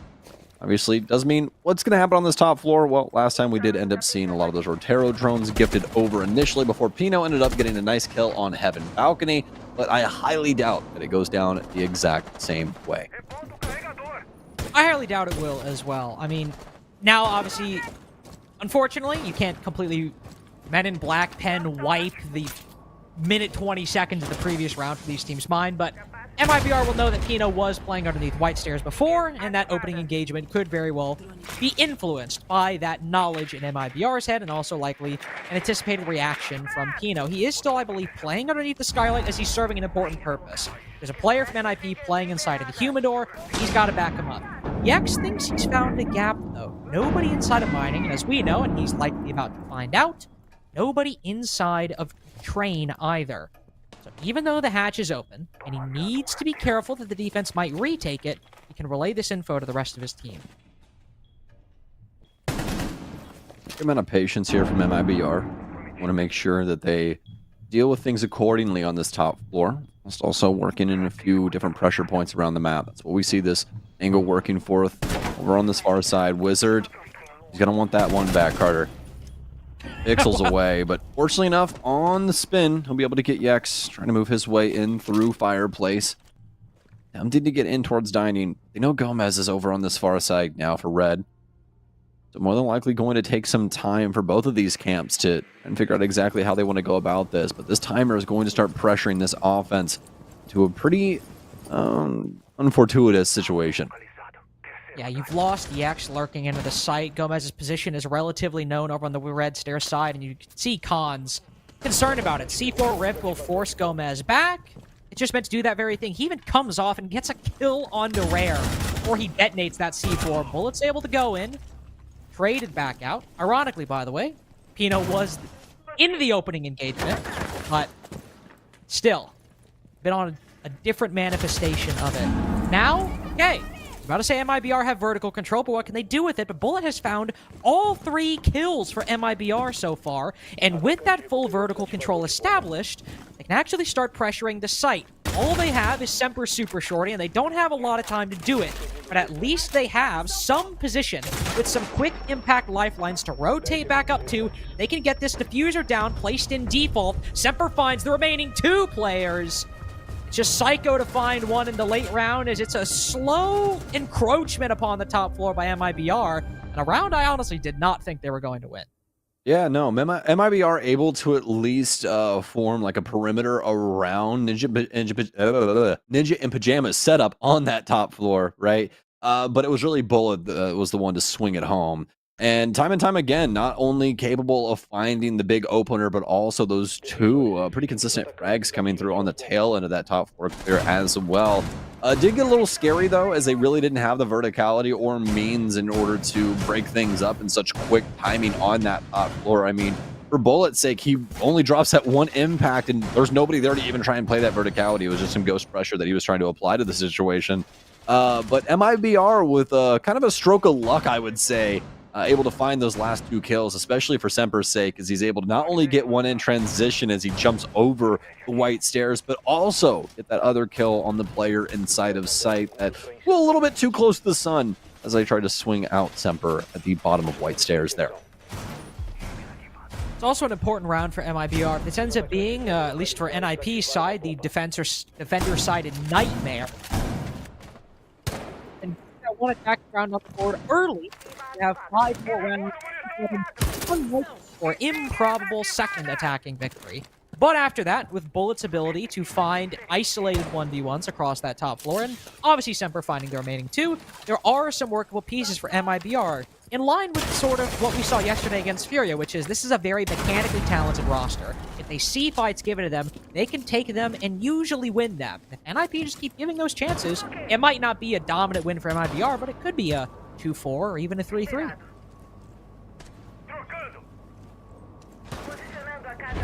Very similar lineup here for MiBR. Actually bringing the Gridlock back in. They're actually going to bring Yex in on the Nomad too.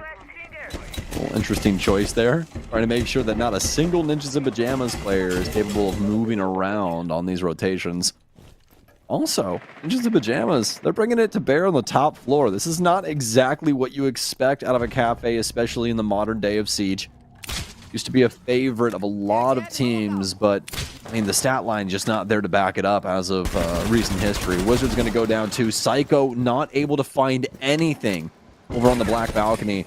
This is very unfortunate circumstances befalling Ninjas in Pajamas. As Pino will go down as well to Rare. MiBR putting them to the sword.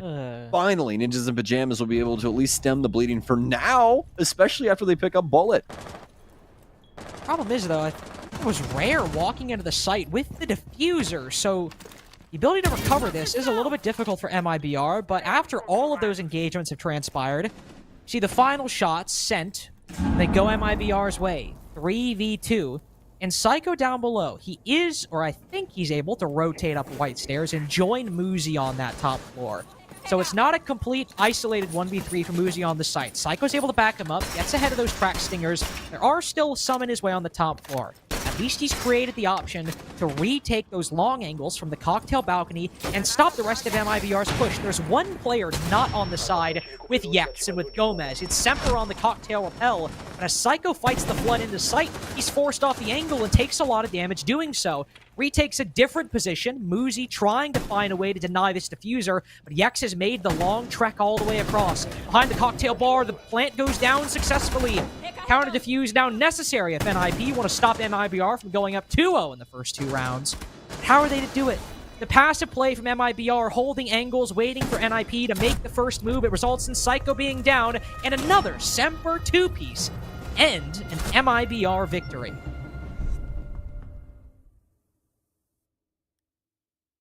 Oh, MiBR so far so good on this offensive side, and it hasn't been from a lack of trying from Ninjas in Pajamas. They've tried to do some searching of their own and attempted to, reach for these straws and try and find some answers, but none of them are doing any favors to Ninjas in Pajamas. In fact, a few of these things going so awry that they end up just giving bodies over to MiBR in a position where MiBR is already ahead of NIP, and that makes things just extra difficult in a scenario like that.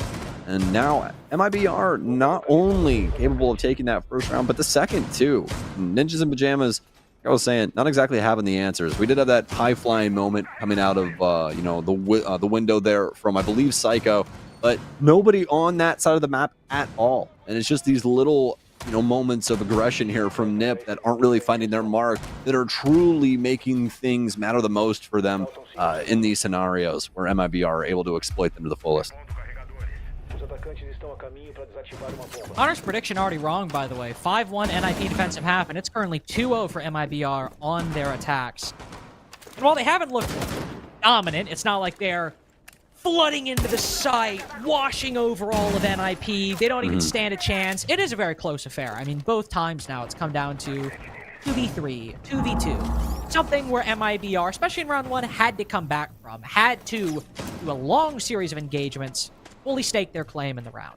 But it still resulted in 2 attacking wins in a row, in 2 rounds where they've been able to close it out, even if the process to get there was not completely in their favor, which is a good sign. Because if NIP, for example, if this Solus keeps throwing issues in MiBR's way, if they can keep recovering, it spells a lot of good omens for them on the rest of this attacking side. Nothing's happened so far in the first minute. It's usually that second minute, Sam, start seeing some action happen. Both of these teams are methodical in their method when it comes to Siege. Stuns in now, Cons. Aggressive look, but once again, Ninjas in Pajamas, they're not able to find these things! With the Yex with the pistol of all things. I don't even want to cross that bridge, Carter. I more want to just stand in a testament to what MiBR were able to create right there. That is strictly off of the back of some well-placed drones that he knows that player is inside of hell. Able to find that kill and once again start MiBR off with good footing. Start them on good footing, but I mean, how are they going to finish this? The Hibana's already in the closet. She's already The site's empty. In the laundry office, and yeah, the site is empty. Wizard is the only guy actually inside of dining at the moment. With Hibana holding laundry, MiBR still pressuring the top floor. She is not overplaying her hand. She's giving intel that the side is relatively free, so when MiBR are actually in position to cut off the rotations of these defenders back down to the site, then the Hibana can swing out. Then she can fight this Legion, who is just on the opposite side of the wall from her. Whether Wizard knows it or not, and he certainly doesn't. Gomez is here, waiting with the bearing 9, and he loses it! Come on, man! You had it lined up! The dunk might be whiffed, but Bullet's at least retaken that ground. But it's somehow a 3v3 after MiBR had an execute in the bag. Utter craziness. 20 seconds remain. 3 versus 3. Rare has got to find a home for this diffuser. I think he's doing just that now. Psycho in transition, across pillars. Does have some angles to work with, but nothing really suitable for his scenario at the given moment. Have to try and work his way over towards Hell Door. One downrange. Big fight here, as Rare is going to win his second kill as well for Rare, and Bullet will gun down Psycho in the reading door. I mean, my God, MiBR, even when they're down, they are not out. They're able to discover a nice moment there to slip through the cracks, get that case planted on the floor inside of dining, and make that magical round go their way. 3 rounds now in favor of MiBR and a tactical timeout taken by Ninjas in Pajamas. I mean, you got to. I mean, Gomez had the play of the millennium. Sitting inside a laundry for 8 billion years. He's sitting there in the corner, bearing 9, just waiting for his team to get into position, waiting for him to strike. And the moment he slow peeks the door, the Legion doesn't even see him immediately. The Legion's watching white stairs. He has to react, flick over to laundry, and I don't even think a shot was fired by Gomez. He just died. But Bullet recovers. Look at this. Gomez swings, but Bullet still gets the trade. He cuts down Wizard coming out of laundry. We're able to move in, get the bomb down, because at the end of the day, sure, Gomez whiffing is objectively very funny moment. But it's still true that nobody from NIP is holding the site. It's still just a Legion there. So even though you lose him, the fact that Bullet's able to get that trade, they can still capitalize off of that reality. They can still get the bomb down and play.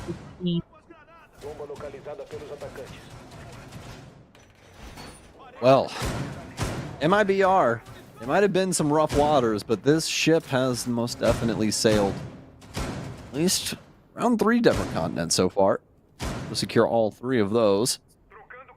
Looking to do so yet again on a nice little site triangle rotation coming out of Ninjas in Pajamas. And which stop will we be going to first? Well, it's going to be back to the mid floor for Nip. Hopefully, fingers crossed, Carter, we don't see another bar defense on that top floor. You know, the more and more I see it in recent history, the more and more I'm going to start to sound like Ace of Pyrite. I do not like that bomb site.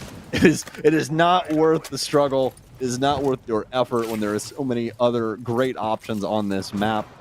But either way, Nip will end up bringing things to bear on this mid-level first here, and with a few extra traps to boot. I remember Nick told a story. I don't know if it was a story, if it was just like a hypothetical, but he's like, sometimes on a team you were like, oh, let's pick Clubhouse. We're so comfortable in Clubhouse. We love playing it. And you need a coach to come in and say, guys, we're 2-10 on this map in the past 12 scrims. Like, why on any planet do we pick Clubhouse? That's kind of like how Cocktail is. Like, it's just comfortable. It might not be great, but it's one of the most commonly played bomb sites for a reason. And I think a lot of teams just feel comfortable with it.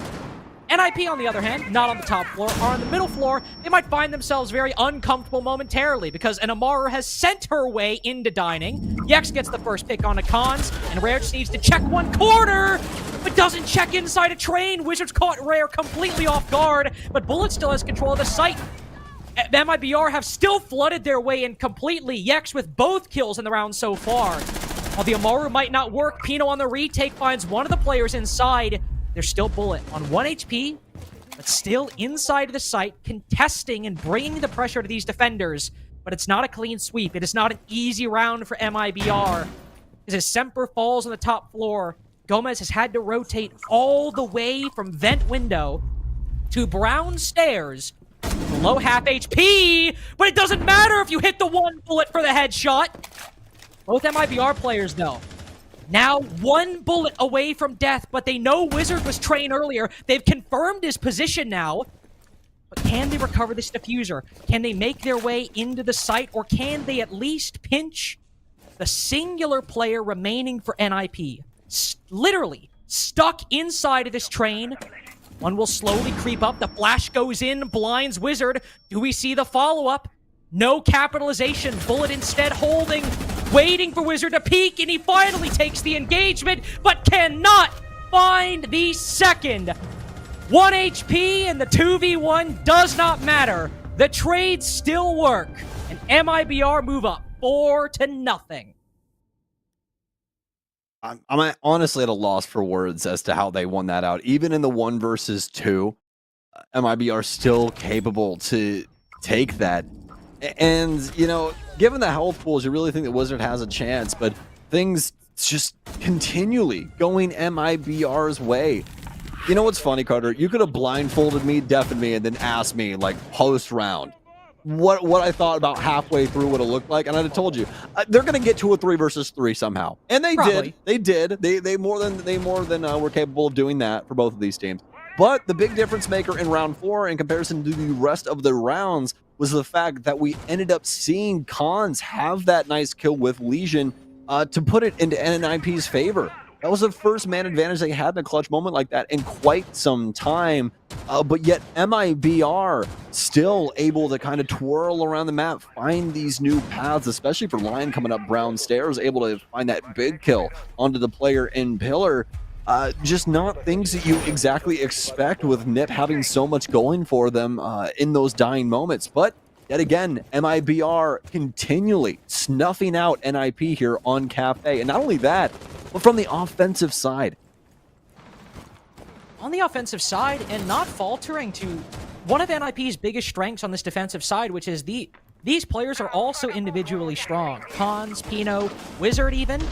That if they take gunfights, a lot of the times they can win them, and they're not usually giving away engagements willy-nilly. If they're taking a gunfight, it's because the attacking team has started pressuring their position, and they need to.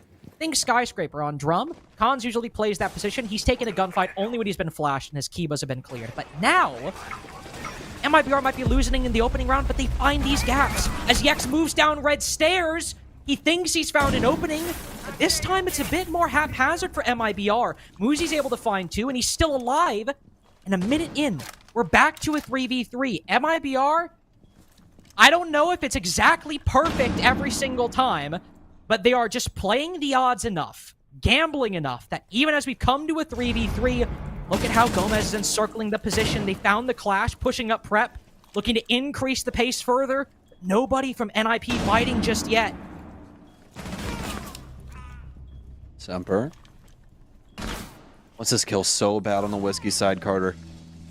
Not giving him a look, though. The Clash is literally standing right there. That could have been the moment right there for Semper. I don't think he realized that Clash was immediately to his right-hand side. Does have to get this kill onto Wizard. Nice transition, though, as Moosey's going to take a lot of damage from Bullet. And there is no goddamn way that this goes down the same way it did in the last round. Semper, he's able to kill the Clash there with that dying breath. But oh my goodness, Ninjas in Pajamas, they've constantly built up these just different instances at the tail ends of these rounds where you think that they're going to be able to find success, but MiBR just with a huge sledgehammer gunning their way out of these scenarios with nothing but pure, unadulterated aggression. And it's been so well done, especially for Bullet's sake. 7-1 right now. Semper 8-2 on top of that. What a showcase for MiBR. What a showcase indeed. But this is where, I think, especially after the way that round went down, we need to qualify a lot of the praise we've given MiBR so far.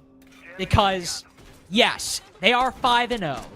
Yes, these rounds have been very close, but they've been able to win every single one so far. But these rounds do look very on the fly. That a lot of these comebacks, a lot of these 3v2s and 2v2s, early on, there were definitely some moments where, especially with that round on reading, where Bullet floods in and trades out the Hibana, who's been in laundry for about a minute and a half. That looked well thought out. That looked well coordinated. But a lot of these other rounds, the Amaru rush 2 rounds ago and the Bakery rush now, one engagement doesn't go MiBR's way, NIP have a round on both of those occasions. This has been an incredibly close game, and MiBR are not playing perfectly. They are playing well enough to get advantages over NIP, but then a lot of the times, just by one small change or one small engagement, the round goes their way, where flip the coin another time, and NIP are almost tying this game.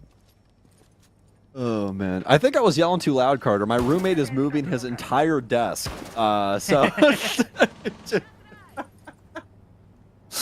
Oh, man. Nobody would ever expect that out of Stokes, I'm sure. It's definitely not. Semper, though. Really, an expected angle out of him here on Christmas. Do have that other player in tow. Trying to assist with this. Rare with a... Okay, that's a moment. Beautiful one there from Wizard, as he knows exactly where Ticket is through the flooring. Usually a pretty well-known spot, but still, just to eyeball it and be like, I think he's about right here, and get a kill off that impact. Very well done. Trades out Psycho on what could have been, once again, just a terrible, terrible time for NIP.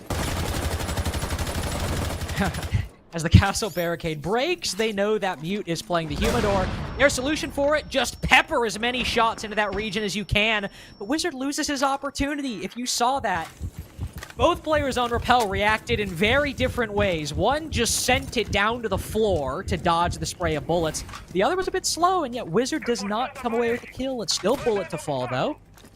Still Bullet, whose loss ends up giving NIP a 4v3. A much-needed position because of how close these rounds have been. You don't want to find yourself in a man disadvantage against MiBR. They might give bodies away, but they take them as often as they give. But now, all from Bathroom. Uzi brings us the 3-piece to end it off for NIP to get the first win in, well, really at all. It's kind of been a little bit of a clown fiesta so far. It's been a fun one, though. I'm definitely enjoying my time at the carnival, but I think it's time to bring things back into reality, and I think that right there might have been the universe fixing itself as Muzi gets that nice little 3K from Bathroom. Only able to get the ticket player, but also the cigar and Christmas swing too. Nip at the bud quite handedly. And that will at least give Ninjas in Pajamas a little bit of breathing room. Not a lot. Sorry for you claustrophobic people at home, but Ninjas in Pajamas at least have an opportunity to make a misstep on their offensive side.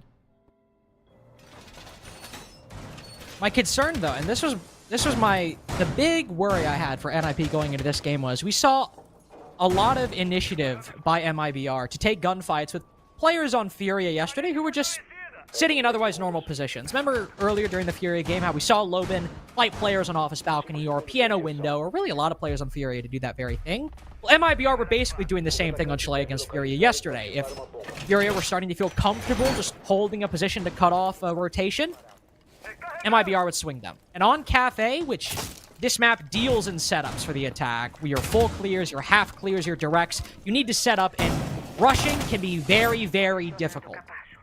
If MiBR channel that same aggression off the back of intel like Yex on this Pulse, and NIP can't counter it, whereas before they might have had a good gap, a 4-2 defensive half to fall back on, here, if that even happens twice, game's over. The vigil in play for MiBR as well here. So, kind of interesting. Especially as he's just going to be playing inside of Pixel. And now Pixel is gone. Well, maybe a Wamai, maybe a Jaeger. I don't know. Who am I to judge? Come on. But I'll have to see. Gomez, not exactly the greatest of op choices for the scenario given, but I mean, the beauty of it is that the ERC does go through floors and stuff like that, so a little bit of ghost pressure going downstairs, but you most definitely want some at least projectile utility to be able to absorb something over in that position, but either way, haven't lost a body just yet, so MiBR will continue to stay guns a-blazing through round 7 to see if they can try and deal with Nip's execution here into the later portion of this round. It's going to be the later portion of that round, Sam. If we say anything about NIP, if there's one talking point, it is that when that execute comes about, it's going to be late. It's going to be a slow process to get there, and when you face problems like that, one of your key entries being cut down by a C4 from below and a follow-up on one of the best players on this roster, this is where the real problem for NIP starts arriving.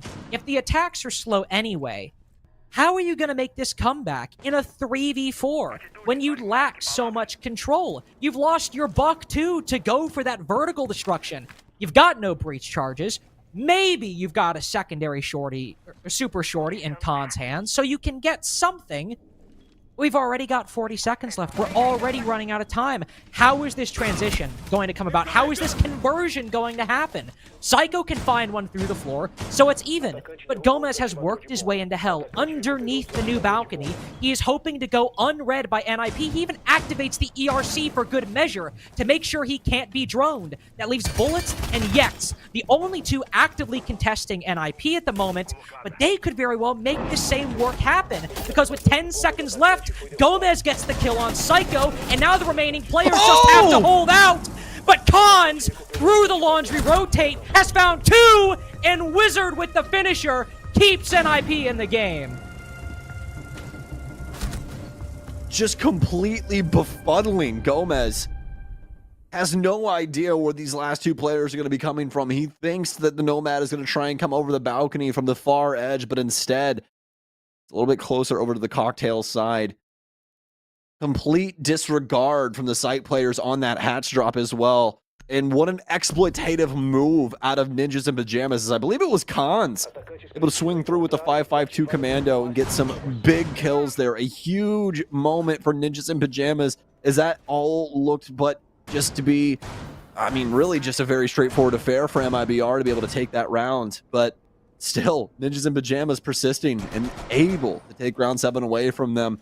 Not only that, but elongate themselves at least for these next 2 rounds. Saw a lot of rounds like that in the Liquid game yesterday. 5v5 execute, NIP struggling for control, but they just flood in and get the kills, and we move on. And it's just how it goes sometimes. I mean, we saw with MiBR, what, like 5 times in a row? With that exact story seemingly happening again and again and again. They can do it 5 in a row, NIP could too. Maybe fumble a bit on the setup, go down 3v4. If you can find a kill on the vert, and then just be good enough to win the fights with 5 seconds remaining. And a best of 1 might not be great, might not talk kindly about you on the desk, but it means you get the job done. See if NIP are capable of that for at least 3 more to tie things up. MiBR are running at least a similar setup with the Castle, the Mozzie, the Azami. They're going to be roaming. They're going to be at least contesting a lot of map control that NIP will have to. Okay, well, those drones in. I'd like to have been seeing a decent bit more of this operator. Had a good amount at SI, but it was a good shout, especially with the ability to take utility away from the defense. Things like cameras, things like mutes. Not so much anything else that the defense has brought. Can't exactly hack Gomez's, glasses or anything of the sort, rather. But Bullet will be able to take down Eno, at least inside of reading. Still have a few more players inside of the area that he will have to worry about. But once again, MiBR with the leadoff picks.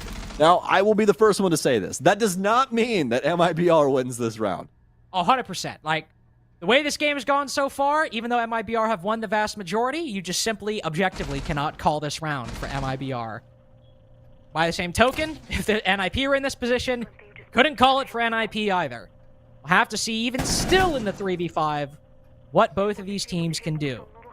The X does have intel on one player on white stairs, so once this gets to a 5v2, if it gets to a 5v2, you can start maybe calling it for MiBR. There's opportunities for kills both ways, because just as the castle can cut off Wizard walking up white stairs, Cons might cut off the castle, rotating through Freezer all the way from the main skylight. Wizard is also rotating up to the roof, I believe. NIP are resetting, calming things down. Not going up to the roof, but going to the roof now, or at least to the cocktail side. They're looking for a new addition to this. They're looking for a new angle, and Cons will provide it. Hop down once Wizard gets that cover, and Muzi helps from the new balcony, but Gomez eliminates Cons. But the remaining NIP players still fine too. It's MiBR with an advantage. A C4 puts Muzi to 1 HP, an easy cleanup for any of these remaining players. And it will be for Yex, 2K to end it off and to put MiBR up 6-2 on match point. Dude, looking great. Honestly, that was probably one of the strongest defensive rounds that we've seen inside of this entire game. Really wasn't any moment there where it got away from MiBR. Yeah, there was a couple kills that go down on the top floor, but I mean, that's the price of doing business at the end of the day, Carter. You got to hold something, and eventually Nip has to go for some antics. And that's exactly what we see. But MiBR more than capable of shutting things down past that, still using the cardiac sensor on that mid floor, still having those active players on the top level. Very well done from them. Now MiBR sitting on the precipice of a victory, and a pretty profound one here on Cafe. Oh yeah, this victory at the start of the season, I mean, when I say the expectations for MiBR were low, for me, I had only a couple sentences in my notes, and I was like, they're trying to recover from, genuinely, for an org, the profile of MiBR, an appalling performance in the Rush series. They come out with a 4-7 loss to Furia on one of their best maps, and like, okay, not looking bad, even though a reg loss. Looking okay. Workable pieces here. And now, has it been a clean game? No, it's been sloppy as all hell. But they're still up 6-2 against NIP on a map that, as Connor mentioned, even if their record isn't flawless, they have great results against fantastic teams, or at least very close results against fantastic teams. And to win 7-2 or 7-3 with so many doubts around MiBR from stage 2 to now, even with the roster changes, would do so much for the reputation. Yeah, 100%. A lot of positive things going on for this team. And honestly, I like that you made that note about it being kind of sloppy, because that's the one thing about MiBR is that like they are calculated and that kind of things. Don't get me wrong, but when things do, get down and dirty, they're you're down in the mud in the trenches with these people trying to get things done, which usually is a lot of the deciding factors of this game in general. They are definitely solid in that pocket, in that instance. So definitely something that might shine through later on down the line, because I can definitely tell you, if you can get some of these, more high-flying teams in Brazil, teams like Furia, teams like FaZe Clan, to kind of play that style of game, you can get things a heck of a lot closer than you would initially think. So, see if that comes to bear, though. And so far, it has been so very good for MiBR. He's going to continue to try and traverse this top level. Do have a few bodies over inside of Cocktail, as well as one over on White. Rare does have these smokes still in pocket, but probably going to be trying to use a SMG-11, at least initially. But as soon as I say that, tosses out that first Toxic Babe. Anticipating the push up White, which is perfectly justifiable. Pino and Muzi both looking to take control of that particular position, and it will delay their push for a little bit longer. These mid-round smokes, honestly, not a bad idea of how slow NIP can be. If you can delay them right here, nobody's going to complain. Muzi still finds a kill through the smoke on the X, I believe, on White Stairs. Yes, indeed. Gomez will retake that position, but NIP are not on White Stairs anymore. They have vaulted in the freezer and are trying to take control of the cocktail position. This does put MiBR in an unfortunately difficult position. NIP, I'm pretty sure now, have full control of the top floor. Still got Pino on board with the skeleton key. And while Cons might face a lot of damage, the vertical control in the hands of NIP is setting them up in a very nice position come the execute. Execute better be coming pretty instantly. Only 35 seconds remain. MiBR still have a decent bit of utility as well. I mean, not exactly the greatest, but that being said, Semper is going to go down, opening up the gates a little bit wider for Ninjas in Pajamas, starting to see daylight. His bullet will at least be able to get one, but he's gunned down immediately. Gomez with the retake, though, has to know that there's still potential for somebody to be on this top level, but as he sprints across the top level, where? There's no way! 2 huge kills with the M590. It's all up to Muzi, and he gets him. Ninjas in Pajamas wins the round, but I highly doubt any of you thought it was going to be in that way. I have no words. I don't. Man, we gotta stop. We gotta stop. This game's too much. This game is simply. I've only got one. Vamos. This game is simply too much. Have we ever had a game with a scoreline like 6-2 or 5-0 be this close? It's like every round has come down to a 2v2, 2v1, and somehow MiBR are still up 6-3. And NIP are classic NIP story. I hate to say it, leaving gaps in the execute because they don't have time to find everything given the low time. Rare's position inside the site gone completely unread despite the vertical control being in the hands of NIP. They should counter it. All Rare has done is, to be fair, with a shotgun, he is favored to win that engagement anyway on the middle floor, but still just walked up the normal path to counter the default plant that you always set up Vert for. There are gaps being left in NIP's attack, just as, to be fair, there was a lot of sloppiness from MiBR's attacks, but it's not NIP in the lead. It's not NIP with the cushion to make those mistakes. It is MiBR who just need one good round, one more mistake, one more 1v1 to go their way, and NIP lose. In a very dangerous game right now. Well, Russian roulette here. MiBR doing one thing to go their way here. This will be the game. Not only that, I think you hit the nail right on the head, my friend. Just unbelievably close game for what this stat line is telling us. I mean, the 6-3, you're like, oh, MiBR have been having a pretty good game. Maybe a couple of slip-ups. No. Every round between these two is a slip-up. It just depends on who it's happening to. There's just some wild things that have been taking place constantly and consistently throughout all of this. But now, Ninjas in Pajamas. Great moment here for them. I don't think they'll be able to confirm Bullet. I was wondering if we were going to see a little piece of utility fly through there, but Cons doesn't really have anything to answer that call. No nades or anything of the sort to try and assist. And try and influence things from the bottom of White. There is a player right on the other end of this, but are he actually going to end up taking anything past Bullet, that initial volley that ended up downing him? Very close to the wire there too, but Bullet will be thankful he's able to find a way to escape or find so many helpful teammates on White Stairs to bring him back to life. Ooh, you see it, they spotted that Yokai, but they will not. I could give, hopefully not Bullet, considering how low HP he's on, but somebody the opportunity to maybe flank up the ground stairs, since NIP are going for this vertical control. We know they are because, well, they're there and ripping open the floorboards as quickly as possible. Cons has, I believe, vaulted out the window, though, and Bullet's still considering the flank now that the air jab is gone. They'll certainly find a welcome target with how important that vertical control can be. If he's able to just honestly time the flank with about 20 seconds to go, right as NIP are about to execute, even on 1 HP, he could disrupt the entire strategy.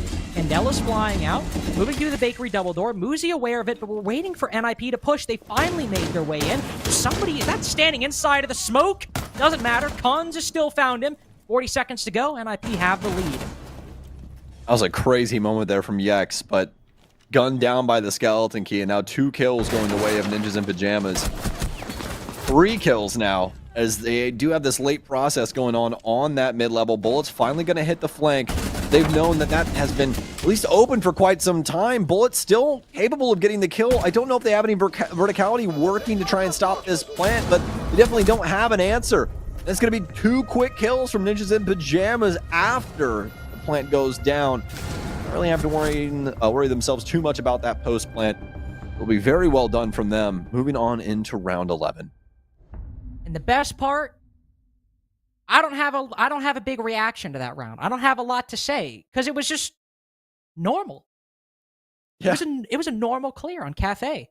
They clear the top floor, take control of the middle floor, use the buck to open up vert, rotate down, use the Candelas to flash into bakery, get control. They find the pick on the guy in the smoke. Cons even follows up with another just to be fun. And that's the only bit of fun we really had that round, because the rest is, all right, well, MiBR don't have vertical control. They have to retake it, but NIP have a 5v3. They have the room to get the bomb down and can close it out in the post because of the advantage they built. And that is the first normal round we've had this whole game. If NIP could put together more of those, we might just make it to overtime. I still think we've got some weirdness in store, NIP win or lose. I'm just happy that after 10 rounds, an attacking team has crafted an idea and executed it successfully with relatively no silliness. I'll take that.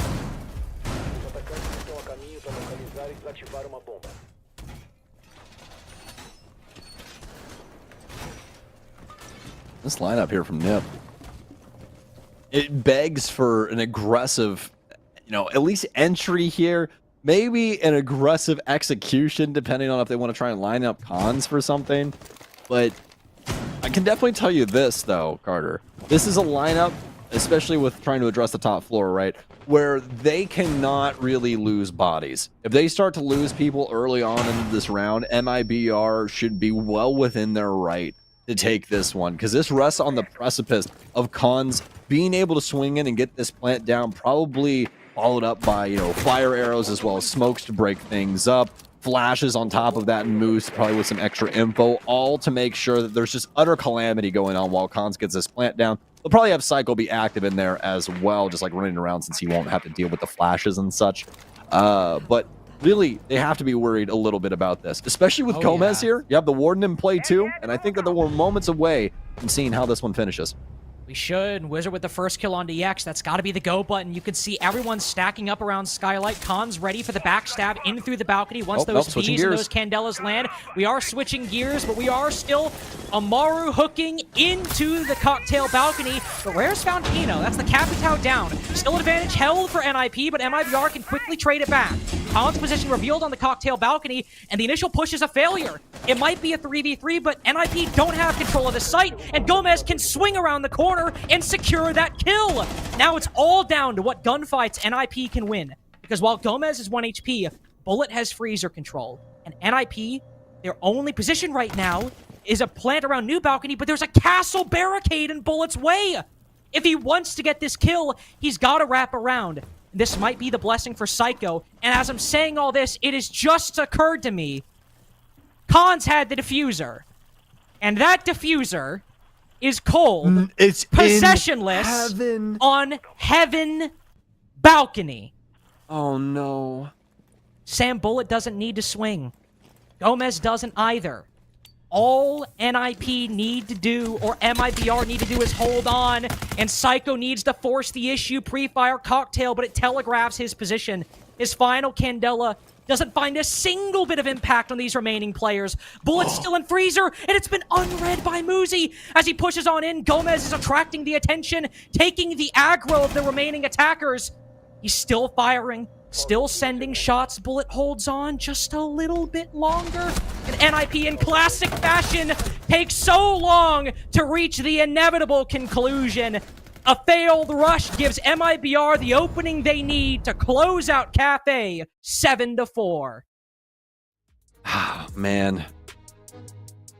Sometimes you just fly a little too close to the sun, Carter. I almost called you Parker. You're basically the same person at the end of the day anyways. Fair enough. But either way, yeah, sometimes you fly a little bit too close to the sun, and that was a huge risk to be taking in a round that could make or break the rest of the game for you.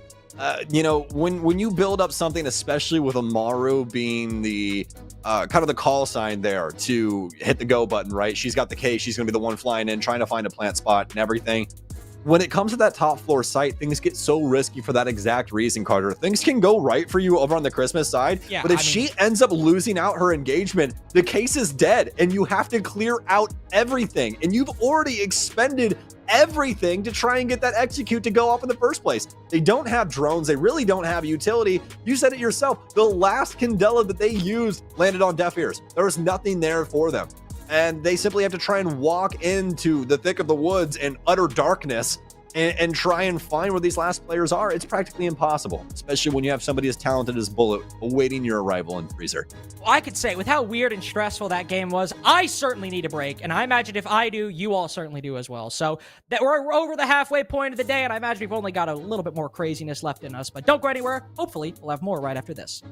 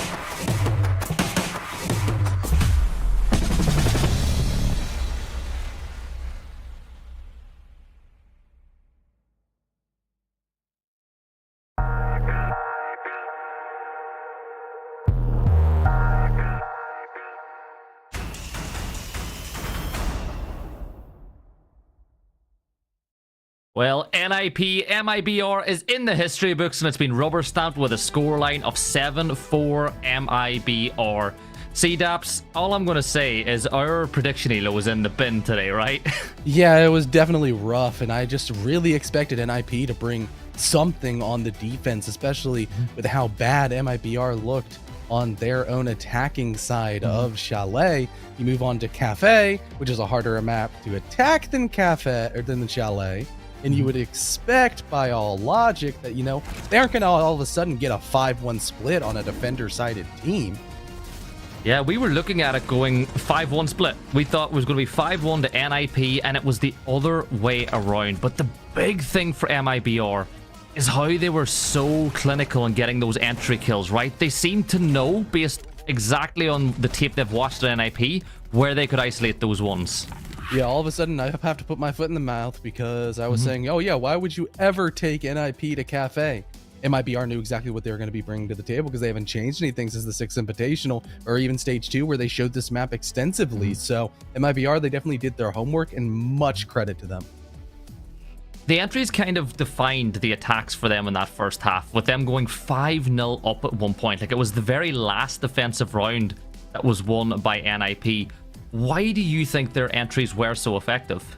Well, they were just cutting off so many positions, and even when the roamers of NIP were trying to just kill time and make it hard for MiBR to do anything, they were cut off by all the window play. There was phenomenal drone work coming out of NIP and overall, or pardon me, out of MiBR, and overall, as they were getting the kills, they'd also already taken so much map control. So all of a sudden you get 1 kill, 2 kills, you almost have every single piece of crucial map control that you need in order to go into your execute.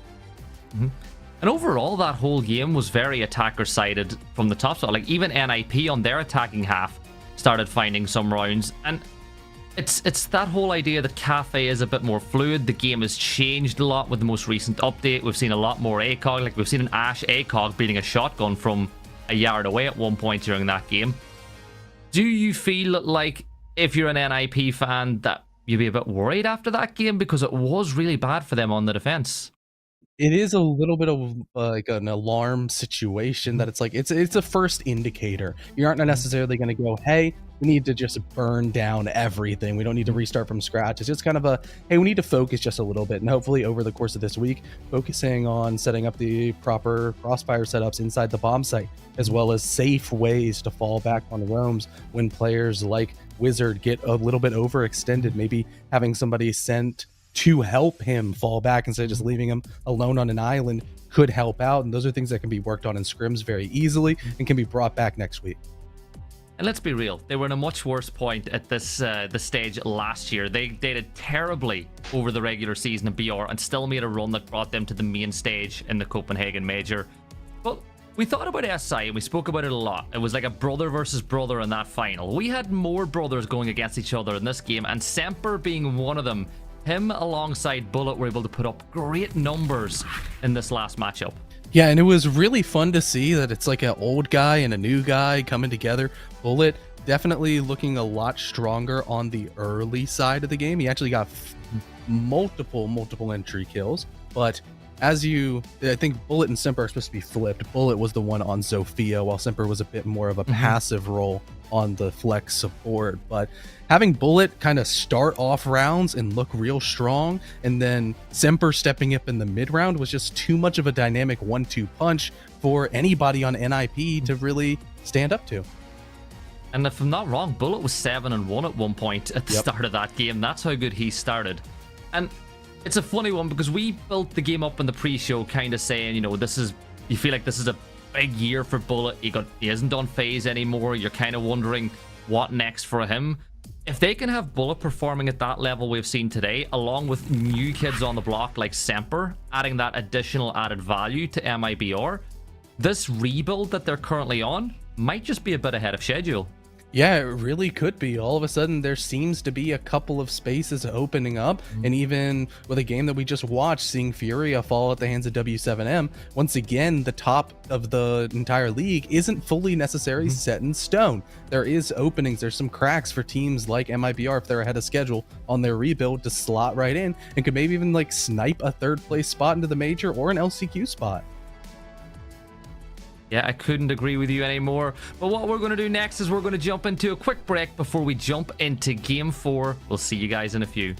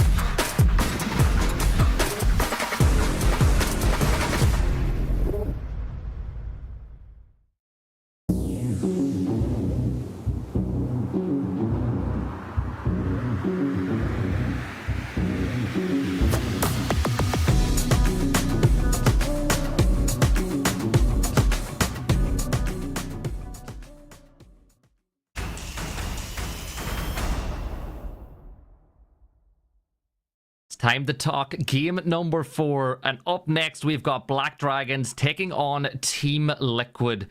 Team Liquid, one of the biggest names in all of CG Esports, but still not really with the silverware seed apps that they would expect to have with all the players that they've had this whole, legacy of a roster. I mean, surely at some point we have to say, Nesk and Palu, it's their time. They need to win something. Everybody always says, I don't care if every other team gets absolutely obliterated, because as long as Nesk and Palu get a trophy, it's like everything will have been worth it.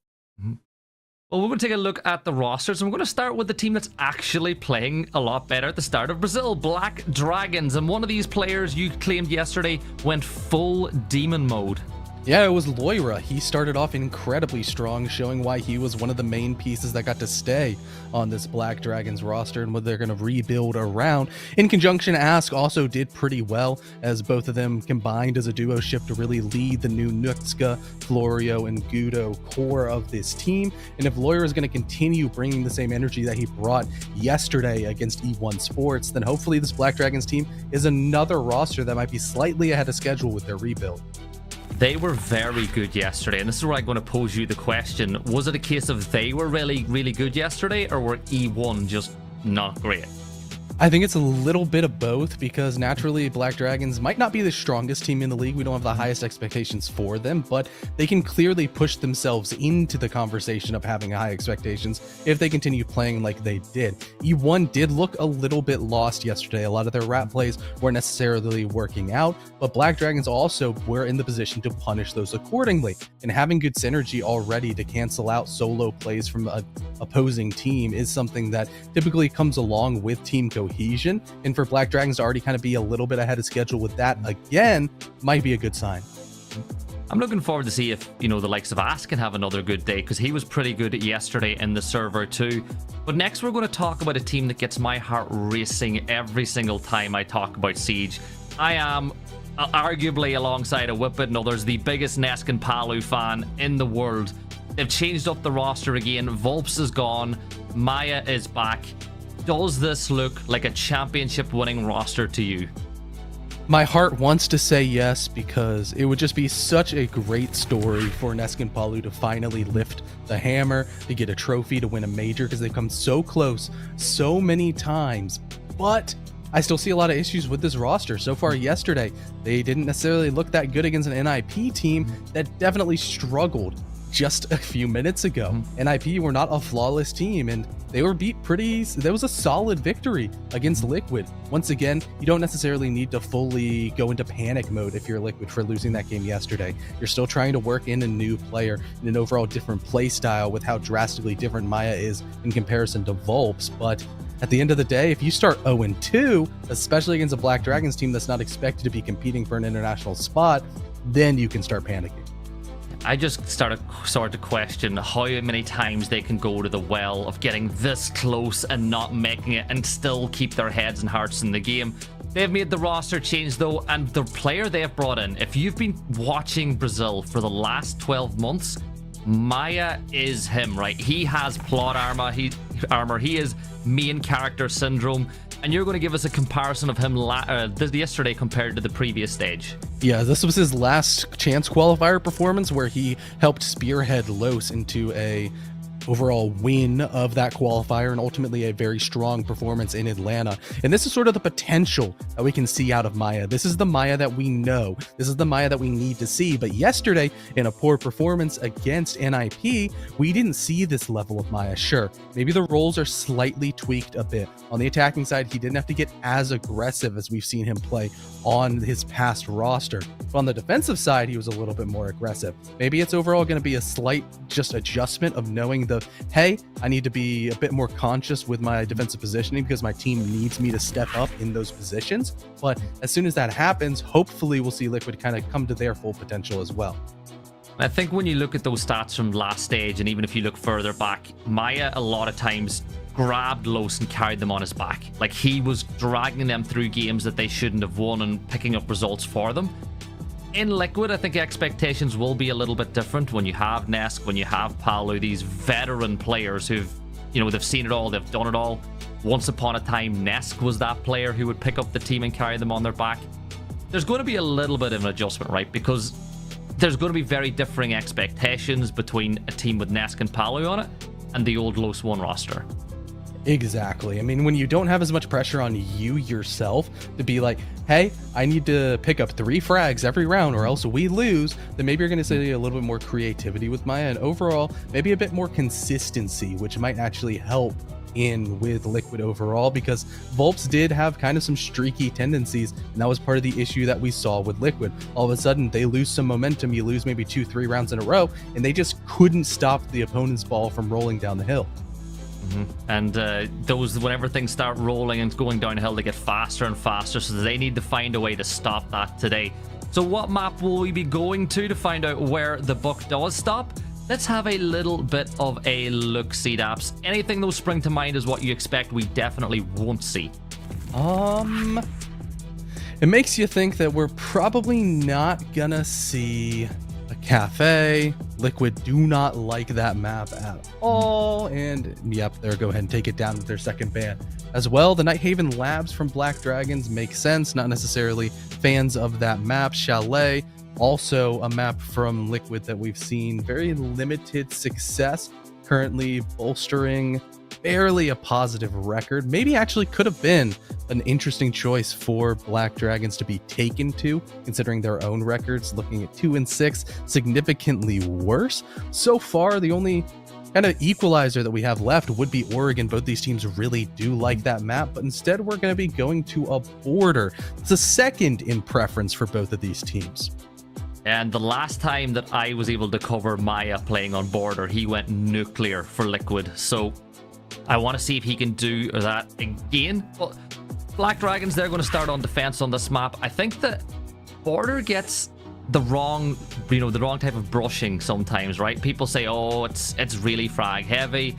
It's a lot more depth to border than just that. Verticality has a massive impact. You think about CCTV security.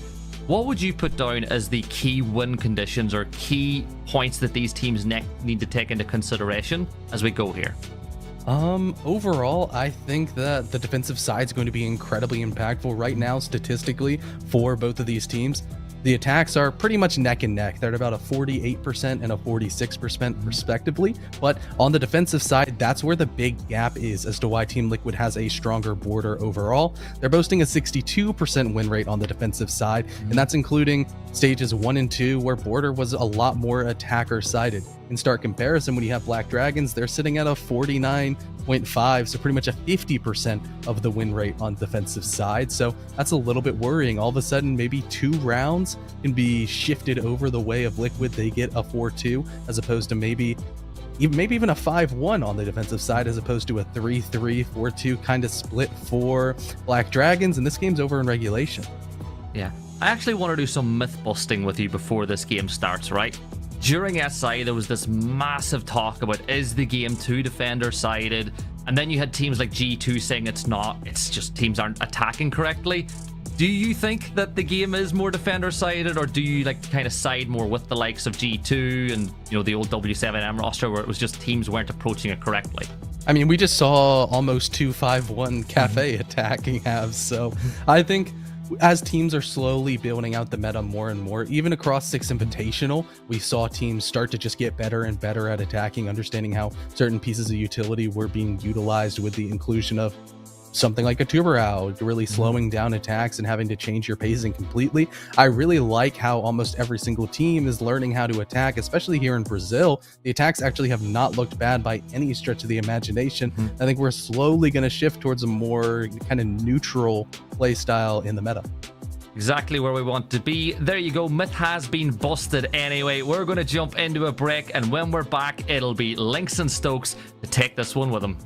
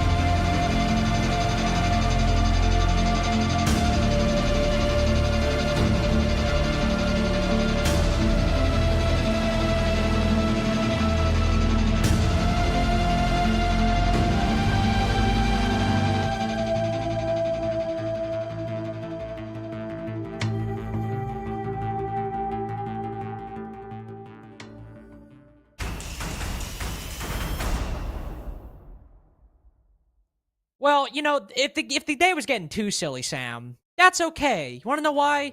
Because we just have Border coming up next, a map that is famous for being perfectly normal, bog standard, nothing crazy to anticipate, right? That's what I've heard. Word on the street, That's what the nothing streets are happens on saying. Border. Yeah, most definitely. Especially between some, what could be some bad blood here. You know, Ask previously on Team Liquid, now playing against his former team. Maya along for the ride. And honestly, if there was a map for Maya to find his stride with Team Liquid, I don't think that you could line up a better choice than Border. I have a lot of criticisms of this Liquid lineup, right? And I'm sure, as I am casting more than one Liquid game this stage, I will likely go into those criticisms in depth at various points in the season. However, on that note, Sam, this is what I can say. I am very much eager to see how Liquid perform on this because I can say a lot of things about their coordination, their team play, even at times the decision-making of some of these players. But what you really can't take away from almost everybody on this roster is that Liquid have some shooters. I mean, Palu, Nesk, Maya, even Resets. Lagonis is the only exception, but man's on support, and his main job is calling. I'm not expecting him to put up Nesk numbers, but even he is no slouch. This is a roster of very good mechanical players, and even if I disagree with some of the choices they might make as a team or individually, I can't deny that they can shoot back. And against a team like Black Dragons, who, sure, E1 looked very bad in their game yesterday, but Black Dragons also weren't really tested in that game. They have to then kind of come back the next day and face a very mechanically talented team on a map that is crafted to fit that playstyle.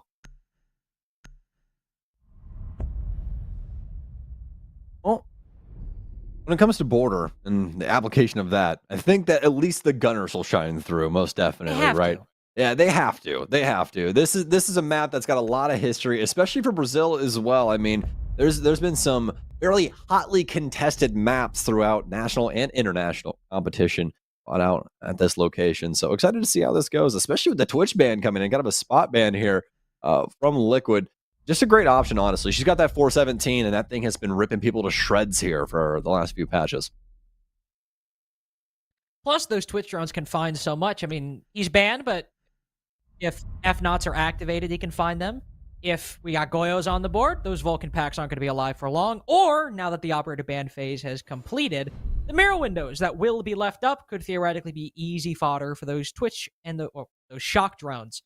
Obviously, Twitch is off the board, so none of that's going to happen, but indicates all the kind of potentials that those shock drones can use. That aside, Sam, I mean, Fenrir Valkyrie, I'm not too crazy. Solus on the board will make those soft floors a bit worrying and a bit lethal, but like, other than that, other than the Twitch, not that shocked. Did you mean to make that pun, or? I didn't. You didn't even notice, did you?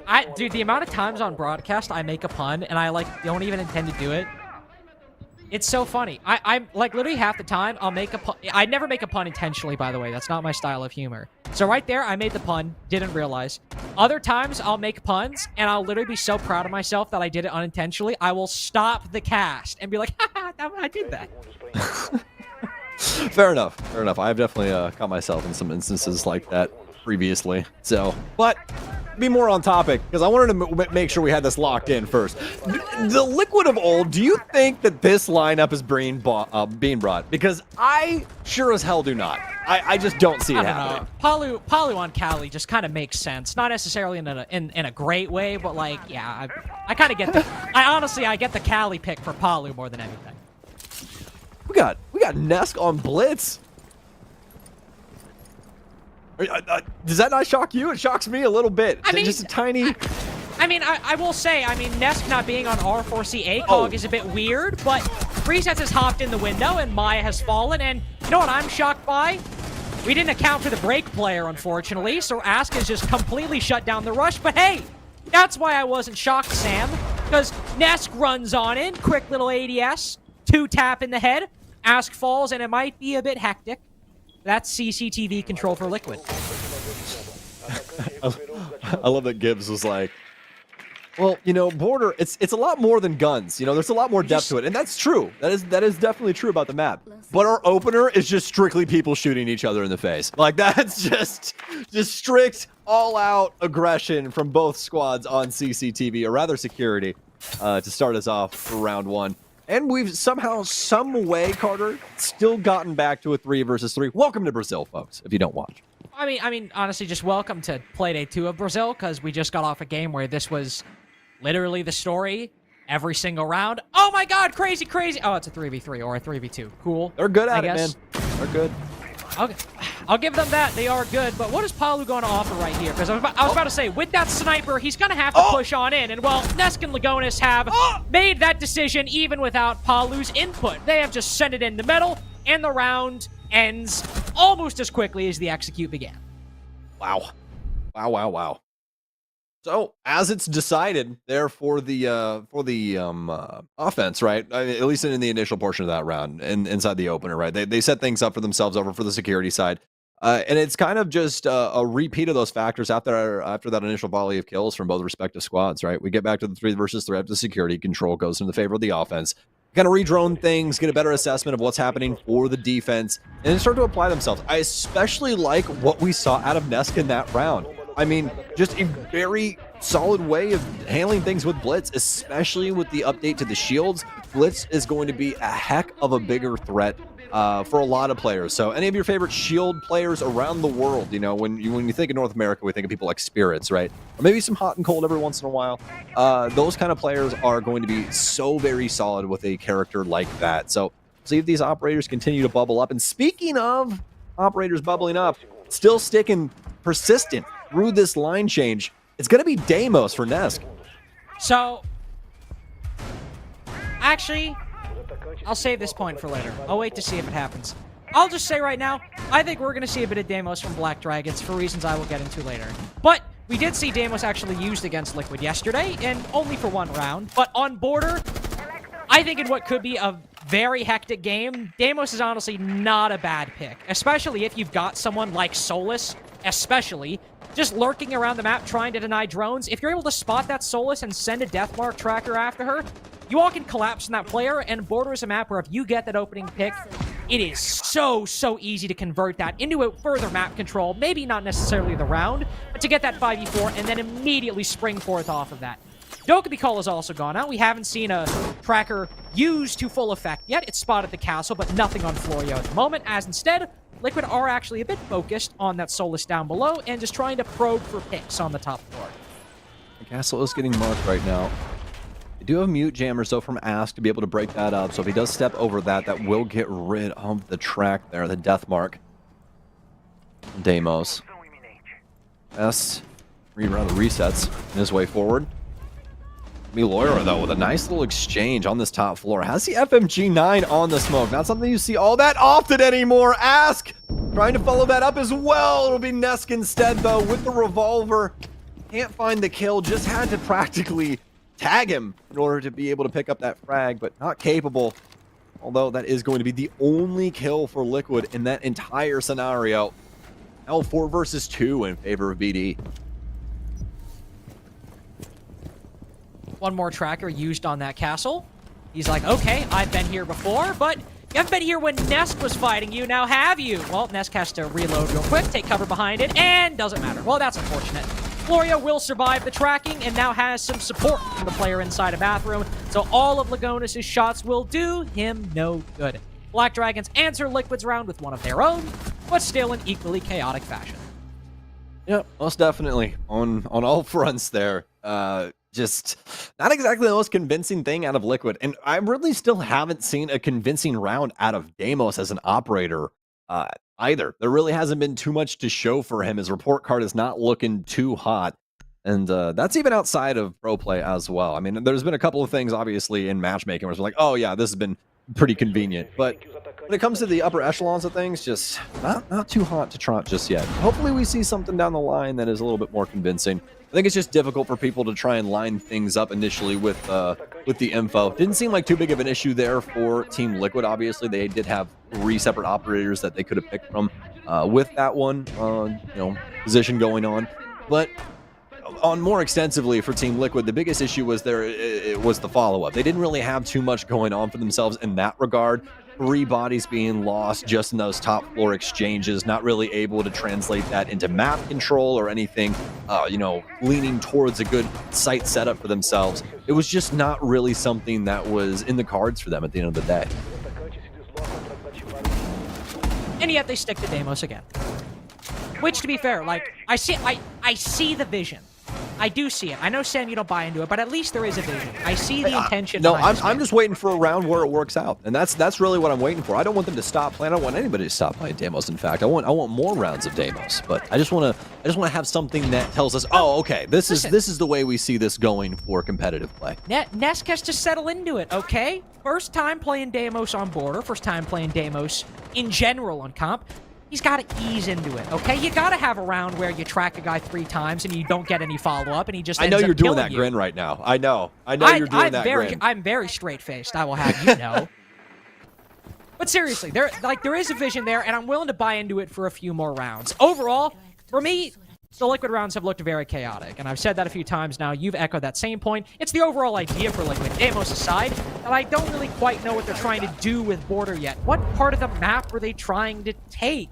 How are they starting this clear? It's like 5 different players all trying different things, and we had a rush in round 1, sure, but round 2, not much. And now Palu's died somewhere, and Maya has smoked Ask inside a jail, so we've at least got to a 4v4.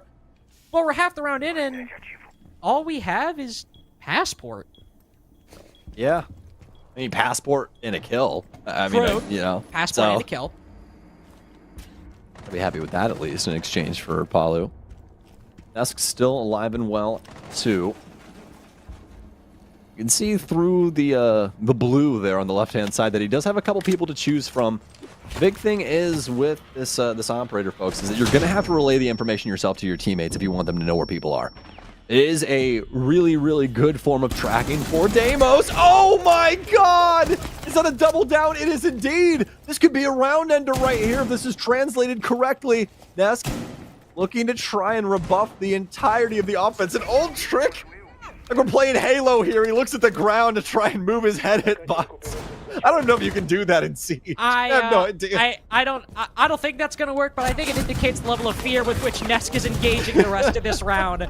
Can't even find the final kill on the Azami in CCTV. Oh, man. Well, the Deimos hasn't worked again, but again, not really the big talking point there, as Moira, I believe, has found an opening and completely ended the round for Liquid. Yeah, that was definitely it. A swing in from top east that berates 2 members that are perfectly lined up in sequence right out on the balcony. Fresh as day. Just an open buffet. Eats them both up. And not even, you know, Nesk not even having the capabilities to try and work his way out there and pick that player back up either. There's just so many sharks in the water at that moment.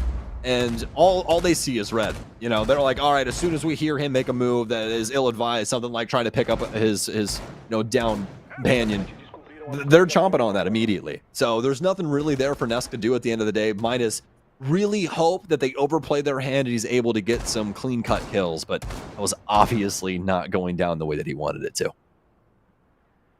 No, certainly not. And this half has definitely not gone the way Liquid have wanted. I mean, even in the first round we've seen, the rush gets a lot of momentum early on, but it still goes to a 3v3, and it's a very, very weird round from there. But to be fair, they convert 3v3 into a 3v0. All right, I'll give round 1 to Liquid. Since then, again, at least here I'm like, all right, we want to do an E-stairs push, but it's after we have a clear of Passport that honestly seems to happen by chance. Maya sees the guy jail and kills him in a very nice shot. Can't take that away. But we don't see a pinch from another angle. If he's half a second later, that kill doesn't happen, and you don't have the opening pick. And even then, Liquid still end up losing the round.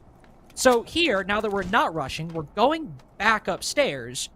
What are Liquid going to do? How are they going to take this push? But more importantly, are we going to see a convincing setup? Are we going to see something where I can look at the first half of this round and say, okay, they're going for an E-stairs take, or they're going in for an Amaru rush, or they're going for something that I can say, this is what Liquid tried to do, and win or fail, that was the idea. Well, so far we know that they've kept things pretty wide. It's led to moments like this, moments where there's isolated picks, sure, for Black Dragons across the board, where there might be some influence that Liquid could have on a certain key position, but shoe's been on the other foot. Black Dragons has been able to ice out a lot of these Liquid entry points, make them pressure points instead. Liquid in a chokehold right now after losing resets. He has not had that hot of a game. I'd say the same for Palu. It's really just been the Nesk show so far, which is one that we're used to, but it has to be backed up by something. It can't be just one-trick pony. Yeah. Less than 130 remaining here. And Black Dragons, I love how stalwart they are right now. Just not trying to overdo anything, waiting for what Liquid want to do. Nesk, and rather, not Nesk. But it might be Nesk. But rather what Liquid are wanting to try and get accomplished. And this is perfect up against him because they usually end up having a stalling moment like this. And Ask, of all people, more than likely well aware of that. I just don't know what we're doing. Like, 5v4, Palu is in Tellers. All right, that's fair. That's a good position to, you know, like, cut off any rotations. And Liquid are pushing customs, but to what end? They've just been picked off one by one, and Palu he's rotated upstairs. He did that earlier, and he might find an exit, but he doesn't even do that. What was the game plan? We had 6 drones up, we have a buck on the board, and a minute 50 seconds in, before any of these kills start happening, all Liquid have are customs and tellers, which, to be fair, for horizontal pressure, is actually quite good. If you can pair it with something vertically, and the moment they try to move upstairs, Palu's by himself in 90, Maya's by himself pushing Armory, Nesk is still by himself down below, and the plan seems to completely collapse despite Liquid having so much time and plenty of drones still available to find that intel. Very, very weird half so far. Yeah. Quarter. Very weird quarter. I'm entering George Costanza mode. Or Larry David mode. I'm starting to I'm seeing things I don't like. I can definitely echo that sentiment, especially for just Liquid's entire camp right now. It's like, oh my gosh, what's our direction here? You know, you look at what happened to him yesterday, right? Ended up losing 7-4, I do believe, to Ninjas in Pajamas, which Ninjas in Pajamas not looking all that great on that cafe game that we watched earlier. You look at the scoreboard from what we saw from Liquid previous day, it really seems like they just went down to the tried and true duo to try and carry them to great heights yesterday.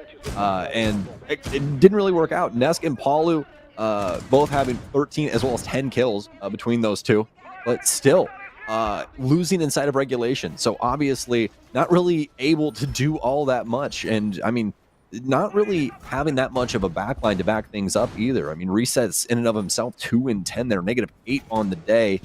Out here today, not looking too hot either, but you can't really say that for much of the roster. So I think that timeout was a perfect moment for them, especially with the beginning of the stage just not looking exactly like what they would want to start. Yeah, and I also think for Black Dragons, I mean, they've had 2 games now where they haven't had to put in a whole lot of effort to, at least in the rounds they've won, beat the team in front of them. In E1's game yesterday, in the Black Dragons E1 game, E1 did not have a lot of the fundamentals. There were 5 players individually pushing angles, just lurking around, and Black Dragons could pick them off no problem. And all they had to do was not give away picks, which they were disciplined enough to not do. And worryingly for Liquid, the same thing has happened before this timeout, is aside from that rush, every round Black Dragons, a roamer gets picked off, sure, and I'll give credit to Liquid for that.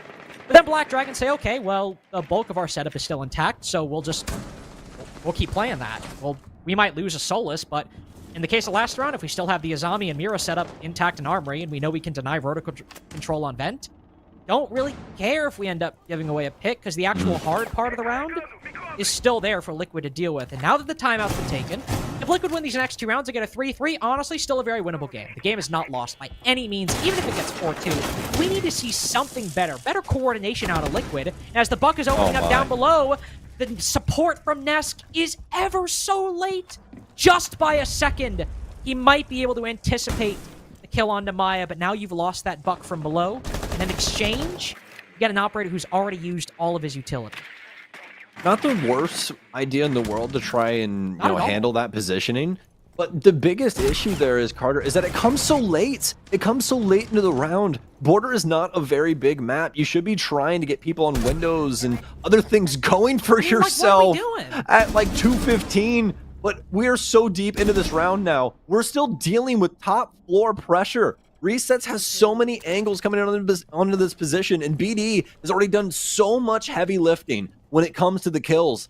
Now, Team Liquid have to try and make wine out of water. Resets will try and get in here.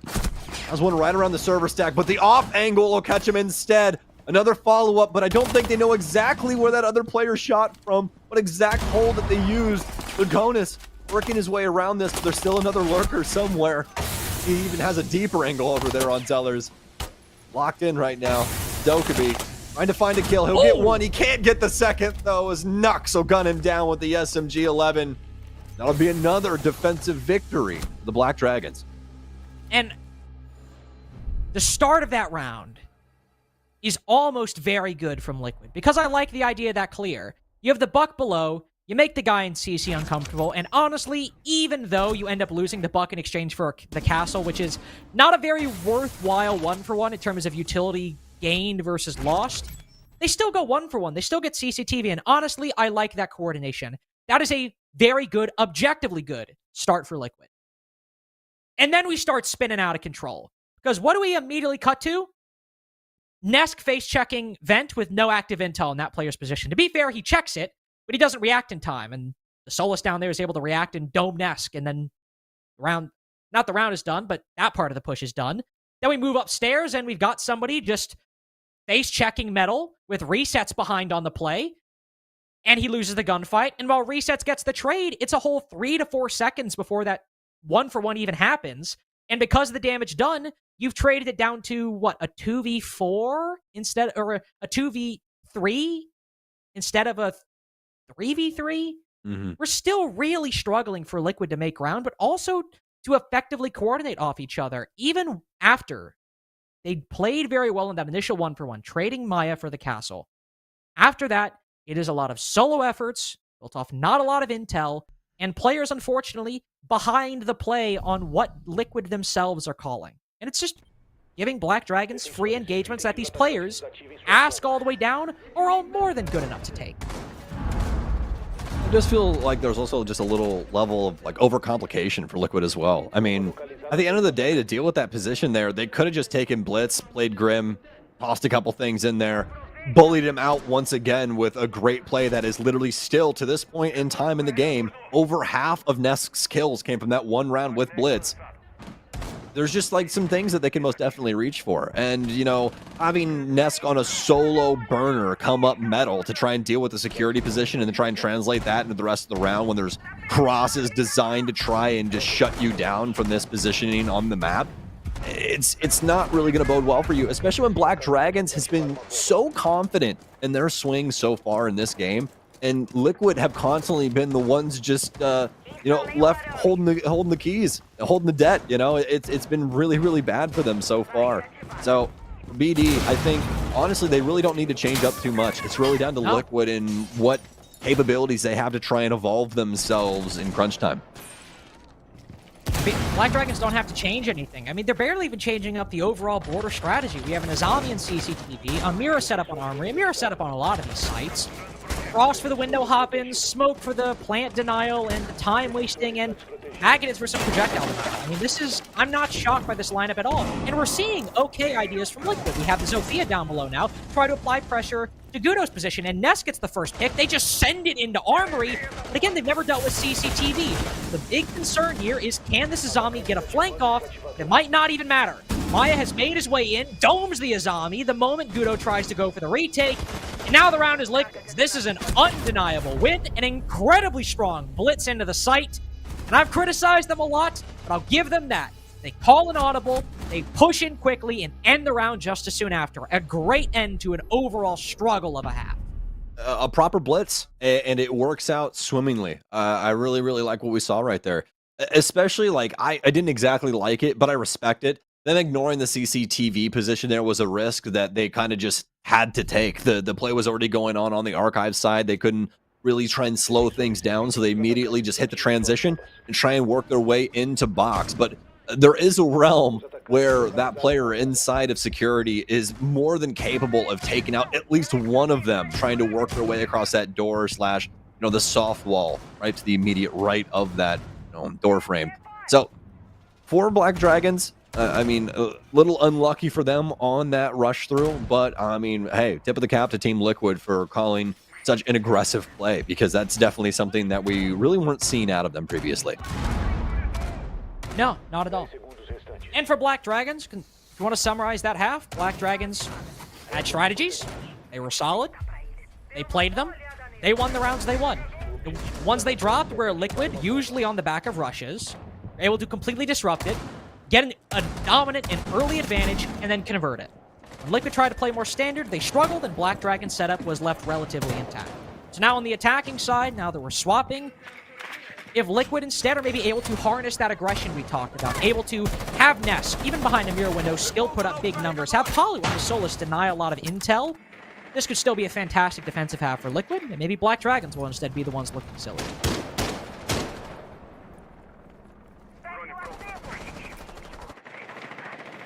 As you'd expect, a pretty loaded balcony here, the valley side. Drones forward, attempting to discover what's going on over towards office. Have a player tucked in on this arco, just to try and hold things down to the office door. And up top, just to make sure there is no drone sitting inside of that dome. That happens quite often. Good positioning there if you're able to toss one up on the roof. Coming in through one of those little windows, you can just sit right on that little lip. Doesn't really get discovered all that often. Two other cheeky spots around as well, as Edo will bounce a flash a little wide off of the window frame there. It's going to be Loira to start us off as Maya will trade things out. Nitro So will go wide, I do believe. Lagonis, oh! So very lucky! There's only 3 shots in that super shorty, and the first one directly into the body of Ask. Every pellet had to have hit Ask right there. That is ridiculous.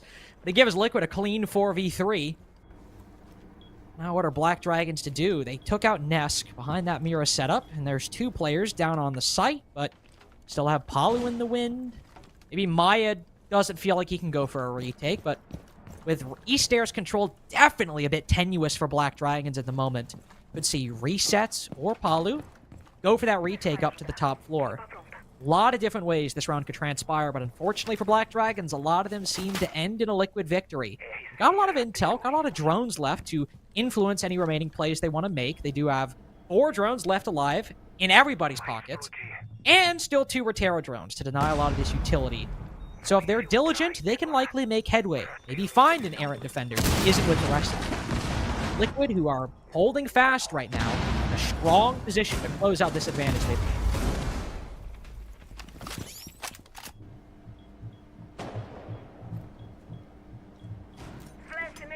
How much time remaining? Stuns in for their positioning for vents. More than likely going to be the ender for this, but what? Loira, literally a demon. Oh my!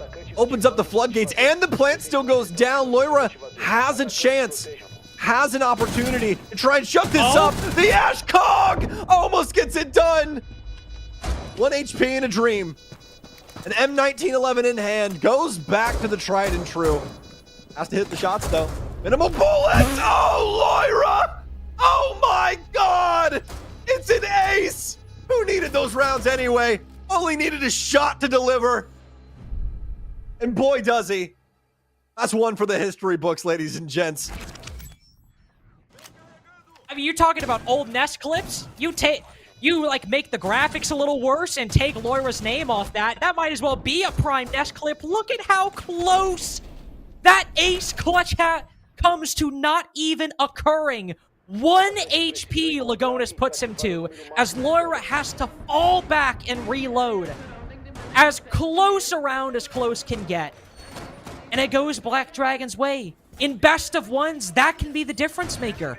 We talked about this in the Furia game earlier with Lobin's equally close 1v2. That one round like that, in a game where a comeback is necessary at this point from Liquid down 5-2, Could be the difference between overtime, win, lose, any number of outcomes. But for Liquid especially, who have struggled to gain momentum this game, after you go up 4v3 on your first defensive round, you are entirely undone by Ash R4C ACOG. Like it's literally 2018 Border all over again.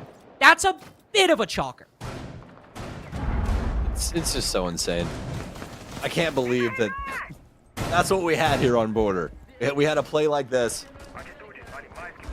So much in store today here, man, for Brazil. I was not expecting this when I woke up this morning. I can definitely tell you that. A lot of action-packed games to be had. And although the scoreline not exactly giving that, rounds most definitely have. Crazy results thus far. And, I mean, for Ask's sake, he's got to be happier than a clam with what's been happening so far, at least up until this point. I mean, maybe that clutch doesn't happen if they don't add ACOG back to R4C. True. Maybe. Either way, right now, Loira, with the direct intel onto the player in office, is likely itching to take that engagement. First E1D goes out. They'll take a whole lot of control off the back of it. They're just trying to pressure this E stairs position right now, force resets into an uncomfortable spot, especially with the cutoff in the 90 hallway by, well, either the Ash or the Ace in this position. It's instead Ask flanking up the E stairs who finds that kill. Really good coordination and read by Black Dragons early on. They get that pick, but still half the round to go.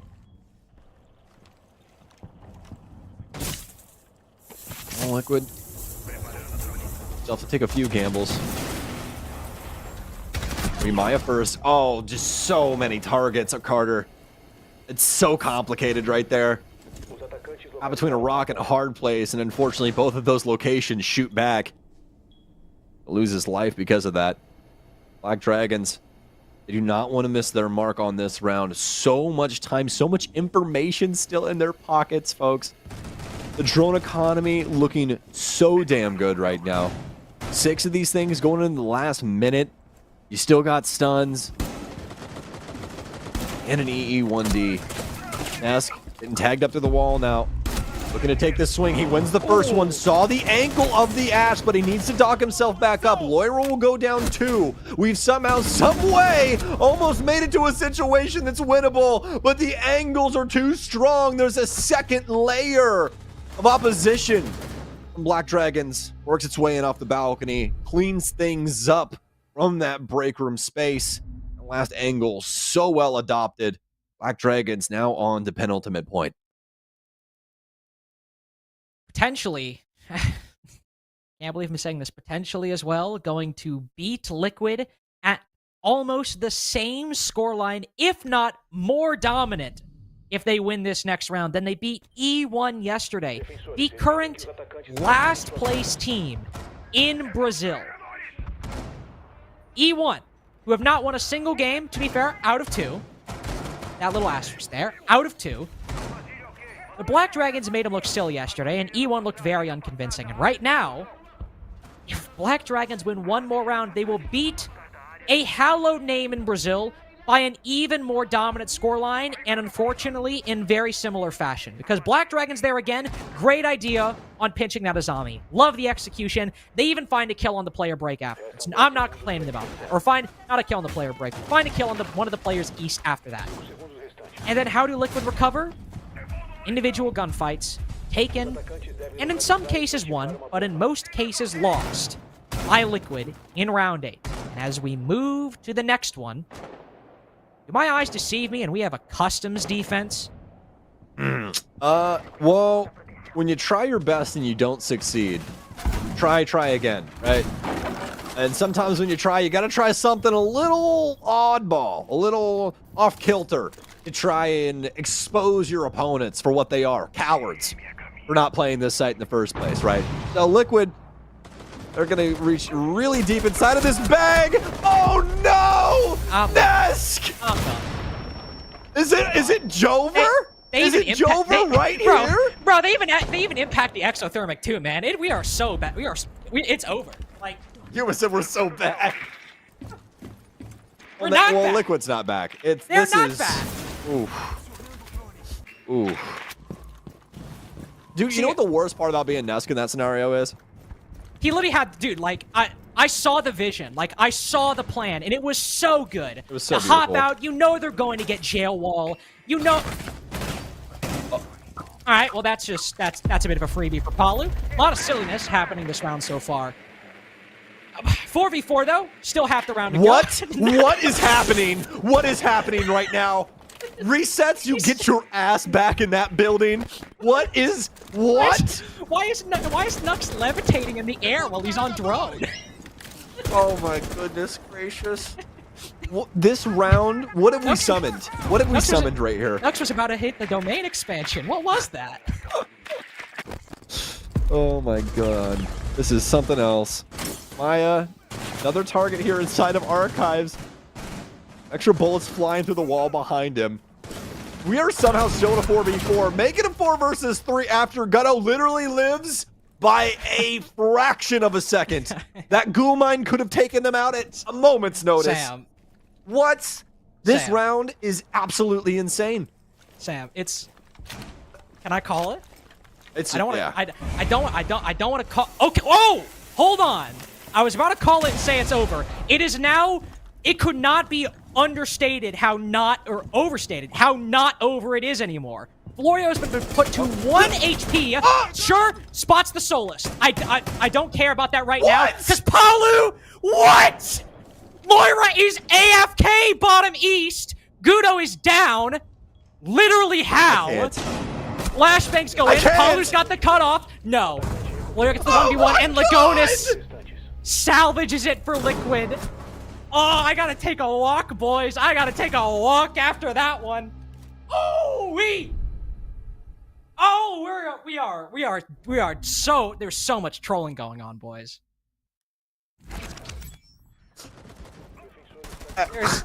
Just like It cannot be overstated how much trolling is going on. we are in Gooferville. That's like Dude, it's like, no, I'm not saying it. I'm not saying it. Nope, not saying it. you're gonna hold your tongue. These are no. Carter this is, Lynx is gonna These hold are his no. I'm tongue. not saying it. I'm not saying it. I'm not saying the joke. I was gonna make a Jinxie reference, and I'm sure a lot of you know exactly what I was going to say after that round, and I'm not gonna say it because it's uncalled for.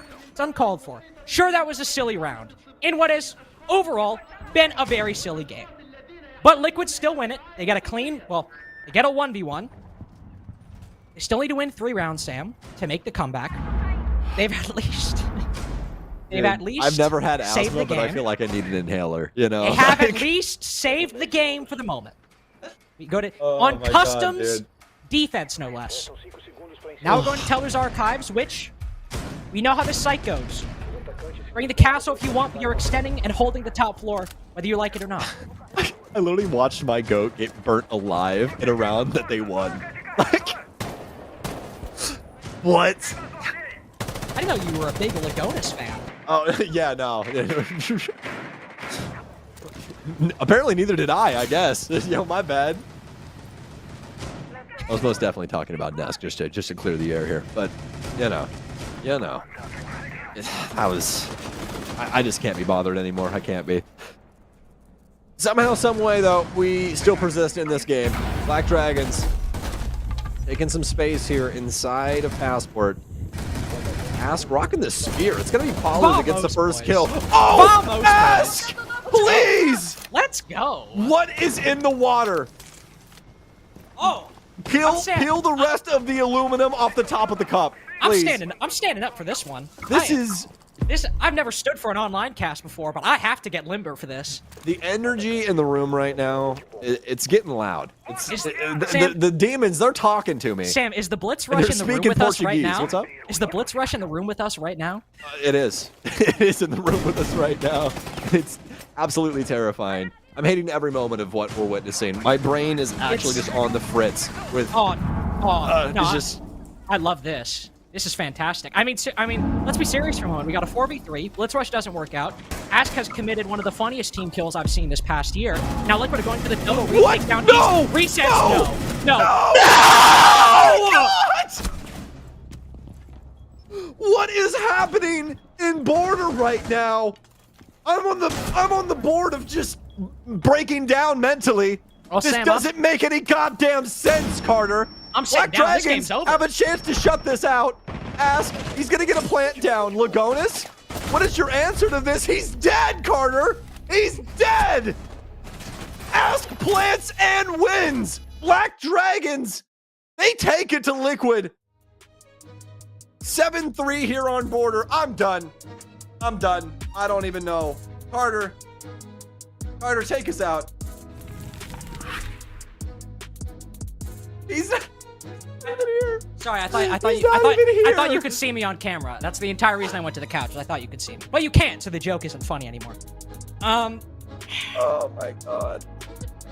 Oh. I can't. I really can't. That face right there, folks. That face right there. Flip it. Ship it. That's how this game went. That's it. If we're gonna do this post game right, I have to put the microphone cord behind me. That's unprofessional. So You have anything for us? we Liquid have lost 7-3 to Black Dragons on border. We were eager to see the mechanics that Liquid could showcase with players like Maya, like Nesk, like Palu. And it didn't work. It did not work. And to explain how it did not work, we have the desk to break that down. After Sam and I go cry. Cop out. Woo!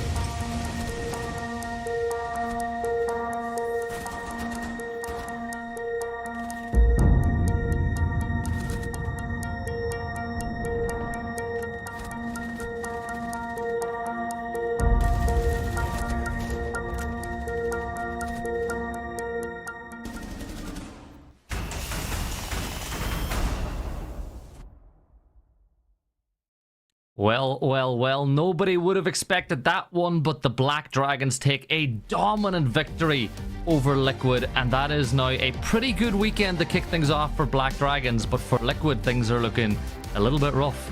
Yeah, they are looking a bit rough because you make a big marquee heavy signing in the form of Maya, bringing in a high profile player in to solve some of your issues, and it seems like almost some of their issues have been magnified and cranked once again. It is time to go into full panic mode if you're a Liquid fan.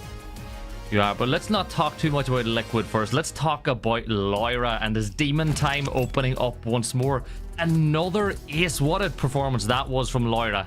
Yeah, Lyra was playing out of his mind, making big plays on the defensive side, making big plays on the attacking side. Overall, just solo winning rounds for his own team. This ace right here, absolutely ridiculous, where he should not have been left alive, much less able to just swing multiple people with a pistol.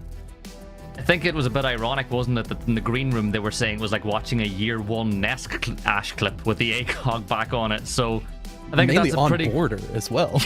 yeah, so that's a pretty good compliment for Lyra. And looking at those stats after the ace, I think a really good thing for Black Dragons was other people started picking up the slack. Exactly. You also had Furia come in and just look so incredibly impressive. There were multi-kill rounds that he had in the attacking side where he was looking so prolific with that dang Lion DMR. Sure, there was the final round of the game, that final attack, where Black Dragons got 6 kills because Lyra decided to just get domed by Furia. That was well, look, if Liquid can't stop, they may as well try to get the other team to do it for them, as Lyra did fall. I think though, if you are a Liquid fan, and I think you and I had this conversation, right? It seems like they are their own worst enemies. They try to force things too much. You know, at one point we even seen Nesk vault out trying to get a double kill, didn't get anybody, and got taken down.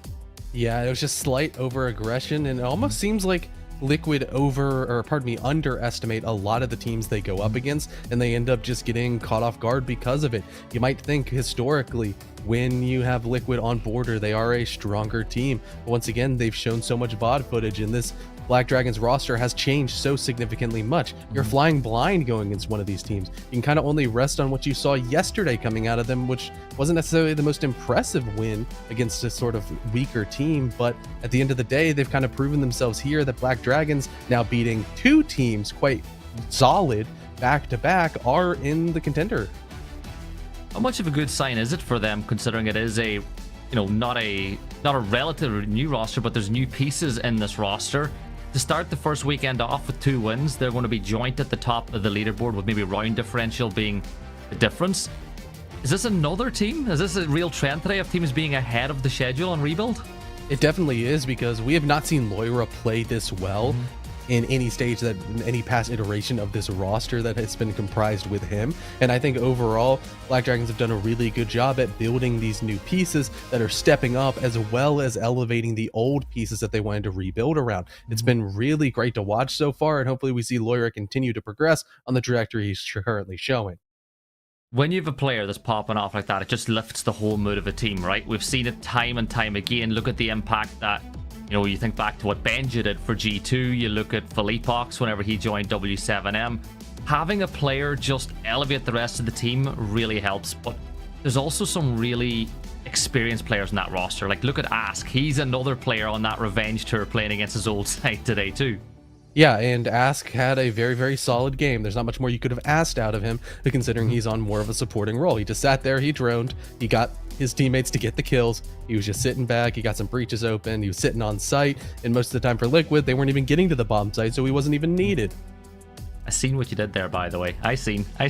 But look, we're going to jump into a break. When we come back, we'll have our pre-game for the final game of tonight. Yes, FaZe fans, your team is playing next. We'll see you in a few.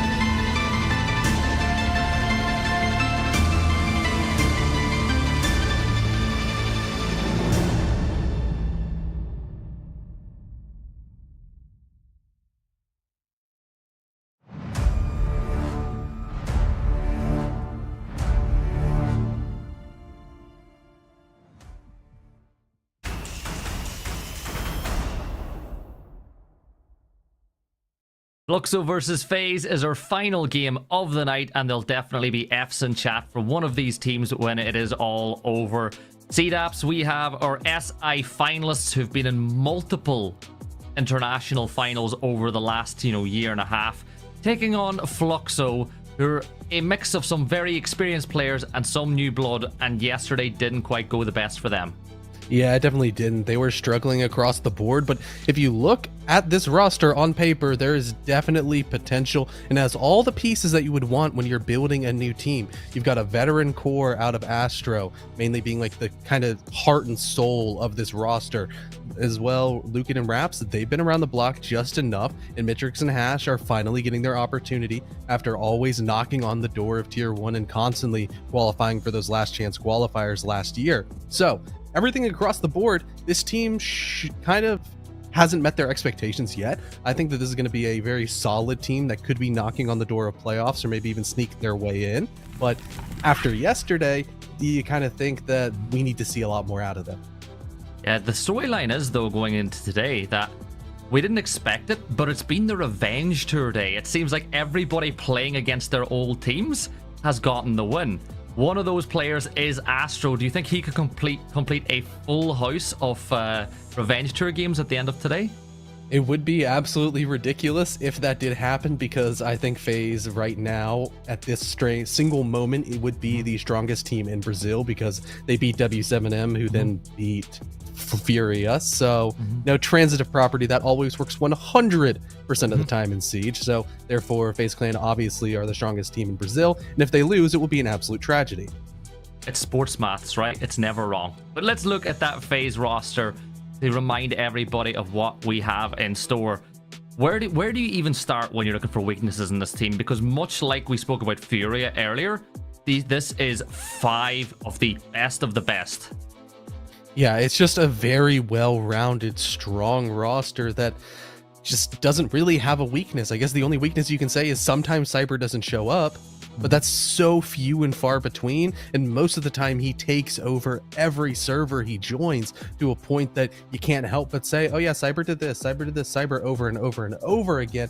And even if he does decide to not show up, you have players like Vidiking as well as KDS, even Handy, that also have the same ability to take over games. And Handy, I don't know about you, but I still hurt when I see that image of the two twins and him lost. Like, one of them had to take that L. I think, though, you spoke about Cyber. I have to agree with you 100% on him. I get flashbacks to Berlin when the crowd were chanting Cyber who whenever we were in the middle of one of the rounds, and they popped off with a 4K the very next time. So you don't want to tempt fate too much by sleeping on Cyber. So with FaZe Clan, they got the win yesterday. How do you think they're feeling mentally going into this? Because losing an SI final, the manner that they did, has got to hurt, and it's got to take a strong personality to bounce back from it. I think that these players would be able to bounce back quite easily, because you can tell with the passion that they pour into the game, in just how distraught they looked after the 6th Invitational, that they care and have so much heart and drive towards this game that they're just instantly gonna kind of lick their wounds for a couple of days and then be like, okay, flip the switch, it's time to go back. And right now they immediately stepped out and beat a W7M team yesterday that looked incredibly strong.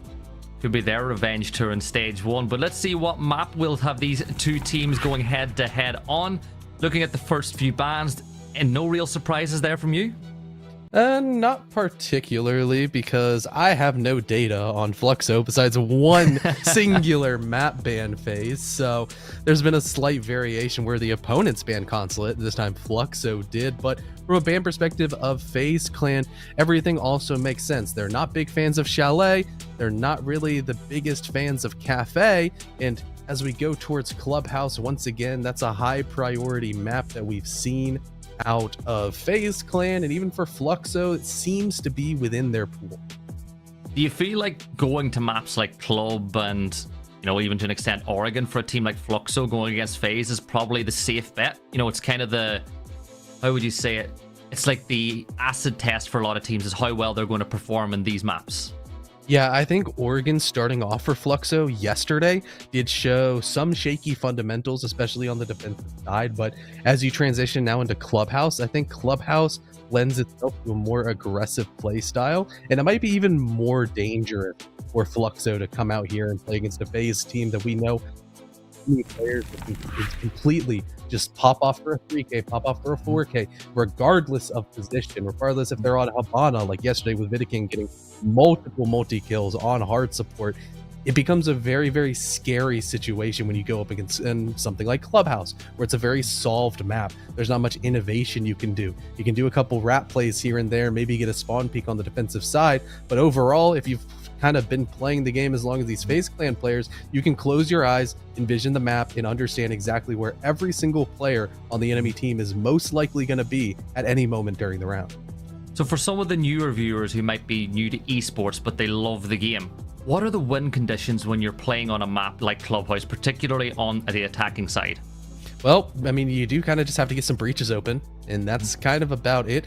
Clubhouse being one of the very few maps still remaining in the pool that has the mini games around getting the breaches open, regardless of the instant impact EMPs, as well as Thatcher kind of getting left unbanned. Sometimes you still see some issues getting something like a CCTV wall breach open, or even the exterior gym wall breach open for that tertiary bomb site. But as soon as you kind of get all the hatches open on the basement, or you get any either of those main breaches open, the round becomes incredibly easy. You can kind of pick off defenders in positions that they can't really play anymore, and there's not really much anchoring that you can do. One of the best attacking rounds that I ever seen on this map was FaZe Clan against G2 at SI a few years ago, where G2 had set up the elaborate roam game, you know, something similar to what SSG used to do in NA to dominate the map.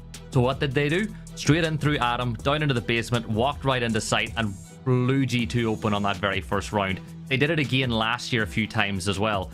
Is that a trick that you expect to see FaZe go to again? Because when it's not broke, you don't fix it? Yeah, I mean, FaZe probably have all 5 players on their team in the prep phase. If they see any sort of hole, all of a sudden they have authority to make calls. Be like, hey guys, they're doing this. Do you want to try this? Okay. FaZe Clan probably aren't going to give a whole lot of respect towards Fluxo because right now they haven't quite earned it yet.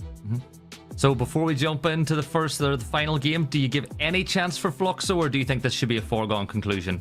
I think it should be a foregone conclusion, but we have been wrong quite a few times today with games on paper that should go one direction. Maybe, just maybe, we're going to see the Astro Revenge Tour, because he did have a phenomenal game yesterday, is looking to continue once again. Well, that's it. The final game of the night is about to start. The players are getting ready. We're going to jump into a break, and Links and Stokes will take it away right after this.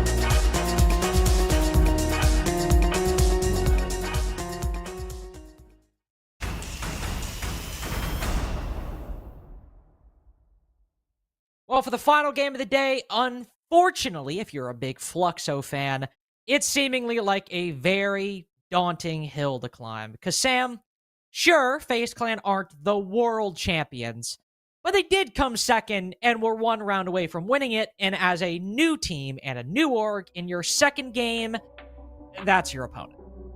Yeah, and you know, there's one thing that we've notated throughout Siege Esports history about champions and things along those lines. There's one reason why we only have one dynasty up until this point. Now with Furia, you know, obviously collecting 2023, right? Very well done to them. We now have a new one. But up until that point, there's a reason why we only had one Carter, and it's because it's really difficult for people to continually go back to back. Usually what we see is people that end up kind of falling to the wayside, kind of getting that either, you know, one of two things. The one that I mostly want to highlight, the chip on the shoulder, right? When things don't exactly work out for you, especially on a grandiose stage like SI, there's a reason to try and get back in that ring and try and propel yourself to greater heights. So let's see if Furia can continue that climb, because they definitely had a great showing yesterday. Yeah, I mean, 7-4 of a W7M, which, talking about how MiBR's very close loss to Furia is aging better, FaZe's win over W7M, by extension, is aging better and better now that W7M have beat the world champions in a best-of-1 today. I also think that game yesterday, we obviously don't have a lot of time to go into it, but I think W7M are a particular sort of kryptonite for FaZe. You notice back in Brazil Stage 2 and Atlanta, despite having, at least in Brazil, a very poor record, Los still managed a 7-5 victory over FaZe when Los genuinely looked like one of the worst teams in Brazil at that time. So that team, obviously Careman gone, but Loben, Dots, and Dash, that core, have had a very good hold on this FaZe Clan roster for quite a while. If FaZe get a win over them, what could be one of their weaknesses, and now they have to go to a team that is, sure, the existing core of what used to be E1. We've got Raps, we have Astro, some familiar faces from a previous roster in Stage 2, but one that still was middling, not accomplishing a whole lot. And now with some changes, if FaZe were able to perform so well yesterday against the team they struggle with, going to club today, Sam, one of the most default maps in the pool, I feel like this is going to be where the fundamentals are unimpeachable for FaZe. Yeah, it just doesn't really feel like the best map choice for them at the end of the day, does it? Especially going up against a team that has been forged in the fire across this last year. I mean, FaZe has been, you know, working tirelessly on this roster to try and improve and try and go for some hardware of their own. And they got very, very close just only a month ago. So this team is going to be looking to try and take Brazil. And Fluxo is more than likely just another day and another dollar in the back pocket of FaZe. Of course, for Fluxo, with the introduction of a rather notable org, deciding to pick up this roster, a win over FaZe after, admittedly, not a great performance, as they were on the receiving end of the most dominant loss yesterday against Keydstars, which, to be fair, was in no small part of Keydstars doing very, very well, instead of Fluxo necessarily just completely collapsing or folding. It's still a very strong loss to start out your first day under Fluxo in the Brazil League. And now you have to go against FaZe. A win here, after that yesterday, it would throw at least my prep for next week's broadcast into chaos, but also likely throw a lot of the community into chaos for what has been a day of upsets against big names. MiBR beating NIP, Black Dragons beating Liquid, even W7M beating Furia to an extent, and now if Fluxo were to beat FaZe Clan, it would be surprising, but honestly, in a way, I guess it'd be par for the course, at least in day 2. Yeah, most definitely. Bavana going to be off the board here for Club, making a, quite a bit of sense, at least when it comes to the hatch play. Thatcher, too. We know he's usually a tried and true favorite when it comes to opening up walls and things of the sort. And Dabs touch on that on the analyst desk. Those little mini games that exist for the outside walls still really prevalent when it comes to Clubhouse. So just want to make sure things are a little bit more complicated for the offense, being FaZe Clan this time around. So kind of hamstringing themselves. But don't worry, folks. They are professional players. They know exactly what they're doing, and they know the ways around this. So Mirak going to be the first defensive ban, and then Bandit from Fluxo. We are just kind of reaching now. I mean, the first three making a lot of sense, Carter, but you want to walk us through the Bandit ban? I mean, the thing with Bandit, I will say, the Bandit ban with Thatcher being gone feels a bit extreme, but at least with the Bandit ban on Clubhouse, the importance of those exterior walls is very, very strong, whether it's a plat wall or a jacuzzi wall. if you're holding CCTV or Gym, a lot of the times we will see bring a bandit, solely bandit trick those walls, and maybe dedicate one battery to a different position, but really focus on denying those 2 critical entry points for the attack.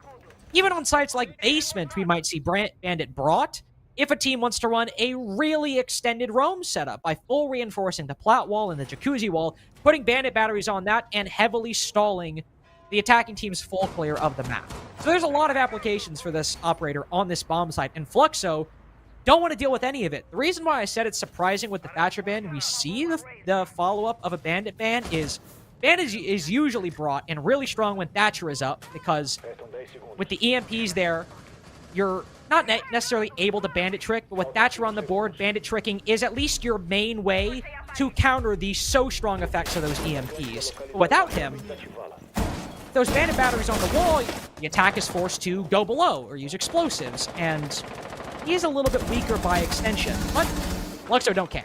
They've taken him off the board. That was a very long-winded explanation than I intended about bandit, but I guess I have a lot of bandit love in me. Yeah, I guess so. But I mean, you know, in depth, it wasn't just random things that you're just pulling out of the hat. So much appreciative, especially to get us through the initial portions of Clubhouse, which, let me tell you folks, super action-packed. I mean, there's just so much going on when it comes to Club, especially on a full map clear into the basement on a turtle setup. Man, oh man, you're chomping at the bit for us to swing into, oh wait, nothingness. A con single entry. Oh! Never expect it, would you? Cyber's going to work his way over to a pretty cheeky angle. Completely forgot about this one, honestly. Over for main stairs that you can get through the hatch. Nice little discovery here for him. But I highly doubt any Fluxo player decides to don the top of that stairwell, just because it's practically a death wish. Like, it's just almost instantaneously, about 90% of the time. And Cyber instead will get in position and open up a hole to watch the rotation down bottom main, but there's a lot more things to concern himself with. He has spotted the black eye camera right behind that light, not actually on it. Struggling a bit to find it right now, but we know this. He does not, but we know that Fluxo have fallen back from main stairs. They're not trying to hold this too aggressively, of course. There is the concern with C4s from below. Hashi does still have one in pocket, so if Cyber walks on those stairs without dealing with the camera, could be proven to be a problem. At least right now, everyone from Fluxo has fallen back, and FaZe Clan can work the middle floor as they please.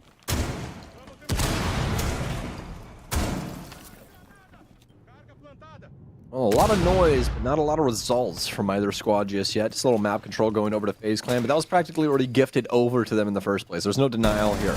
There's some impacts, but those probably aren't going to be used by Luka to the nth degree. Like we're just going to try and hold up his position with Kunai and other things. And he's going to try and expose the position here inside of church. Helpful little angle that's going to be developed there just for the mini bar section. Nobody willing to try and get too greedy just yet for both respective sides. What else would you expect out of FaZe Clan? Probably doing a lot of soul searching recently with what they've been up to and trying to double down on a lot of their core values.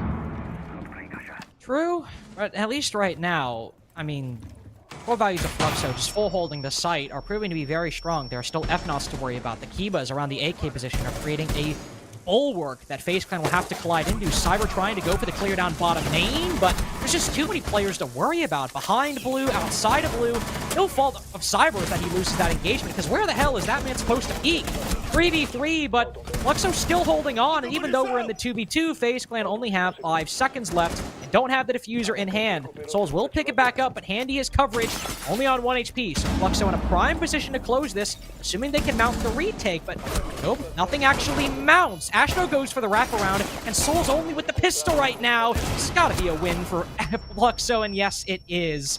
Triple kill for Astro, and Fluxo indeed successful on that retake, as despite the diffuser going down, it's too low time to matter. Yeah, I mean, FaZe have access to the whole swath of the map on the first and second floors, at least. But once it comes into traversing into the basement, Fluxo, at every step in time, are more than capable of taking it to FaZe Clan, getting these big kills, and complicating things. FaZe especially cannot really handle things over on that blue side. A lot of the pushes we saw coming from main not exactly working out. I mean, yeah, we at least get some kills out of what I believe was Souls on the Maverick. But past that, Fluxo able to swing back through and make it to where FaZe weren't exactly in the greatest of straits, especially with the Ace having such low HP.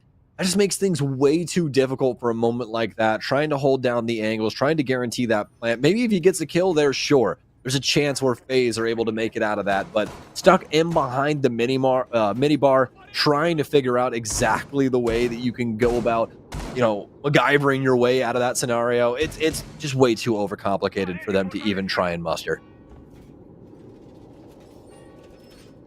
And I think in future attacks, depending on the looks Fluxo give FaZe in future iterations of that Church Arsenal defense, we'll see FaZe maybe try to expedite that clear a little bit better. Because, I mean, now obviously they know, all right, Fluxo aren't really roaming a whole lot. They had some players by main stairs and some intel, but other than that, they were playing to deny with C4s, not denying with really true aggressive presence from the defense. So in the future, maybe if they offload some of the time spent on the clear and prioritize it instead, or allocate it instead for sight, we see them deal with a bit more of those Kiva barriers, or find a bit more success in the blue position. But that's for later Church Arsenal. Right now, it's gym bedroom defense from Fluxo. And remember when I mentioned the importance of the bandit in these external walls? Well, there is no hard breach denial to speak of from Fluxo, so you'll see Jacuzzi and Plat opened just like that. Little torch job from Souls. Up and bottom of the panel, obviously. Uh-oh. Just the center, Souls. Let's see your work. Ah, yes, indeed. Old pillar. It's everybody, I'm telling you. Charge out there from Cyber. Don't know if it got the frost mat or not, but let's hope for their sake. They don't end up looking down properly. Might end up getting their ankles chomped off. First minute expended here for FaZe, but it's just going to be the usual scenario. We're going to get tub wall open, work things over for the construction single panel, start to get some drones in here, see exactly how they want to go about, you know, dividing things up. Because at least at this moment in time, they really do not want to try and deal with cash. There is a world where they're able to kind of cut things off at, you know, at construction, maybe get some bodies inside of logistics, and then try and crunch things out on this master site, Carter. But that's really about it. They try and rotate over now, they're probably in pretty deep water. Well, we see the Warden rotate up right quick and cut down the player outside on the Jacuzzi balcony. It's a very quick flood from FaZe Clan afterwards, and despite the even man count, they have full control of the site. The two remaining players are in logistics and construction or cash, respectively. And if FaZe Clan can recover this diffuser, which they just have, a plant is very possible. The main spot KDS has to worry about is this construction player. That's why he's planted behind the weight rack to, well, shield him from that very player and allow Cyber to do all the heavy lifting. KDS on the come-up will find Luca to close out the round. And while it's very hectic, just a well-played pre- and post-plant for FaZe Clan.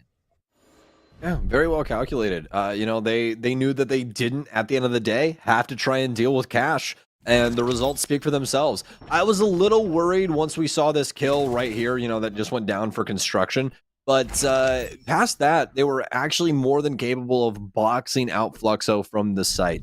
And that's really what they were looking for at the end of the day. They wanted to make sure that they were able to at least create enough space for them to clear out the site, have an opportunity to get that case down, play for the post plant, play for Fluxo, having to retake, and those big kills coming through all because of that. Some well-placed pre-fires there as well coming out of Cyber.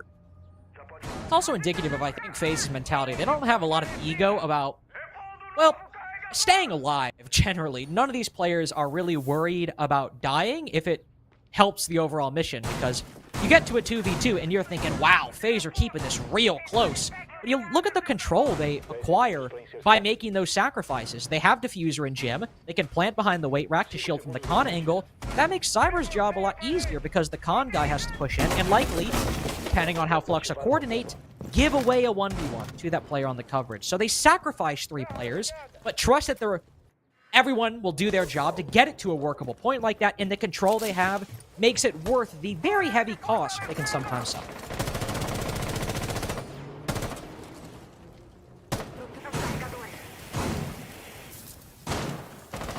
Back to basics. We've reset things for round 3. Put the walls back up. More jobs to accomplish. I thought we were about to get an ad right there. I'll be so real. I've been watching so much YouTube recently. My body was just like, oh, gotta get ready to hit the skip button. No, we're good to go. The Nissan Altima. Exactly. Those is going to take quite a bit of damage. Pretty straightforward strategy when you're trying to deal with a Maverick on that. Right when the wall goes soft, You know it, Carter. You just blow up a nitro cell, you throw an impact, something like that. Try and get some splash damage on him. Or sometimes, magically, he'll just die. That happens every once in a while, too. Fortunately enough for Souls, he'll keep his soul for round 3 at the moment. And then we'll have to see what they go for past this. They're just trying to get some panels open. And this is really, it's so funny because this is exactly what Dap said when it came to the analyst desk when we were talking about Clubhouse. What's the first thing for the offense to be doing? Well, it's really just about panel work. And then it comes down to a little bit of frag power. Who's going to get the first pick? This time around, it's going to be Fluxo, and it's going to be Astro. Not before Handy. Oh. Handy Dandy in this moment. A double for him. Make it a triple if you want to add KDS into the heap. It's a 4v2 somehow, some way for FaZe. Dude, we are so back with the R4C ACOG. I can't even lie. I am so here for the return.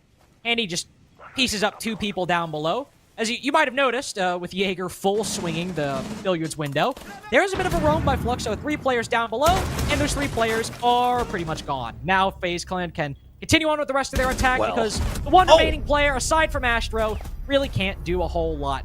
If you thought that round was going to go Fluxo's way with Astro's confident swing onto Cyber, well, that was a stomp.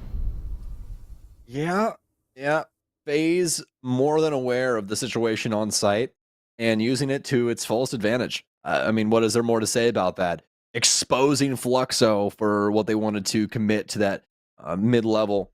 And yeah, you're able to get a pick off of it, but you still have to retake that site.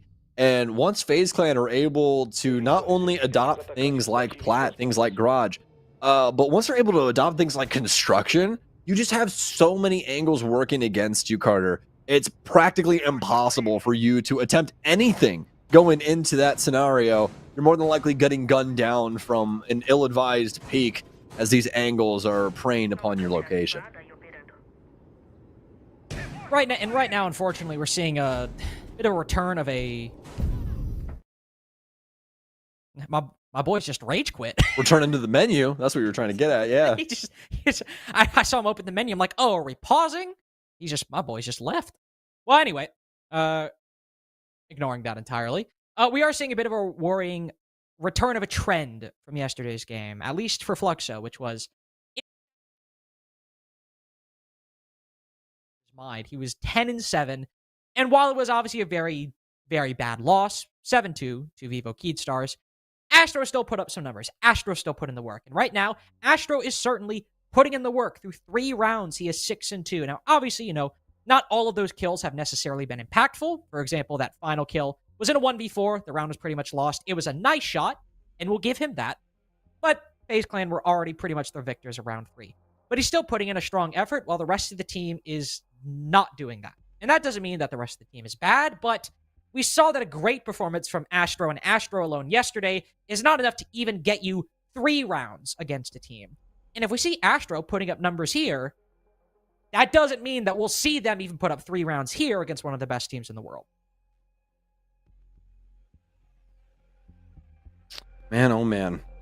I mean, Fluxo, they have some really solid ideas. I don't think that what they're attempting is, misinformed or anything of the sort. I genuinely think that there are some realms of possibility where they're able to get some big round wins based off of this aggression. Just FaZe, especially with just how good they've been in recent history, they are more than capable of taking advantage of a situation like that. And that's exactly what we saw. FaZe Clan immediately understood that Fluxo was not in the key positions around the bomb site. And what they do, they immediately rush in there, take the space, get a plant down, force Fluxo to come back to the site in what is now a pseudo-offensive position for them, as the shoe is completely on the other foot. They have to try and work their way in. They have to try and retake their own site. They have to try and get that case dealt with. Otherwise, they lose the round. And FaZe Clan, once again, able to put that on full display. The only round that they've had an issue with was that basement assault. And it was actually looking somewhat similar to this. I think we did end up having a Thorn and maybe another Trap Op, and there definitely did not have the Kaid. I can most definitely tell you that. But Fluxo having a little bit of a different idea on how to hold this basement as well. The big utility point for me was the presence of the Azami over by AKs. Didn't necessarily play the actual biggest impact in how that round went. I mean, a little bit, as the Azami was very safe to pressure blue, but the big thing was really just that none of the Fluxo players were really supremely pressured. It still came down to a 2v2, to be fair. So, my point, not completely bulletproof.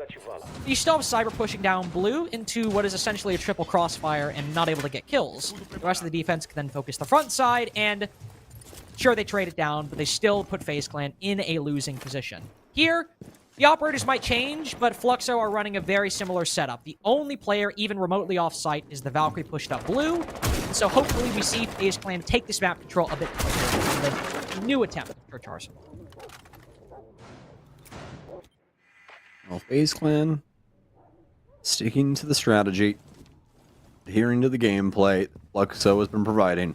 A lot of high-flying antics, like what we're seeing out here from Raps.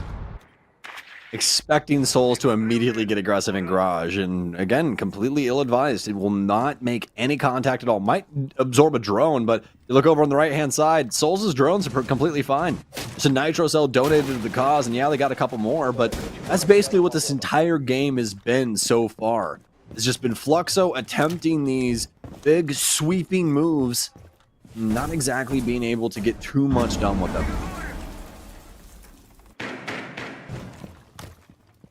Right now, FaZe Clan have made their way onto that middle floor. Not a whole lot for Fluxo to really counter at this point. They're just waiting for FaZe Clan to make a move. 2 C4s have gone out, to be fair, but they haven't really found a whole lot. And FaZe Clan will spend a bit more time trying to open up the Moto hatch, which is electrified. No Thatcher on the board, so unless you bring secondary EMPs and drone the cave blowout, this is your only way to counter it. Like this little play, open up a small hold and try and allow Cyber to get the free fire, because as they correctly read, a Fluxo player was playing aggressively to shoot them through that very hole once it opened up, but now he's gone. You're going to continue opening up the hatch, you're going to continue getting this vertical pressure, and we're still waiting for the point to see the changes for FaZe Clan, which is how will they adjust on the conversion? There's 5 players on the site. What are they going to do to make that better? The big 2 players I'm looking at, gotta be the Grim, and gotta be the Ying. These are maybe 2 of the best operators right now when you are running a full anchor setup, going into a 5v5 execute to get intel on the players holding power positions, and then to blind them and go in for the kill, even with only 38 seconds remaining.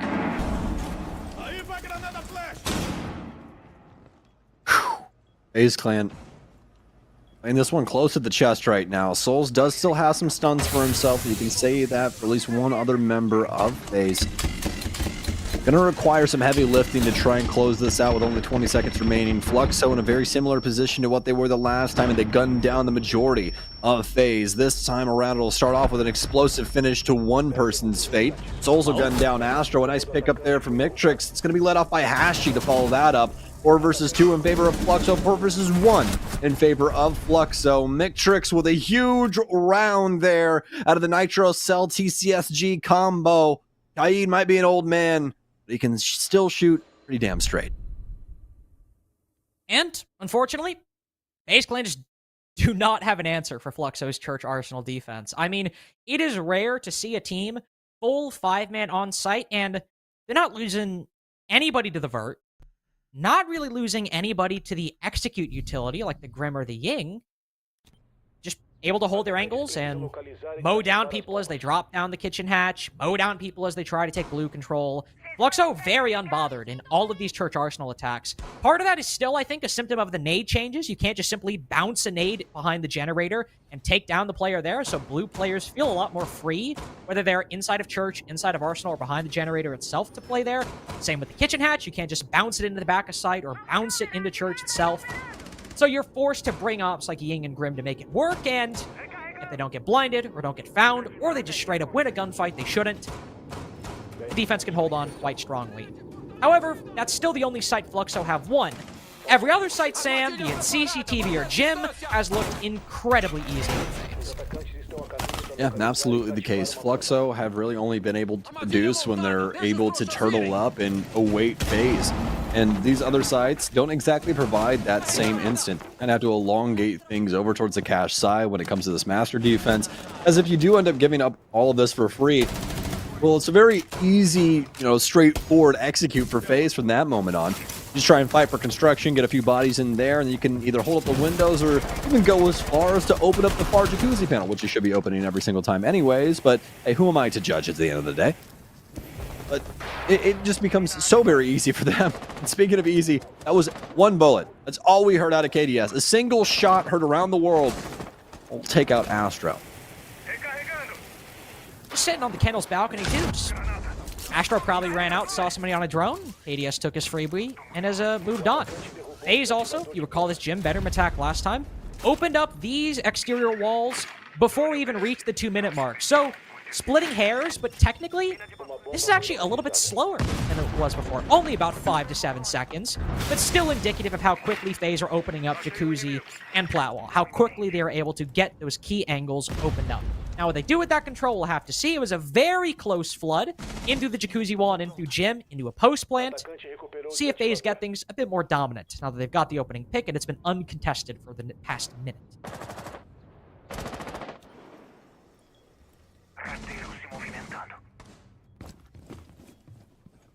All quiet past that first pick. Some utility and some positional play going back and forth in between these two squads. FaZe Clan still trying to deal with this cash setup. This timer starting to dwindle. Fluxo are trying to keep their options open. Nitro Cell out, but it's not going to do all that much. A Selma charge in. Able to find the Valkyrie pretty easily. Lukid in pretty poor positioning now on the panel. Will get cut off from that player right off of the single swing. It's going to be all left up to Ashy. Lone Soul on site. Try and beat it out up against FaZe. At least be able to take out Vita King. Still has to worry about quite a few members, though. They're bearing down on his location. It's a beautiful shot out of Handy as he'll take down Hash and FaZe with yet another round. Another Jim Bedroom attack where you're thinking to yourself, man, FaZe are taking a bit long. You know, minute 10 seconds left and we haven't got cash control. The round's not unwinnable, obviously. The round is not even close to unwinnable. You're just thinking, man, we're taking a bit of time. Are we going to start picking up the pace? And right as you ask that question, FaZe respond with an affirmative. Cyber goes to open up the wall. The Valkyrie falls back. He decides to check whether with intel or just face checking. The Valkyrie's looking the wrong way. And right as he gets that kill, everyone either falls or is downed by a member of FaZe Clan. Every single person. Cyber's only down because he sprints into cap cans because of how quickly the round is going their way. That's the only kill Fluxo... That's not true. He got one more kill. One of the only kills Fluxo get in that late round. And it's still a result of FaZe taking a minute 50 seconds to set up a take. Set up some angles. And once Fluxo either take a gunfight or just rotate, all of the angles are able to work, and it looks incredibly simple despite taking a minute 50 seconds worth of setup to actually create.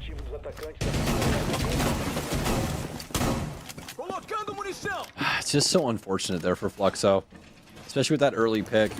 FaZe Clan able to kind of bully them, especially over on the cash side of things.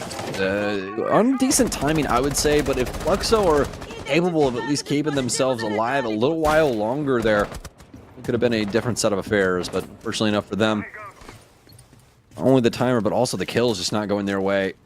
I need that in a game like this.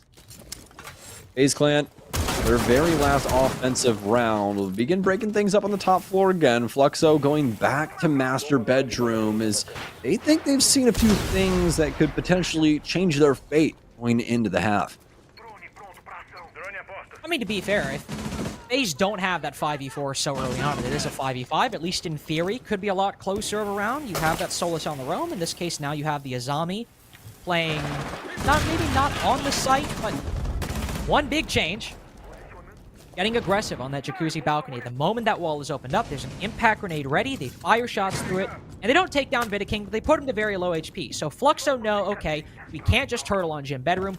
We need to start taking the fight to them. No way. Well, Cyber is built of a similar stock as he drops down into the con single, peeks Lukid, whose back is turned to him, and FaZe get the opening pick, even with the changes from Fluxo. Well, you didn't see it coming that way, did you? Incredible switch there. He ends up dropping down, and ADS changes be damned. Got the scope up fast enough for that one, for sure. Now, FaZe Clan with the leadoff pick. Looking to try and make even more problems for Fluxo as they'll add another player over on the far side, over on Jacuzzi. Ashy's all the way down low still. Could try and come up secret to try and assist with Handy's positioning. But there's so many different little engagements going on around the map between these two squads. Cyber's going to pick one up in faraway lands as he's going to try and assist with this player inside of Cash. Hashi to get a kill. Souls with another. It's FaZe on top of the heap, at least for now, as Souls takes more damage.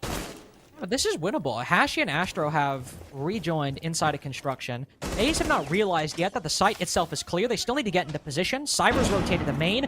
Now the diffuser's starting to come out. Now is where the retake needs to work. Now is where, if Miniking gets to the post, it'd be punishing! But Hashi instead believes in an eye for an eye because a post plant lost leads to a huge 3K in round 6. That was just unprecedented. Disgusting stuff out of Hashi. Kept things so spread that entire round. I mean, even into the dying moments of the execute, where you have bodies falling inside of sight, some people trying to engage things over on the construction side of things. He's still down in oil pit, waiting to see if somebody's going to try and rotate up that stairwell. Ends up immediately trying to hit the flank and at least work his way back into the good graces with his squad as he comes up red back into Cash. But dropping back off to go and check that hatch might have been the best play that could have been made in that moment. Completely catches FaZe Clan off guard as that plant is moments away from going down. And not only is he capable of stopping not only the plant, but gets that extra kill through the hatch too, and the deagle clip just for the icing on the cake. Beautiful, beautiful round. Just a pop-off round for Hashi right there. I mean, Astro was the only one really with kills before the rehost. And then afterward, well, it's only been Hashi with kills. At least doing the big work for kills after the rehost. Because on those basement rounds, Mitrix has been getting in on the action. Really, everybody from Fluxo has been doing well and playing their part on the basement defenses. But aside from that, it was either Astro getting kills, or in this particular case, Hashi in a 3v2, but basically clutching a 1v3, considering it was mainly his efforts to do it, and putting Fluxo at an even half. Now, FaZe Clan at the side swap moved down to Church Arsenal as their first gambit, and if you thought Fluxo were the pinnacle of one side of the spectrum, the full anchor, the full site hold, well, this is about as extended a roam can be with 4 players off-site for FaZe Clan. Fluxo already surpassing the amount of rounds that they were able to get against Keed again yesterday. Keed Stars on Oregon, nevertheless, and they started off on the defensive side on that map. So, at least able to bounce back in a certain way here today. It was a little bit better for themselves. Mantrix, yeah, as that side from Carter would dictate, Apatow's going to go down pretty early here. Not only that, this drone economy. What are we doing? What are we investing in? Oh! Well, apparently we're investing in cyber stocks. Ashley will hash those. Well done for him. We're halfway through the round now. They'll at least be able to find some solid ground with a mute over on red. Well, they found something, at least. Especially with the kill onto Cyber. The damage done to the drone economy can't be recovered from, though. You've just mitigated future damage done by Cyber. You're still down to only 2 drones remaining at the moment for Fluxo. Grim, likely your only source for big intel gathering in the execute at this point. You've at least made it to 4v4, so when you go down for that conversion on the bottom floor, it could be a bit easier. But we've seen how difficult, just by FaZe Clan's own attacks, where going into an execute against a defense with even man count to you, most positions still intact, and in this particular case, no intel aside from the Grim to find the remaining players, how difficult it can be. FaZe also have the bottom main door reinforced, so if that's not broken, they know this push is coming from blue side and maybe dirt, so they're fully prepared for this. Once the Bs go out, they know on no planet is Fluxo going a different way. So all the crosshairs are trained on Generator, they're trained on players KDS doesn't even know exist. He's lined up for the third, but he doesn't need to take the swing. Lukin is trapped with Diffuser inside of blue! Somebody check this man's moss. I'm calling accusations on this one. Because KDS, a little too different inside around 7. But I'm just joking. Just as this attack has no punchline. Somebody check this man's computer. This is not for real. There is no way. No, actually, KDS. Beautiful moment there. And all of that, including 2 of those kills to the wall, all based off the precipice of Fluxo really only having blue to work off of. And he guesses right twice. I mean, that's really it. There's nothing more to it at the end of the day. There's only so many places for them to try and occupy in that little area as they attempt to work their way in and out. As that last kill was a player trying to work his way back over to towards the oil pit side. Fluxo just not capable of handling FaZe Clan, at least when it came to that basement setup. FaZe Clan bearing a lot of teeth, and Fluxo is making at least good for a pretty hearty meal. Yeah, KDS's flicks right there are just indicative of how restricted Fluxo's attack was. No main stairs pressure, no kitchen pressure. So they're all stuck inside a gen, and it's the easiest double wall bang of KDS's life. They're either to the left of gen, which you can pre-fire and literally see with your own eyes. They're either behind gen, which you can't shoot through, or they're to the right of gen, which you can wall bang. Such an easy calculus when you have all the ammo and all the time in the world to hold that position. Now FaZe Clan will move up to CCTV with, shockingly, another pretty extended hold. I mean, we have the castle, usually indicative of a bit of an extension, so will we see FaZe Clan hold presence on that master bedroom side? I can tell you this, Cyber doesn't really care. He's just going to roam on Solus again. Yep, that's exactly what is going to take place. A few other players kind of sprinkled across the map too. We'll have Souls downstairs inside of Lounge. Cyber with that cross angle as they've developed things towards the bottom wall of stage. He wraps this time around to torch the wall up. See how good his torch job is. As I've told you before, Carter, I'm a big fan of watching this piece of utility be used because things can go so very wrong for you. It's like those deep sea welding jobs where they have to go inside of like a dive bell and stuff like that. It's one of those kind of things because that can just magically happen sometimes. And fortunately enough, perhaps he's a professional. Professional grade in this scenario too. He will not take an ounce of damage from that impact. It's actually KDS dealt damage the moment that wall is opened up. Oh. Don't think he thought about that one. Terror drone nuking the observer's PC. The moment it hits the electricity, jolts the system. Dedicating one of those to the cause, eh?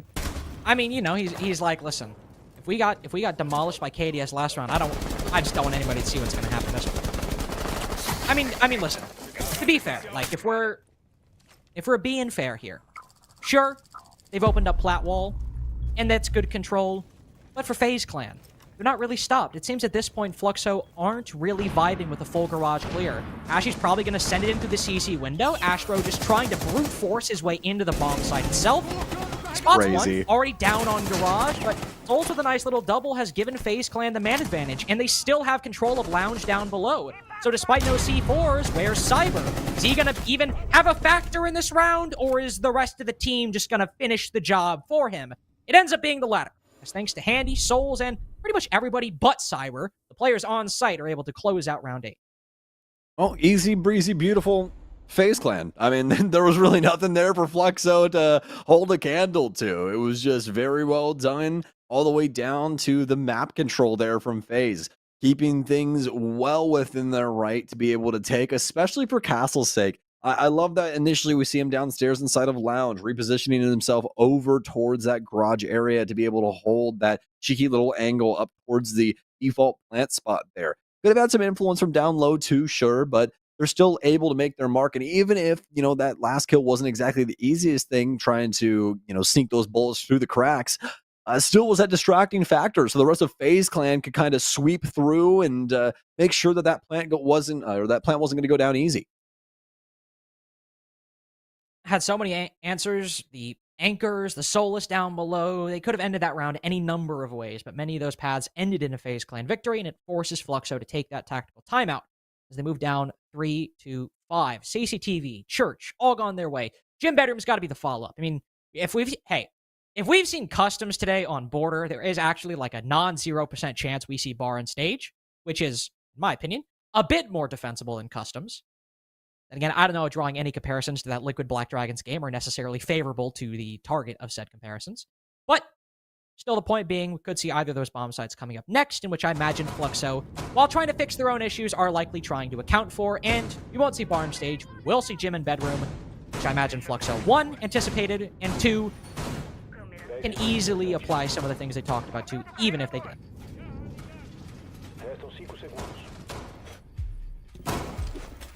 Well, FaZe, what do you have in store for us now? No castle this time around, but still a lot of different pieces of treasure, you could say, for FaZe.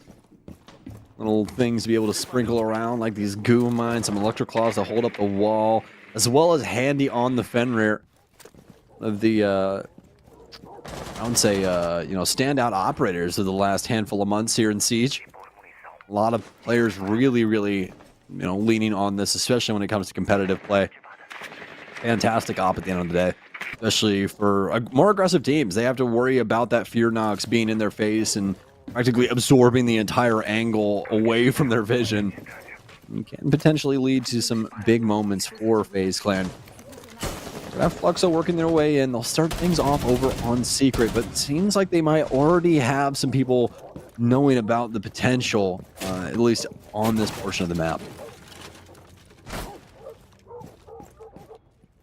We're anticipating some pressure, not necessarily directly held by FaZe, but even by a long angle, which Cyber's holding inside a bar. They know that he was roaming around this position before, and despite the op change, dropping the Solus in favor of the Valkyrie, there are that many holes in the stock wall, you know it could be a problem. ADS the first to fall, though. Follow up, Andy cutting down Astro, the Thermite being gone. Lesion might be powerful, but losing the Thermite could prove to be some problems. It's still, more importantly, FaZe Clan not giving away too much ground. They've been able to back up successfully from CCTV and Cash. The clear in this position has come in at a cost from Fluxo, but most importantly, Cyber still holds down below in bar, and we saw what a Valkyrie can do with vertical control in stopping a plant in Gym Bedroom.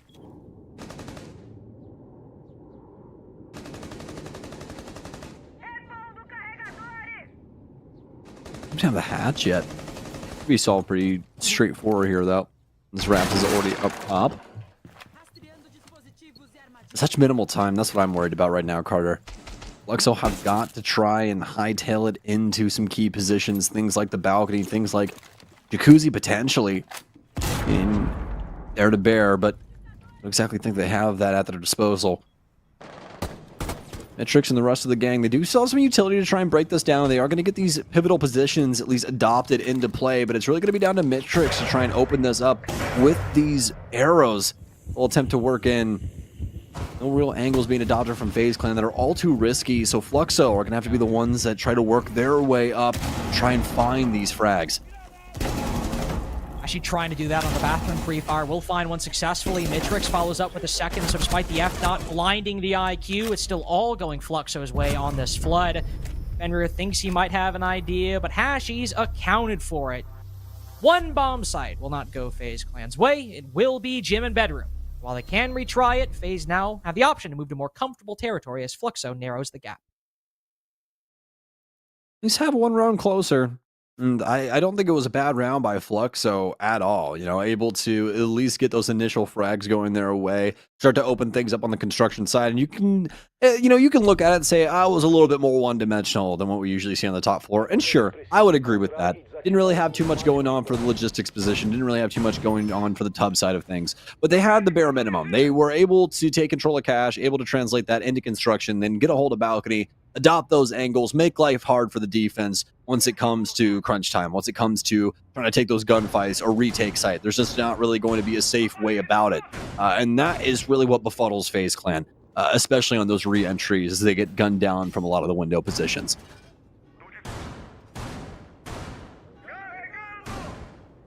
Big shift from FaZe, though, on the re-attempt of Church Arsenal. I mean, that huge roam with 4 roamers off-site, 1 on the middle floor, 3 on the top floor at the start of the round. There's still going to be a roam. I mean, we saw Cyber roaming in bar on Gym and Bedroom. Surely we'll see him roam in bar early on Church and Arsenal. Maybe somebody roam, to be fair. Yeah, it's Cyber with the MP5 ACOG. I didn't want to say it, but makes sense. But it's not nearly as strong, at least in terms of the utility dedicated to it, as it was. No Solus, which did a hell of a lot of damage to Fluxo's drone economy. At this time, a lot of the utility can be applicable off-site or on the site. Oh, Cyber! That crouch bounce might have saved his life. You saw that bullet tracer just go over his shoulder. Hashi immediately losing his lunch. Now FaZe Clan set up for success on this basement defense, and that really might be the straw that broke the camel's back for this round. Sometimes that's all it takes, especially on a site like this. I will say though, FaZe are a bit strapped for intel right now. They've dropped the Solus, they've dropped the Valkyrie, and there's no secondary intel like bulletproofs of any kind in their lineup. So they're really only relying on the Banshees to give them intel if somebody's pushing a position, which, with how linear Fluxo's take was last time, could genuinely be enough. One Banshee would indicate that blue push that we saw in round 7. But if there is anything to concern yourself with in FaZe Clan's lineup, it's if Fluxo do actually manage to get onto the site, whether it's through Church and Moto or Kitchen to the Hatch, there's a chance that plant might go unnoticed, and some of that post-plant utility could go a bit astray. All quiet. Fluxo doing a little soul searching in and of themselves.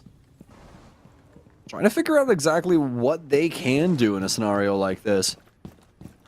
They do at least still have solid intel. They'll have an insight as to how to progress forward. Or it might be choppy, at least they will have some semblance of a game plan. Cyber's going to make that even more difficult as he's found an uncontested kill onto Astro too. And the Bees will be able to at least read out something, but Cyber, he's on an absolute tear, folks. They just keep giving him up to him. Oh my god! FaZe Clan and Cyber's era. What a moment here on the basement site. That's my fault, by the way, for trying to set up just a potential problem that Fluxo could exploit. I'm like, oh, they don't have a lot of on-site intel. What's going to happen, guys? Do we think that might be a problem? No, it's not. I mean, Cyber just domes like 4 people from box 2. Well, sorry. He domes 3 people from box 2. The 4th was the opening pick he got for FaZe at the beginning of the round, so I should be a little specific. It doesn't even end up mattering, as Fluxo seemed destined to just repeat the same blue push they did before. Not entirely the same. There were only 2 players dropping down blue compared to the 2 that were dropping down the kitchen hatch, but Cyber finds them all. And despite the intel, or despite the execute utility, despite the lack of intel gathering devices for FaZe, it doesn't really matter when you have one of the best players in Brazil on an ACOG. That's very true. It's very true. Cyber feeling right at home with that cog on the MP5K, clearly in that last round. And hilariously enough, Wamai, not usually the medium that you see used for a more aggressive antic like that, just because he has that utility that's completely based off of timing. Surviving inside of the round is very important for Wamai.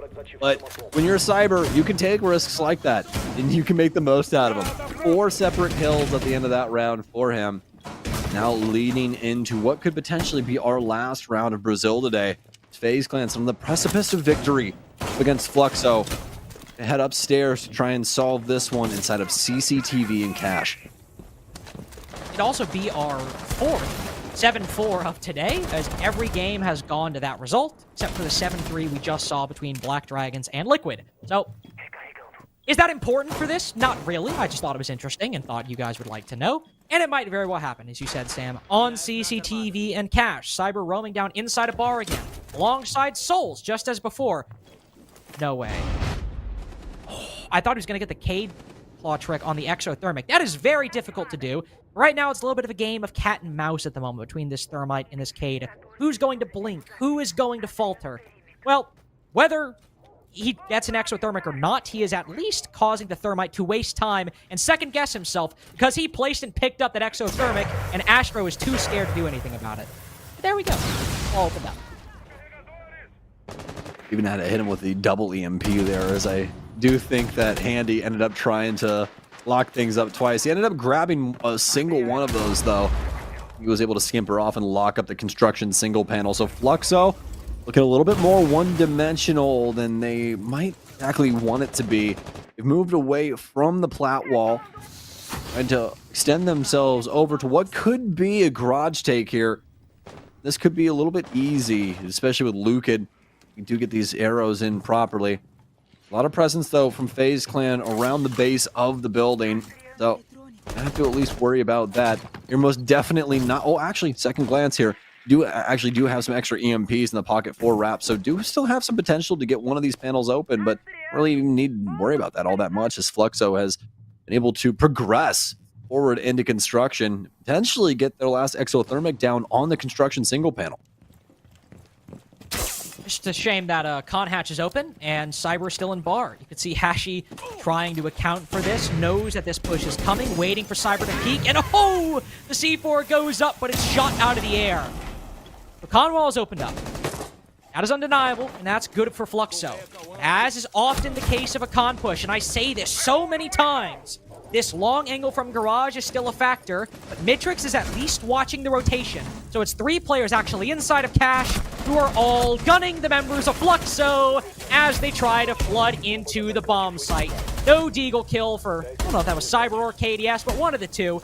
And likely no more kills for Lucan, as KDS still inside of Garage will close out our 4th 7-4 victory of today. But breaking with the trend, it is not an underdog. It is the runner-ups at SI24 FaZe Clan to get their 2nd win inside of Brazil. And that was actually a really good game for both teams. You know, I think Fluxo had a great game plan coming into Clubhouse to try and deal with FaZe and the way that they try and go about things. But the big issue when you're playing up against FaZe Clan is once they hit their stride, man, they are so difficult to deal with, especially when it comes down to the gunfights. Cyber able to accomplish great things in this series up against Fluxo. But past that, I mean, again, tip of the cap over to FX is they were able to at least show a little shine with that play. If you're Fluxo and you suffer a 7-2 loss against Vivo Keystars yesterday, sure, it's still a loss, and I'm not saying they need to be happy with 2 regulation losses and their outing in Brazil, but a 7-4 loss and, as you said, a decent showing against one of the best teams in the world, and of course one of the best teams in Brazil, that's not bad at all. Honestly, just correcting the record, saying, hey, we actually can play, we've got some good ideas. Vivo Keystars really did just make us look a little silly yesterday, and what was still a close game in a lot of those rounds, is good. And for us, at least kind of the viewers, the casters, what have you, Sam, we can say, all right, good showing, didn't win, still all right. Yeah, I think that's exactly it at the end of the day. Fluxo, I think they did a little bit more than I assumed that they were going to do coming into that game. You know, I thought FaZe was honestly just going to run roughshod over every single round, but showing a lot of capability to be able to not only take it to FaZe, but have a really good game plan wrapped up with that. So, with that being said, though, FaZe Clan most definitely is still in their bag, I would say, at the end of the day. Looking so very solid. But, Carter, that's going to be it for you and I today, sir. We're going to toss it to a quick break. And when we come back, we got the analyst desk. Break it down.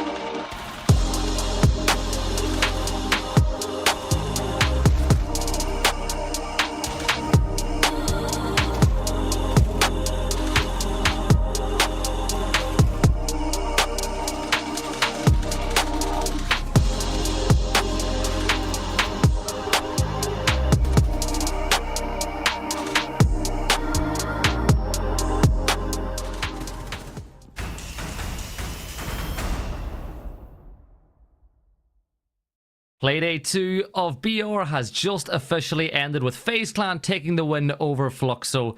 But it's got to be said, CDAPS, Fluxo put a much better effort down on tape today than they did yesterday. Yeah, they definitely did. For Fluxo, yesterday, Astro was the only shining star. And you could almost make the argument that today, once again, it was only Hashi being the overall shining star on the team, definitely head and shoulders above the rest of the teams. But everybody else still had a couple of moments, whether in a kind of, if it wasn't consistent, that was more of the issue. And the player that we highlighted about where consistency could be a concern from time to time before the game was Cyber, and boy did he show up in game number 1. He fragged out for FaZe Clan, and he showed up when it mattered most, and you can just see this. Even he's loving the switch to the ACOG, right? Oh yeah, it feels like Prime Cyber might just be back. He needed a small moment, just a single game, to get back to the form that we would have expected. Either locking the Ash, locking the Ace, just fragging out. I actually really liked his play on that secondary breach because it really epitomized what you want out of a quote-unquote support player where, oh yeah, they throw down the Selmas, and then all of a sudden you have an AK-12 with an ACOG and just go run in and kill everybody. That's exactly what Cyber did. I love that when you get these players who play, play support operators, and as soon as my job's done, I can just go play an entry role. He got 3-2 on entry. His multi kills were 4, so that means in 4 rounds he got more than 1 kill. That's just a good sign of a really impactful player, right? And if you have somebody getting multi kills that many times a game, unless it's a complete whitewash and they're exit frags, you're more than likely going to be taking the win. Exactly. We'll probably be able to crunch numbers on a conversion of a multi-kill for Cyber later, but I imagine pretty much every time he gets a multi-kill, probably in the last year, it's probably going to be around an 80%. It's going to be a very high level because of how much he can just take over a round. And if he really gets going, the rest of FaZe are just kind of like sprinting their fastest to try to keep up with him as he just leaves a wave of bodies in his state. Well, you'd rather have him than play against him, that's for sure. Somebody that you wouldn't want to play against based on today's form either was Hashi on the other side for Fluxo. He had a pretty good game on tape, and you even said yourself this game would have been over a lot quicker if Hashi didn't turn up the way he had. Yeah, there were definitely some huge rounds, mainly that round 6, the 3K down below, all in quick succession, was showing that Hashi was pretty much the only reason that this Fluxo team was still around. 3 multi-kills in comparison to 4 with Cyber. All the points that we just said can easily be applied to Hash. The only thing that you would need to work on is staying alive in that early round, as opposed to Cyber, who was flawless on entry. You had Hash, who was the opposite. Not really the way you'd like it to go, but on the grand scale of things, it was a much better performance from Fluxo. I think you would agree with me when I say that they were very effective on defense. They got a 3-3 split, which is better than what they were able to do yesterday. But they just got outgunned a little bit on attack, and that's what FaZe can do to you. Yeah, exactly. FaZe, when they go to a map like this, they understand that all of the strategy kind of cancels out, and it boils down to the fundamentals of trading, drone economy, and just overall gunfights. And FaZe are going to beat 99.9% of teams on the global scale when you just boil it down to gun skill. They are a phenomenally mechanically gifted roster, and being able to apply that against the Fluxo team was just not a great situation for them. Yeah, you could literally say most Brazil teams have players who can outmuscle most regions. They're playing that well over the last few years. Speaking of those Brazilian teams, though, let's have a look at how all those teams did today as we have a look back at all of the results. Couple of surprises today, CDAPS. Whenever we looked at the schedule, this is not what we were expecting.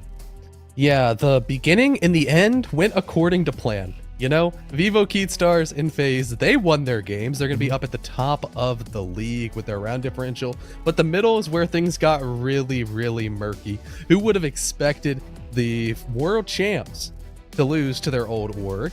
MiBR to come out of nowhere and beat an NIP team that was looking strong enough, in Liquid's troubles to just continue to go downhill.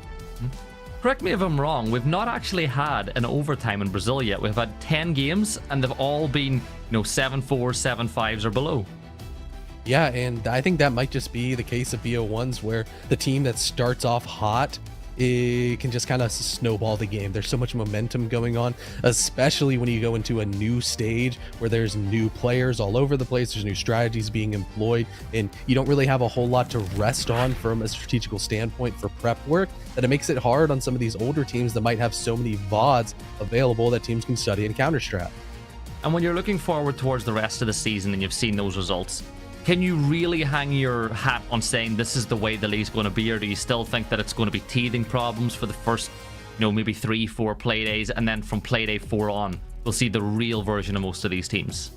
I think if play day 4, play day 5, that is a very, very fair evaluation. At slightly before the halfway point, a lot of teams that might have some of these issues are going to be fully fleshed out. They're not going to be struggling with any sort of communication or role changes that they might have gone through as well.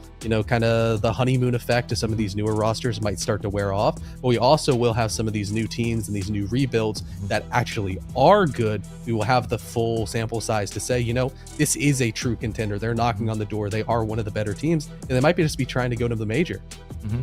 And it's not that long until the major. We're 7-8 weeks out, just around the 2-month mark away from Manchester, so there's not a lot of time to fix the problems there are. But let's look at the leaderboard to see how things lie after day 2. And it's gotta be said, Vivo Keed and Black Dragons taking the top 2 spots with a better round differential than FaZe Clan. I know FaZe maybe had a tougher play day 1, but that's impressive for those two. Yeah, I mean, Black Dragons coming out swinging. Once again, you could say maybe, just maybe, they had some easier opponents, but on the flip side, W7M still being in the upper half after playing the perceived 2 most difficult matchups in Brazil. As your first 2 play days with a new team is so incredibly impressive. They kept it close against FaZe, and they dropped off Furia. And then looking at the wrong side of the leaderboard, you've Liquid, E1 and Fluxo, neither of which have been able to win a game so far. Liquid, I think, probably the biggest surprise for a lot of these teams, but when you look back at both of the VODs, you've got to say that they're where they deserve to be based on their play. Yeah, all those teams down below, they still do have a lot of work to do. Out of those bottom 3, I would be most surprised if Liquid don't turn around quickly. E1 as well as Fluxo, they do have a lot of work to do with newer players. As opposed to Liquid, they have some older issues, but they have veterans that should be able to work them out. And their quote-unquote new player that they have to incorporate is Maya, who is a world star talent.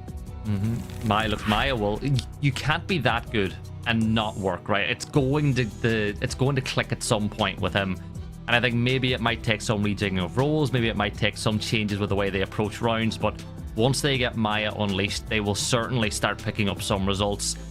As we start, before we look at the schedule for next week, though, I want to ask you, what have you kind of learned about a lot of these teams from week 1? I know that it's a tough question to ask with such a little sample size, but is there anything there that you think has surprised you, and is there any team there that you think are showing you potential to mix it up with the big dogs? I really like Vivo Keedstars. Once again, sure, they can have some moments where they don't necessarily look the best, but having a duo of, maybe even a trio of Hates, Hornet, as well as Daffodil all being able to step up means that this team, I can comfortably say, are going to be contending for one of those major spots. Whether or not they get it, that's a whole nother thing, because they've had opportunities and haven't quite taken them. But overall, I think as for the league as a whole, I think the attacking play has actually been a lot better than I would have expected. Looking back at Six Invitational, probably one of, if not the most defender-sided events that we've ever seen in Rainbow Six Siege's history. And now just one patch has changed, and all of a sudden we're seeing 5-1 splits on Cafe. Once again, is kind of promising for how these teams are beginning to adjust to the overall problems that they're having to solve.